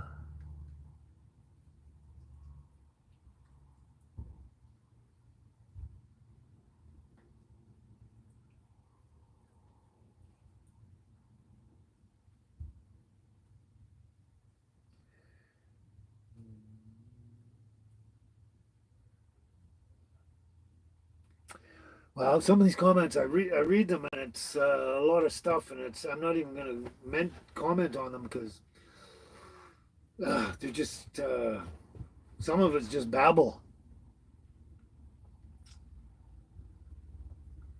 Yes, I've had MS. I've had I've felt deja vu many, many, many times in my life, and I believe there's something going on there. I don't really know what it is, but um, yeah, I get these weird feelings sometimes that I've already been there. I've already seen this before, because deja vu, I think, literally means already seen, as if you've been there before. Yeah, but yeah, I've had times when, wow, I've been here before, I've seen this before, I've felt this, whatever. Uh, a lot of times. And you get them every 2 weeks? Wow, lucky you. Oh, I just remembered I got water here. Anyway, that was a fascinating. Holy cow, looks like we're going to beat our other record now, Cheryl. I wasn't planning on that, but this is my favorite subject of the world is, well, first of all, Yeshua, El Mashiach, my favorite person, my favorite subject, and all the historical stuff about the Bible, the people, and anyone connected to Yeshua. Just my favorite absolute subject. I've been studying it from when I was young, way young.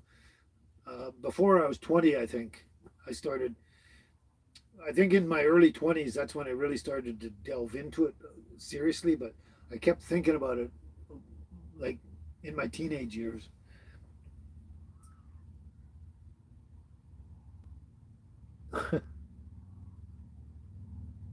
Yeah, I probably did delete your text.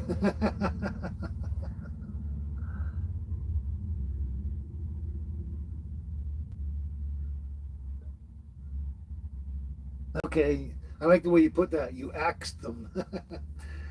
You axed them. Chop chop. You're out of here. That's good. I like that. Oh, thank you, Maciel del Pozo. But overall, it was a very enjoyable history class. Yes, thank you. Oh, thanks for saying that. Thanks for the compliment.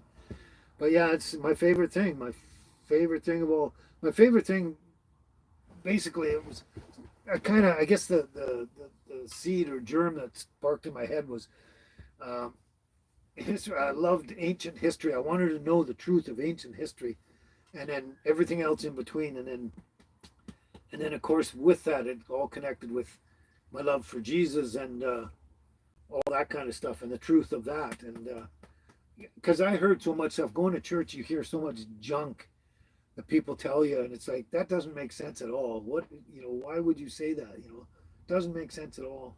And I never liked churches any. I mean, I did. I like to go to church because I believe in my Lord. Hello there. Everyone say hello to Angel again. Yeah, she's bouncing around.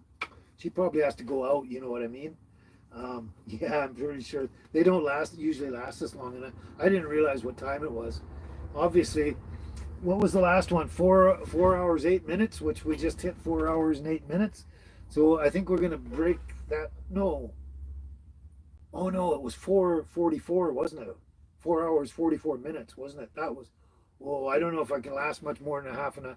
I don't think I can last another half an hour.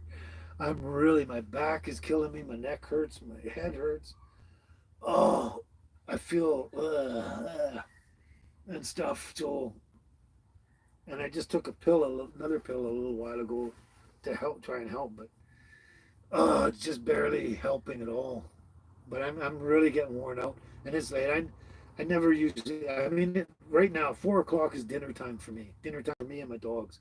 It's just the way it is, and we're supposed to be having dinner 8 minutes ago, 9 minutes ago. Hello there. You want out, don't you? So I'm not sure how much longer I can be on here. I do have to get on with my life.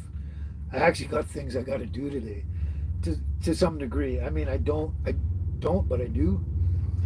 But this is awesome. I've really thoroughly enjoyed this. I love talking about that. My favorite subject. I don't get very many people that want to listen about it because, oh, I don't believe that. I don't believe that. And they're doing the, the thing like I'm a vampire or something, and they can't handle it. And yeah, so okay, enough. Yeah, you're going out pretty soon. B20. Yes, she's an awesome dog. They're both awesome dogs. This is the other one. Come here, little monkey. This is Baby, and that one, the white one's Angel. Baby and Angel, mother and daughter. Yeah, she's mad because I picked her up. She was trying to have a nap or something, protecting her toys. I'm gonna get these out of the way because she's gonna destroy them. But yeah, I thoroughly enjoyed talking about it, and that's when time just goes on and on, like goes by so fast.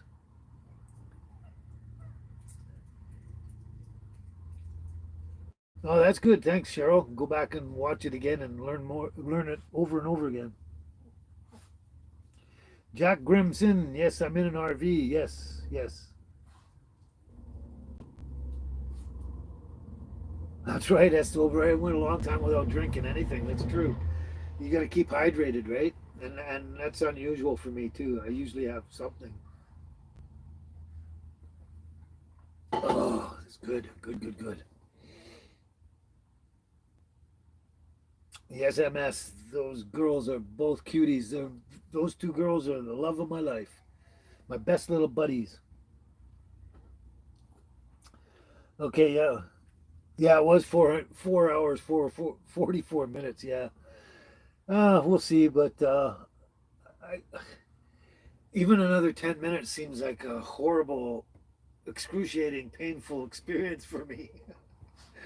Oh, just yeah, my back is really getting.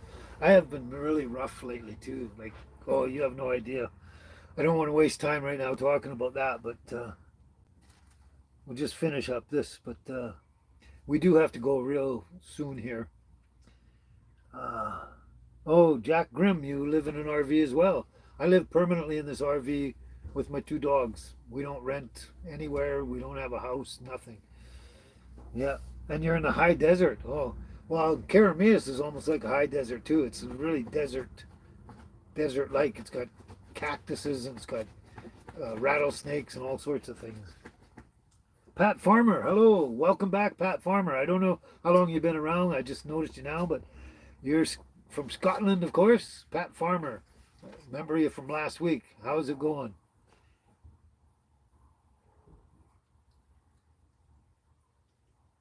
I saw that, Cheryl. I'm gonna get back to that in a second. Oh, thanks, MS. Give me a sub and tell your friends. Hopefully they'll watch too.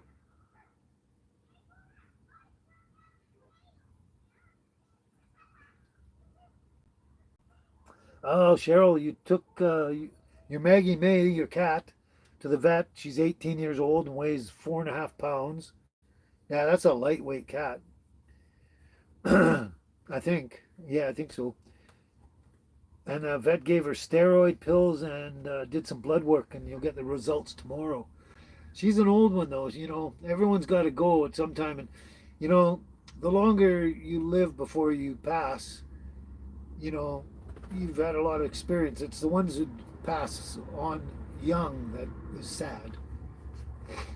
But any people or animals, pets, whatever, that live a good long life, they've had a good life, and at some point they need to go. I know it's sad and everything, but this does happen. One day it's going to happen to my baby here, and I'll be devastated. But I got to be prepared.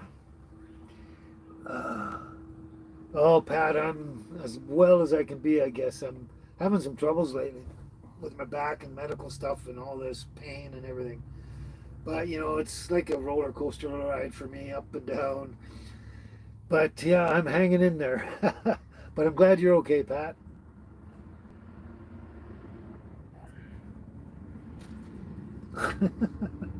Really, Generation X? That's the dumbest thing I could think someone would say. You've been talking about your dogs all day. I think you missed the other 3.5 hours. Tala Chi. Hello, Tala. Oh boy, oh boy. Oh, thanks, Billy T. I was just looking at that and you nailed them. I was thinking, yeah, I think we should get rid of that. And I know you would feel that way too because you got Lacey there, and you wouldn't want to hear that, would you? Ah, that's good.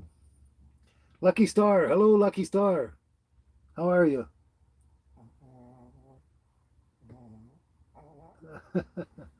Anyway, yeah, that was, I really, like I said, I enjoyed that. It was great. My favorite subject of all. I'm so glad, that people are willing to actually listen to what I have to say. And it's not about me or my knowledge or anything. This is all knowledge that I got from somewhere else, but it's just knowledge I needed to have for me to know and understand and learn the truth of the history and all sorts of things. Um, so it's not like I'm smart or anything. I've just got a lot of information that I've picked up and put together to sort out the truth from the non-truth. And but yeah, it's just I love being able to talk about it to anyone who'll listen, and and if they'll listen, obviously they want to try and understand themselves and absorb and maybe learn the truth. And everything I learned as I learned and saw this peaceful, learn this piece and put it in. It's like the puzzle, putting a puzzle together, and the pieces start fitting, and and the truth gets bigger and bigger and more logical and more, makes more sense. When you find out certain things, it just makes more sense. Like the stuff I know about, like I was saying, the book, The Jesus Family Tomb, where it tells about all that stuff, and they found the tomb of Jesus and all this. When he was talking about the beloved disciple, it all just makes sense. It just, whoa, yeah, now it makes sense. And that's the greatest thing about learning the truth of history or anything, is it makes sense. Whereas before it was a bunch of jumbled information that didn't seem to connect, or like there was gaps in that. But you get the right pieces in there and get the right information, and it makes sense and it makes you happy. Oh, I'm starting to get a heartburn. No.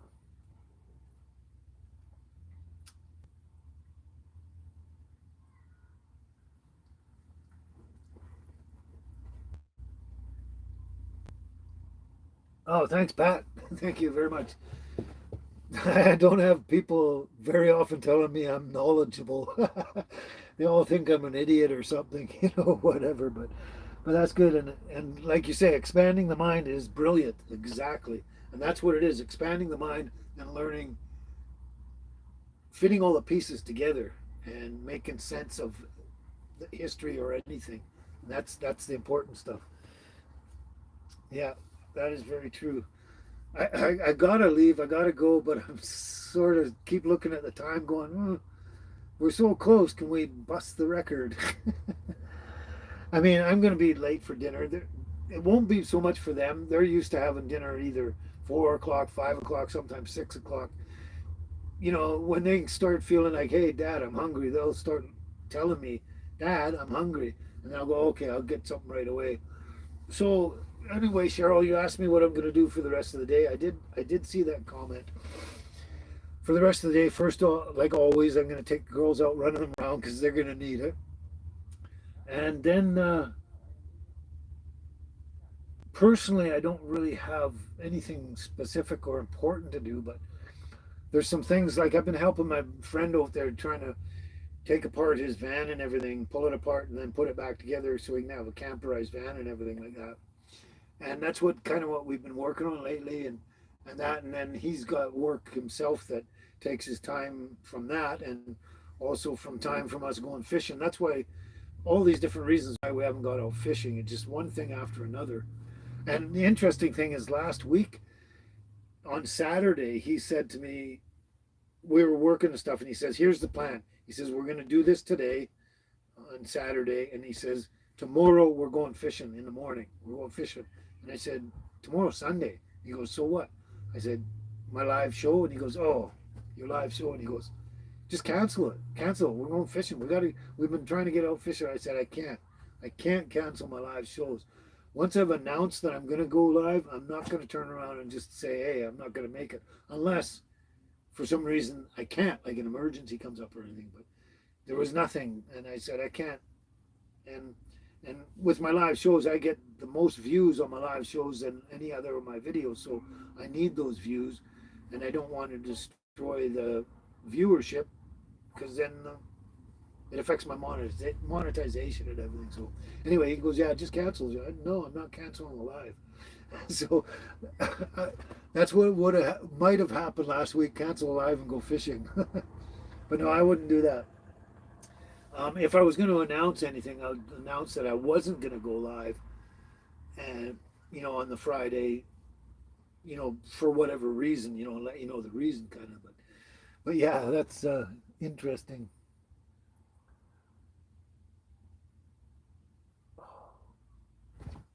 Trust me, my head is hurting, man. My head, my back, my neck. Oh, I didn't know you left, Lori. I wasn't actually reading much of the comments because I was talking so much. But glad you're back. You might have to go back and watch some of this. It depends on how much information you missed. Oh yeah, Jeffy Bear. Yeah, I wonder how he's been. I haven't seen anything about him in a long time. But Laura says she just saw a couple of videos of Jeffy Bear within the last couple of days. Yeah. Huh. Yeah, he's been through a bit, eh? Been through quite a bit.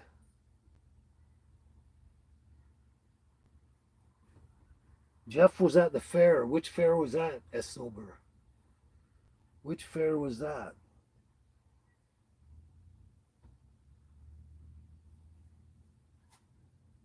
Yeah, you probably were commenting earlier, Lori, but I was speaking so much and trying to stay focused on the information. I wasn't watching the comments for a long time. I think Mama Mia fell asleep or something, or just left. She might even said I'm leaving. I don't know. If she said she was leaving, I missed that. But it's really late over there. It's probably like 2 o'clock in the morning there for her. So I'm sure she's gone because I noticed BT had to take over with the wrench. But she was doing great. Fantastic. Danny Dino. Hello, Danny Dino. Danny Dino. Hello.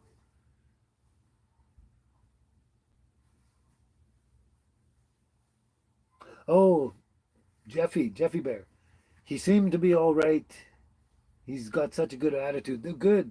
Glad he's still got a good attitude after everything he's been through.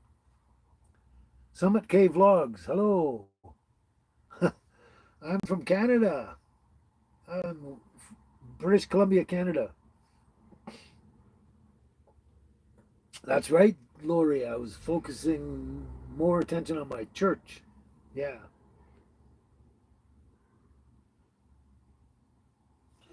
Am I going to have more videos like today, Cheryl? You mean like on my regular videos, do stuff like this? I'm not sure. I kind of see. If I do that on it, I'm sort of changing the format of what my show, Baby and Me, Tiny House on Wheels, is about. Because it's about me and Baby and Angel and that, and what we do in a motorhome all the time. But I might. I've been seriously considering for a long time of doing another channel attached to this one, so that'll be connected, so you can go back and forth. But my other channel specifically just on this information, historical information, information to do with my hero Yeshua and all that. I might. It's just a matter of me with my time. If I had the strength and health and energy and everything that I did when I was 28 years old, I would have done it a long time ago. But with my health and that, I just don't seem to have. I have enough time to get through my days, especially with my medical condition, and that's about it, right? I can hardly deal with my days, let alone trying to do too much else. Oof, there you go. Get this bag out of your way. But we'll see. But probably not on this channel, the Bamthal channel, I don't think. But we'll see. We'll see. Oh my God. Wasn't all that speaking and talking and all that enough, Billy T? You want songs now? Are you kidding me? Oh, Summit K Vlogs. Hello, India.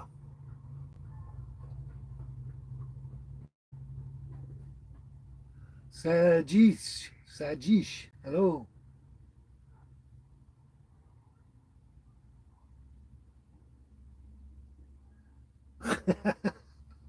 Okay, Lori. Yeah, I finished my all my speeches and stuff. My seminar, I guess, so I can engage with you now. Yahweh, Yeshua, Elohim. That's right. Braden. Hello, Braden. Oh, okay. Maribel Jessica. Hello. Thanks for the compliment. Thanks for the compliment. I got one, Billy. I got one.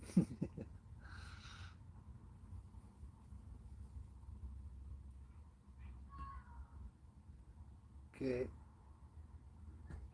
There we go. What's going on? Oh, you know what? I just realized. Oh, last time it was so long, my laptop was down to I think 14%. And so what happens is the screen goes a bit dimmer when it's really low. It's down to 20% this time. It's getting low. It might not be able to beat this record. I I got the I put I charge the laptop up 100% when I start my show, but obviously it can barely make. Uh, it probably can't quite make 5 hours because we made it to 4 hours 45 basically, and it was at 14%. It was really low, and it was the screen had gone. Had dimmed, and I knew something was up. And then it wasn't until I stopped the show that I realized how low it was. Okay, Billy, thanks for hanging around. You take care and take care of Lacey, and yeah, you got to take those pets and take care of them. No, Maciel, we're not going to have a test. There's no exam, no quiz, just faith.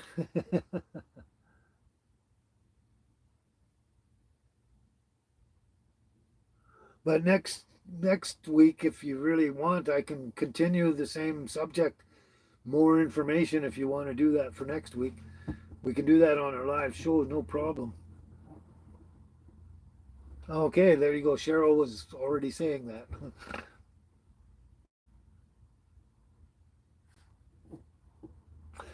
Thanks, Summit. I look like a handsome villain. I guess, yeah, in a way, it kind of almost kind of look like TV villains or something.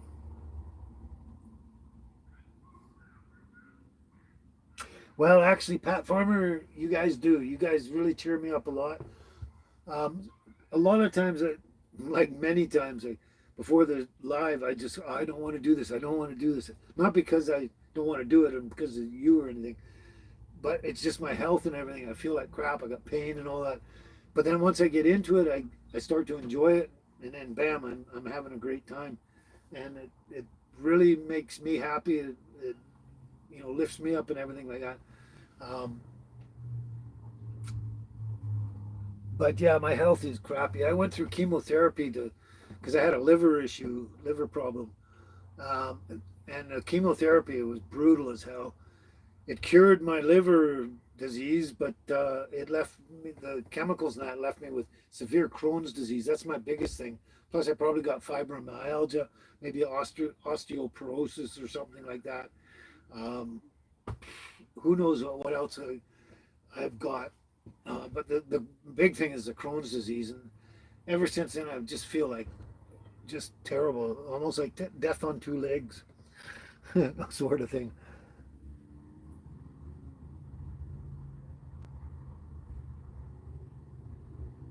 George Lewis, hello, George Lewis. Um, Ice hockey's okay, but I'm not a big sports fan. I used to, when I was younger, I used to like to play sports rather than watch. It's more fun to play than watch, kind of thing. But yeah, okay. Some of these titles, names, whatever, are really strange. Yes, the name did make me laugh, and I'm not going to repeat it.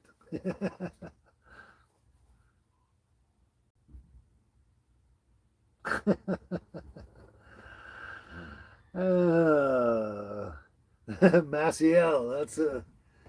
I'm not going to repeat it, but thanks. That's a kind of a compliment. Yeah. I like that. Frosty Stealth, hello.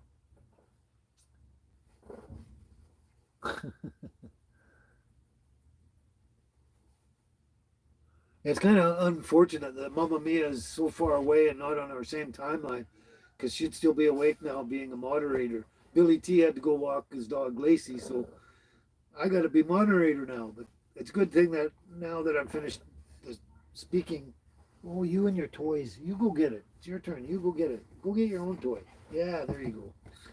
She's growling at me sort of in a pleasant way to say, Dad, my toy's there. Go get it.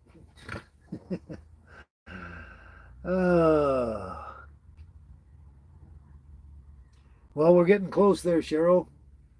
Getting close. I'm half of me wants to hang in there and beat the record, and half of me just wants to pack it in. But I mean, we're past dinner time anyway, so so you know the dogs are going to be fine. They probably just want to get out and run around and do their business more than anything right now, and then after that, think about dinner. But so yeah, after the days after this, I'm going to walk the girls. I don't think I have anything to do in town or anything, but basically, I'm pretty much going to just head back straight out to the orchard. It's a 10 or 12, probably almost 15-minute drive out there. Go out to the orchard, and I don't know. I think my friend's going to be working on the van some more, and I probably will need to help him or something like that. And just sort some things out for the rest of this week and that. And so that's probably the only thing I'll be doing. Walk the girls and then head out there as far as I can think of now. But what's for dinner, right, Cheryl? Um, I actually before the live, I actually managed to remember and I took stuff out of the freezer. So what I took out of the freezer was some. I took a bunch of liver out for the dogs. I'm going to cook that all up tonight, and they're going to have liver tonight and tomorrow. And if there's any left after that, maybe even a third day, because there's a big pile of liver. So they're going to liver for the dogs, and I took out some hamburger for me, and I might have the hamburger. Don't know what to do with it yet. I haven't really thought of anything. Don't have any veggies or nothing, but I might just cook the hamburger and eat it like that. I love it that way. I just like just plain hamburger. I love it. But on top of that, if I wanted to, if I've got enough for me and extra, I could chop up some liver for the girls and a small portion of liver for the girls, and then add some hamburger to it, mix liver and hamburger together so they have a nice little mix there. I know they'll like that, but it's only if there's enough liver, or sorry, enough hamburger for me as well as them. But we'll see. We'll see when I get to that. I could change my mind 12 times by the time I get to cooking dinner. So, but anyway, the liver's out for the girls, and oh, you dropped it down the stairwell. Oh my God! Now it's really gone. I can't even get at it, baby. I can't get out of. That's the table there for the air conditioning, and so I can't get past there down to the wheel well to get her toy. And the only other way is to open the door from the outside. But then if I do that, I'm going to screw up the table for the air conditioning. You're screwed, baby. You're really screwed. I'll get it later. Sorry about that. Here, play with this one. Where's the other one? There, this one. Come and play with this one. No, she wants that one. Anyway, so yeah, so hamburger at least for me and liver for the girls. And that's what we're going to do after this. Oh, only 10 minutes to go, Cheryl.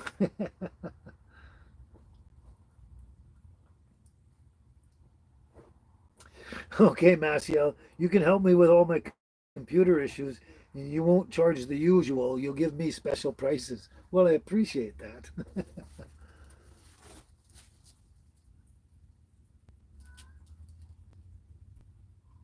Oh, Kamini Sardi. Hello, Kamini Sardi. I don't think you've been here before, but in your channel you do Sardinian, obviously Italian, Sardinian, I think, is it? Yeah, Sardinian tourism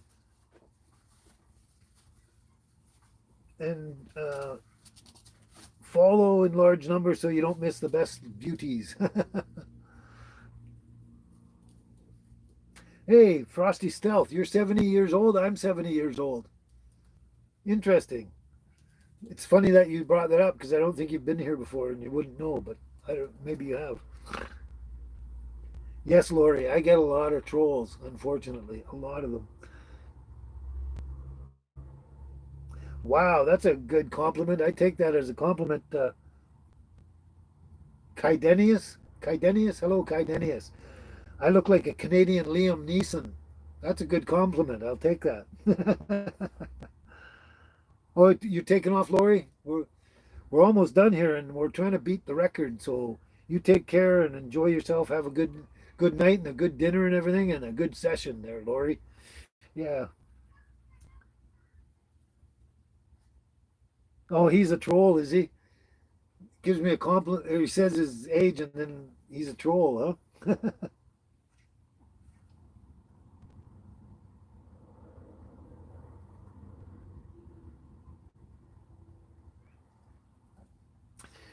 Yeah. Well, thanks, Kydenius. Kydenius. Yes. Good compliment. Thank you.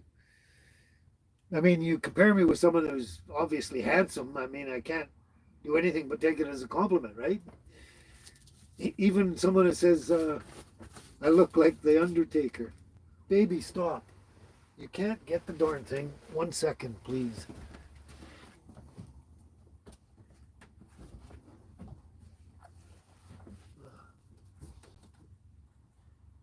Baby, I can't get it. There's no way. I can't get it.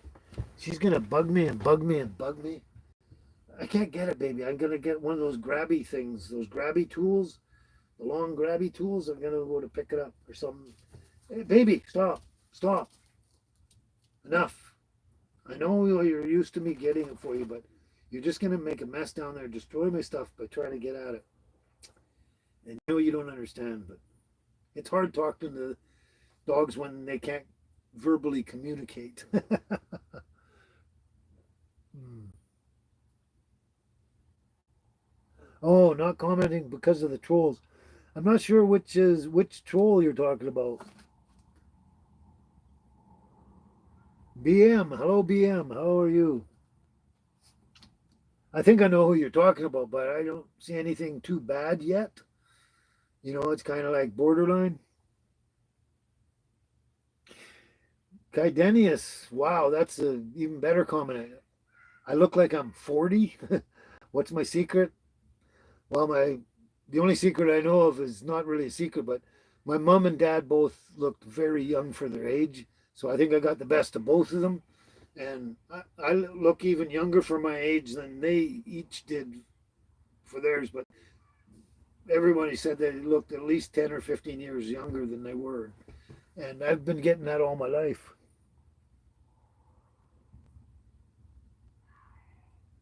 Maciel, nice dinner plans for me.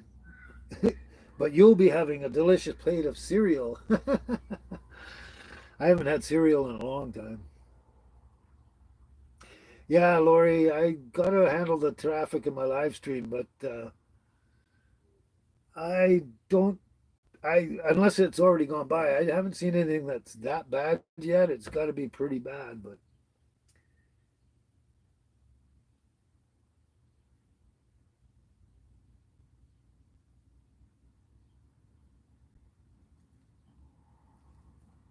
Kydenius, yeah, amazing genes, amazing genetics. I get the great genetics from my mom and dad.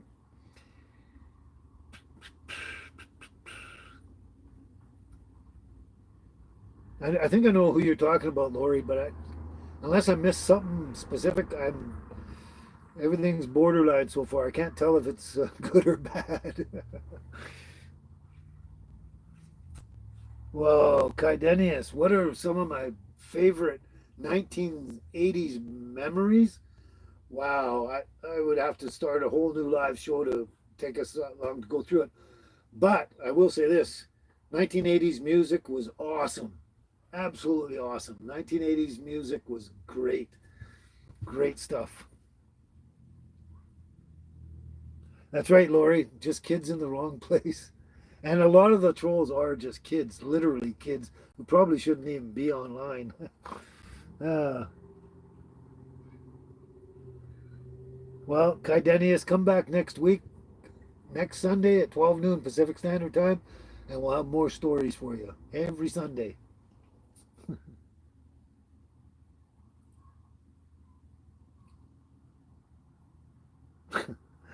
Oh my God. Irish Train Spotter. I thought Train Spotting was Scottish. I'm talking about the movie Train Spotting. Great movie. Great movie. Irish Train Spotter. But you're trying to speak German for some reason. I don't know why. But that's funny, actually, the way you put it. Okay, are we close yet? Oh, 3 minutes, Cheryl. 3 minutes. Are you still there, Cheryl? Hopefully you didn't fall asleep like everyone else or someone else or whatever. Why am I looking at this? What am I trying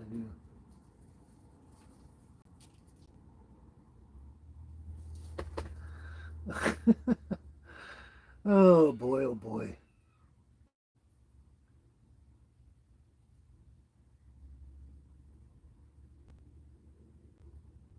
There was a couple of things that went by, Lori, that I just kind of ignored. Maybe I shouldn't, but like I say, it's if it's borderline, it's like, you know, come on, come on, come on. There you go. Here's the little angel again. She keeps jumping, saying, "Dad, Dad, Dad, Dad." I don't know what she's saying. Like, go out, have dinner, this, that, whatever. Baby, you're obsessed with that, and I'll have to get it after the live. I can't leave everyone hanging while I try and climb down there. It'll take me 20 minutes to climb in there and get her toy. Just wait, baby. Just wait. We'll go out for a walkies first, okay? Yeah? She said, no, I want my toy. Oh, 2 minutes.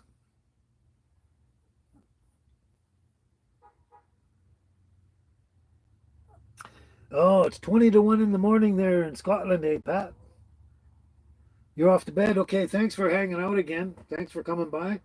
Glad to see you again, as always. And yeah, you have a good rest and everything like that. And have a great evening and a great morning and a great week. And we'll see you next Sunday, hopefully. That's right, Maciel. Almost broke record. 2 more minutes. But after that, I'm going to have to say our goodbyes. Oh, Billy T's gone. Saying something about a song. Ah, I was actually thinking of throwing a song, but it's gone. So I'm. Oh, Kaidenius, you're in Finland, and it's 3 o'clock in the morning in Finland. Well, I'll try and tell stories every Sunday, Kaidenius. Yeah, but yeah, that's late there. I'm surprised you're still up.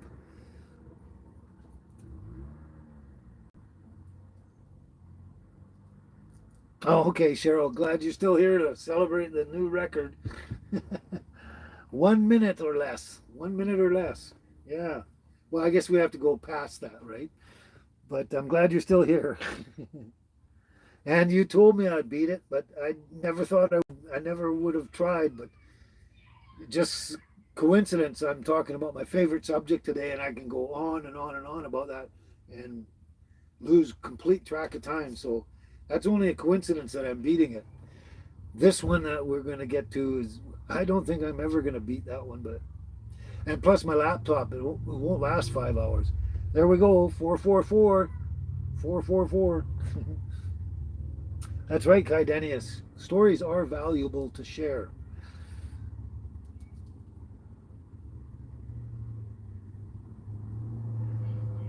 Anken Banerjee. Hello, Anken from Japan. Hello, Japan. How are you? As soon as that thing clocks over to 445, then we can blow our horns and celebrate and throw confetti around and have chocolate cake and pumpkin pie and everything. I wonder if Laura's still here. She'll appreciate the pumpkin pie. Anken Banerjee.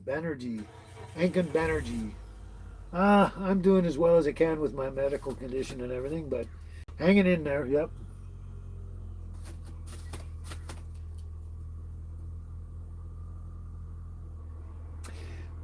Benjamin's family, yeah. Your brother lives in Mississauga. Wow.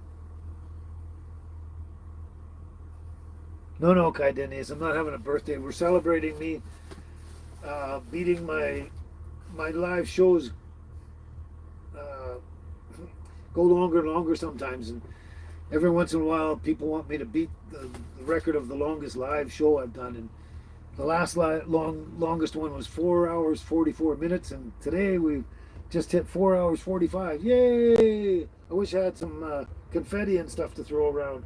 Hoo hoo hoo! Some one of those twirly noisemakers. You know, yay! We just beat our record. Ooh, 446 by 2 minutes.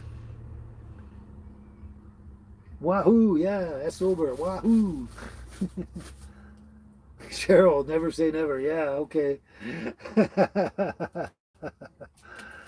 Oh, thanks, Pat, and everybody. Thanks for the congratulations. Longest live I've ever done. Yeah. Let's see what. I don't ever want the laptop to just die without doing a proper ending. So we're down to 15%. Only 5% drop. It was 20 and now 15. So once it hits about 12, it's going to say, oops, the screen will go dim, and then it'll say something like, your battery is low. Please charge your laptop. Oh, yeah.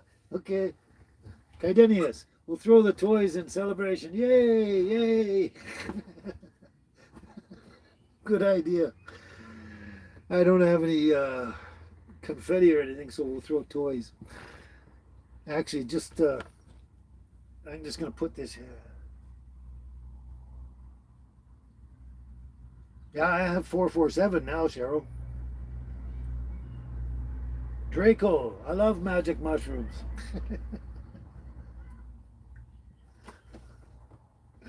Oh boy, oh boy. I'm getting slap happy. It's so Ankin, yeah, you're right. Canada does have the best. I'm trying not to miss this, but okay. There's the little girl. She's playing with baby's favorite toy. Yeah, she was. Now she's looking, because I'm looking at her. She's staring at me.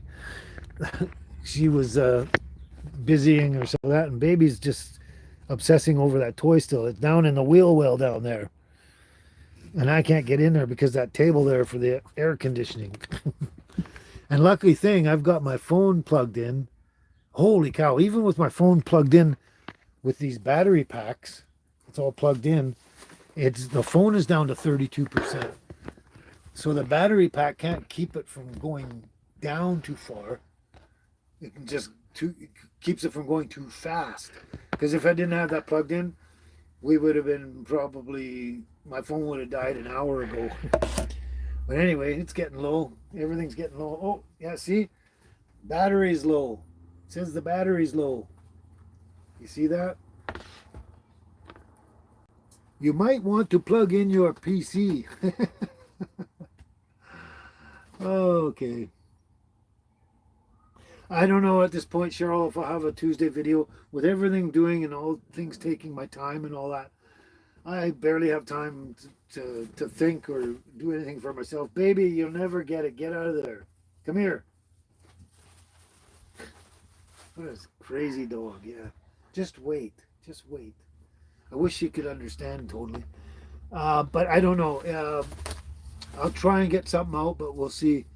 I'm just amazed that I keep putting them out there, because I get to the day before, like on Monday and on Thursday, it's like, oh, what am I going to do? I got nothing for a video on that, and I just put something together and go, wow, I can't believe I did that.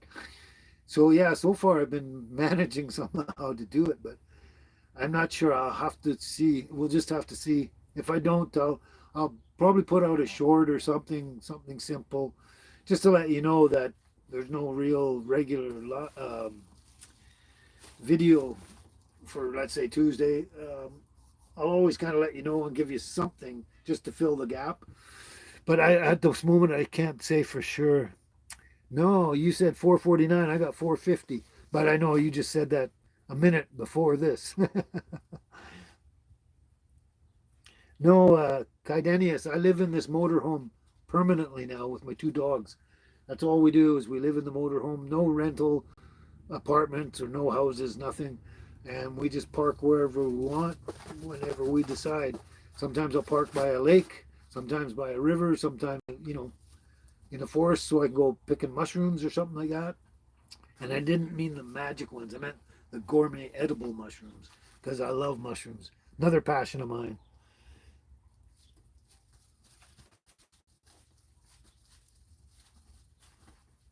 I'm so happy you found my channel too, Maciel. Yeah. Sounds like you're really enjoying the stories and stuff, especially the today's stories.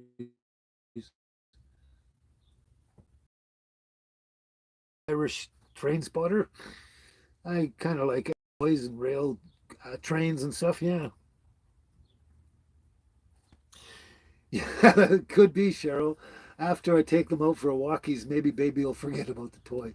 That'll never happen. She's got a one-track mind and the memory of an elephant. Baby, come on. You're just stressing yourself. Oh wow. Anyway, that's the life, Kaidanius. That's right. That's right. Another nomad, yeah. Living in my motorhome permanently and just going where I want when I want kind of thing. Yeah. It is kind of cool. I mean, there's you miss a certain things by having your own home and a bigger place and all that, but I don't know. There's something really cool about living on the road in your own motorhome and stuff. It's a bigger motorhome would be kind of cool and better probably, but it's this one's just fine. I love this one. I'm so blessed and thankful that I got this one. So wonderful. That's right, as sober the doggies can smell their toys. They can smell everything. They can smell stuff long before it gets here and I see it. They can smell dogs coming and I can't even see them yet. It's weird.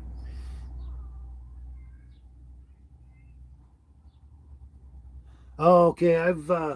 Well, the reason I'm living on the road was originally because I don't know wherever you're from. I'm sure the rents there are extremely high to rent any apartment or anything. Over here, the rents have been crazy for oh, they've just been getting worse for like the last 10 years. It's getting worse and worse. The last 5 years of terrible, terrible. I can't afford. I'm on a disability pension. I'm a senior citizen on disability pension, and I don't even make enough money. Well, I make enough money that I could afford someplace rental, but it's like $1,500, $2,000 just a tiny little bachelor pad or something. Just outrageous, and like if I spent most of my pension on an apartment, what am I going to eat? What am I going to feed my dogs? What am I going to wear? I can't afford to do anything. It's because of the rent. So I just said, screw it. I was homeless. I had an alcoholic landlord, the last one, and got evicted from there because of stupidity and that. And after that, I just like, I can't afford to live anywhere. It's retarded. So it's probably been about 2020, so almost 5 years because I started my channel at um, December of 2020. So December 20 December this year will be 5 years. But the thing is I was parked in front of my friend's place so I could plug in for the electricity and that out in the street in front of his house. So I guess I'm technically homeless. I was living in the tiny little house on a trailer. Anyway, it's been just under 5 years. Let's put it that way. So 5 years, and it's so far been pretty great. Hmm. Okay.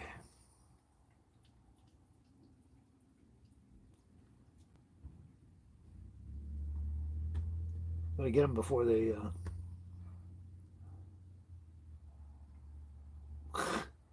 can't be fast enough here. Okay, industrial sound. Another person from Scotland. Pat Fisher, a farmer from Scotland. And industrial sound, fantastic. Fanatic, sorry, Industrial Sound Fanatic. Hello to Scotland. How are you doing? I think you're the only the second person from Scotland we've had. Yeah, that's right, Kai Dennis. Scots are, I mean, rents are terribly, terribly expensive, and it's impossible for most people to rent. It's crazy. Oh, you're right. Almost 5 hours. Wow. That'll be a record to of all records I'll never beat. See, we're down at 12% on the laptop.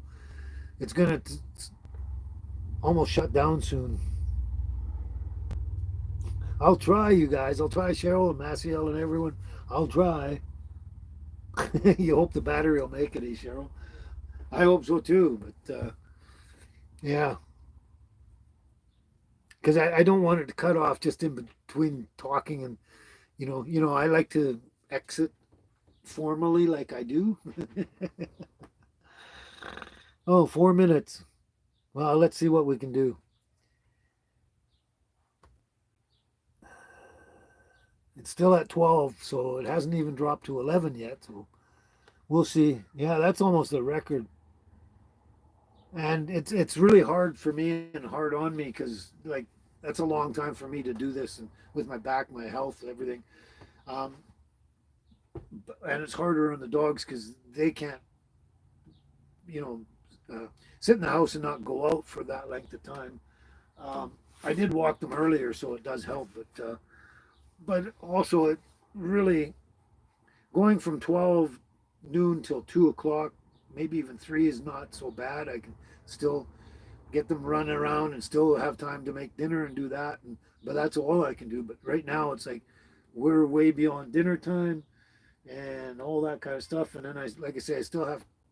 I mean, I probably don't have much to do, but I got to go out to the orchard and find out what's going on. And if he needs any help, I got to help him out and that, and sort out how I'm going to do dinner as well. But we'll see what happens. We'll see. No, Kaidenius, I do not have a missus in my life. I haven't had a missus in my life for, quite a number of years. It's been a long, long time. Um, but yeah, I just haven't found the right person. Never got married because I never found the right person. Some people get lucky, some don't. But yeah, it's not a big deal. I don't care. But if someone comes along, maybe. But no, got no one to take my dogs out and walk them while I'm doing this. To answer your question. Well, thank you, Laura. Thank you for that. You appreciate my time and effort. Oh, thanks, Cheryl. Thanks for that. Yeah, I'm glad you guys think so. Think these wonderful things about me. I don't think I'm so amazing and wonderful and all this stuff. But well, thanks, Kaidenius. I really am a nice dude. I appreciate all the compliments because I don't get very many. And I don't know. I shouldn't say anything, but I don't necessarily feel the way about myself that you see and feel about me. That's another thing. Oh, this might be challenging. There's someone getting out of their truck with two doggies. They're probably gonna walk around the park, and that'll throw my dogs off. That's okay. We'll sort something out. 1 minute to go. 1 minute, and then we're gonna be done here. So yes, Cheryl, the girls really do deserve a treat, don't they? Sorry, Maciel, I don't understand. It's not in English. Sorry, I understand a little bit of Spanish. That is Spanish, isn't it? Part of the Spanish I don't know yet.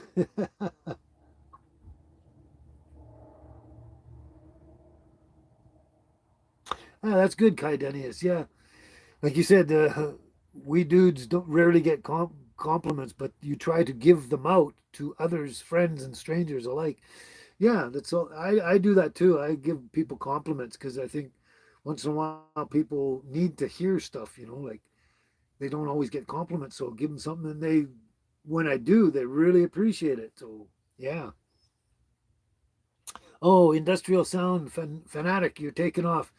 I, you're done here today. Yeah, it's pretty late in Scotland right now, isn't it? Yeah.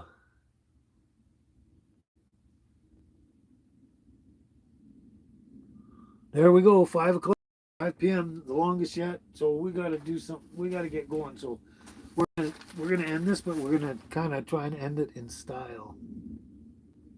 See what we got for 11%. We got a bit going here. So let's do a couple of things. Let's do. I know what we'll do. I don't even know where it is now. I can't. I won't be able to find it. No, I can't find it. Good thing I probably. Oh, there it is. I got it memorized anyway. We'll do this one. One for all of you. One for all of you. If I listened long enough to you, I'd find a way to believe that it's all true, knowing that you lied straight faced while I cried.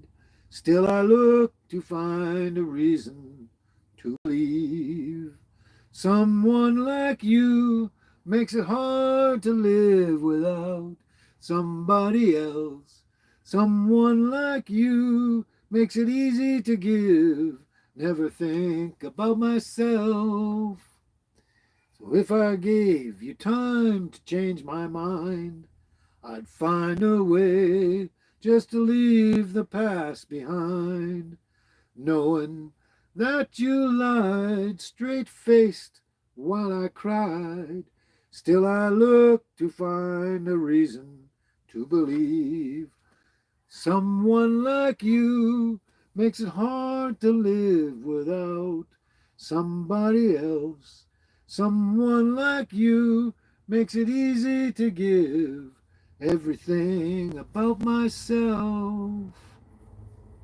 So if I listened long enough to you, I'd find a way to believe that it's all true, knowing that you lied straight faced while I cried. Yet I look to find a reason to believe. There you go. We got two songs in today, the Sunshine Song and that song.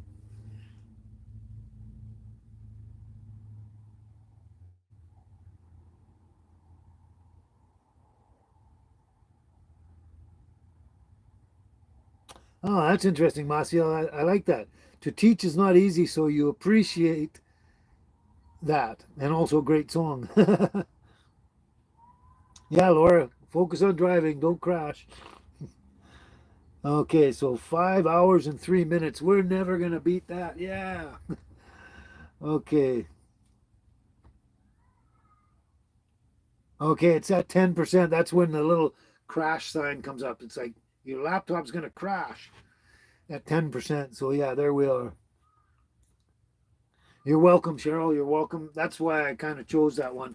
And if I couldn't have found the paperwork in there, I think I've got it perfectly memorized by now. I should have them all memorized by now. But yeah, you're welcome. There we go. Okay, that's it for today. It's been a slice. I've really enjoyed myself. It's been fantastic. I'm glad you guys all enjoyed that information. I'm glad you guys all showed up and had a great time. And yeah, it's we're not going to ever try and beat this record, but never say never, right?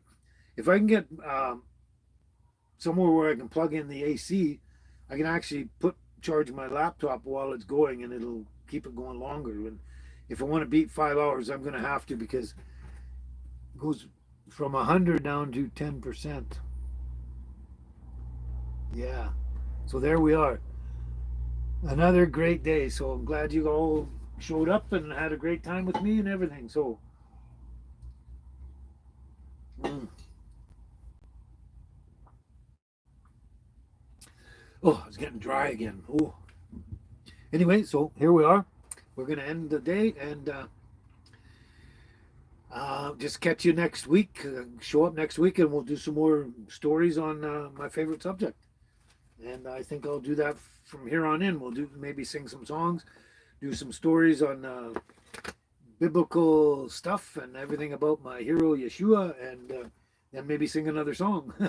So, oh, glad to see you're still around there, Joe. Joe Ward. Yeah, glad you stayed up for it. Yeah, Laura, you have to wait for the final song. That's right. So here we go. Yeah. Like I say, thank you everyone for being here, and we'll catch you next Sunday, and look forward to more stories. So, I'm so glad we had this time together just to have a laugh and sing a song. Seems we just get started, and before you know it, comes the time we have to say so long. So long, everybody. We'll catch you next Sunday. Hey, before we go, come here, Angel. Come here. Get up. Get up. Get up. Get up. Get up. Jumpy, jumpy. Come on. Okay, baby. You first. There, say goodbye to baby. The love of my life, baby. And here's the angel, the little sunshine girl. Angel and baby. There we go. Okay. Glad we had this time together. I enjoyed it thoroughly. And you guys take care. Stay healthy and happy out there. And we'll catch you next Sunday at 12 noon Pacific Standard Time. Ciao for now.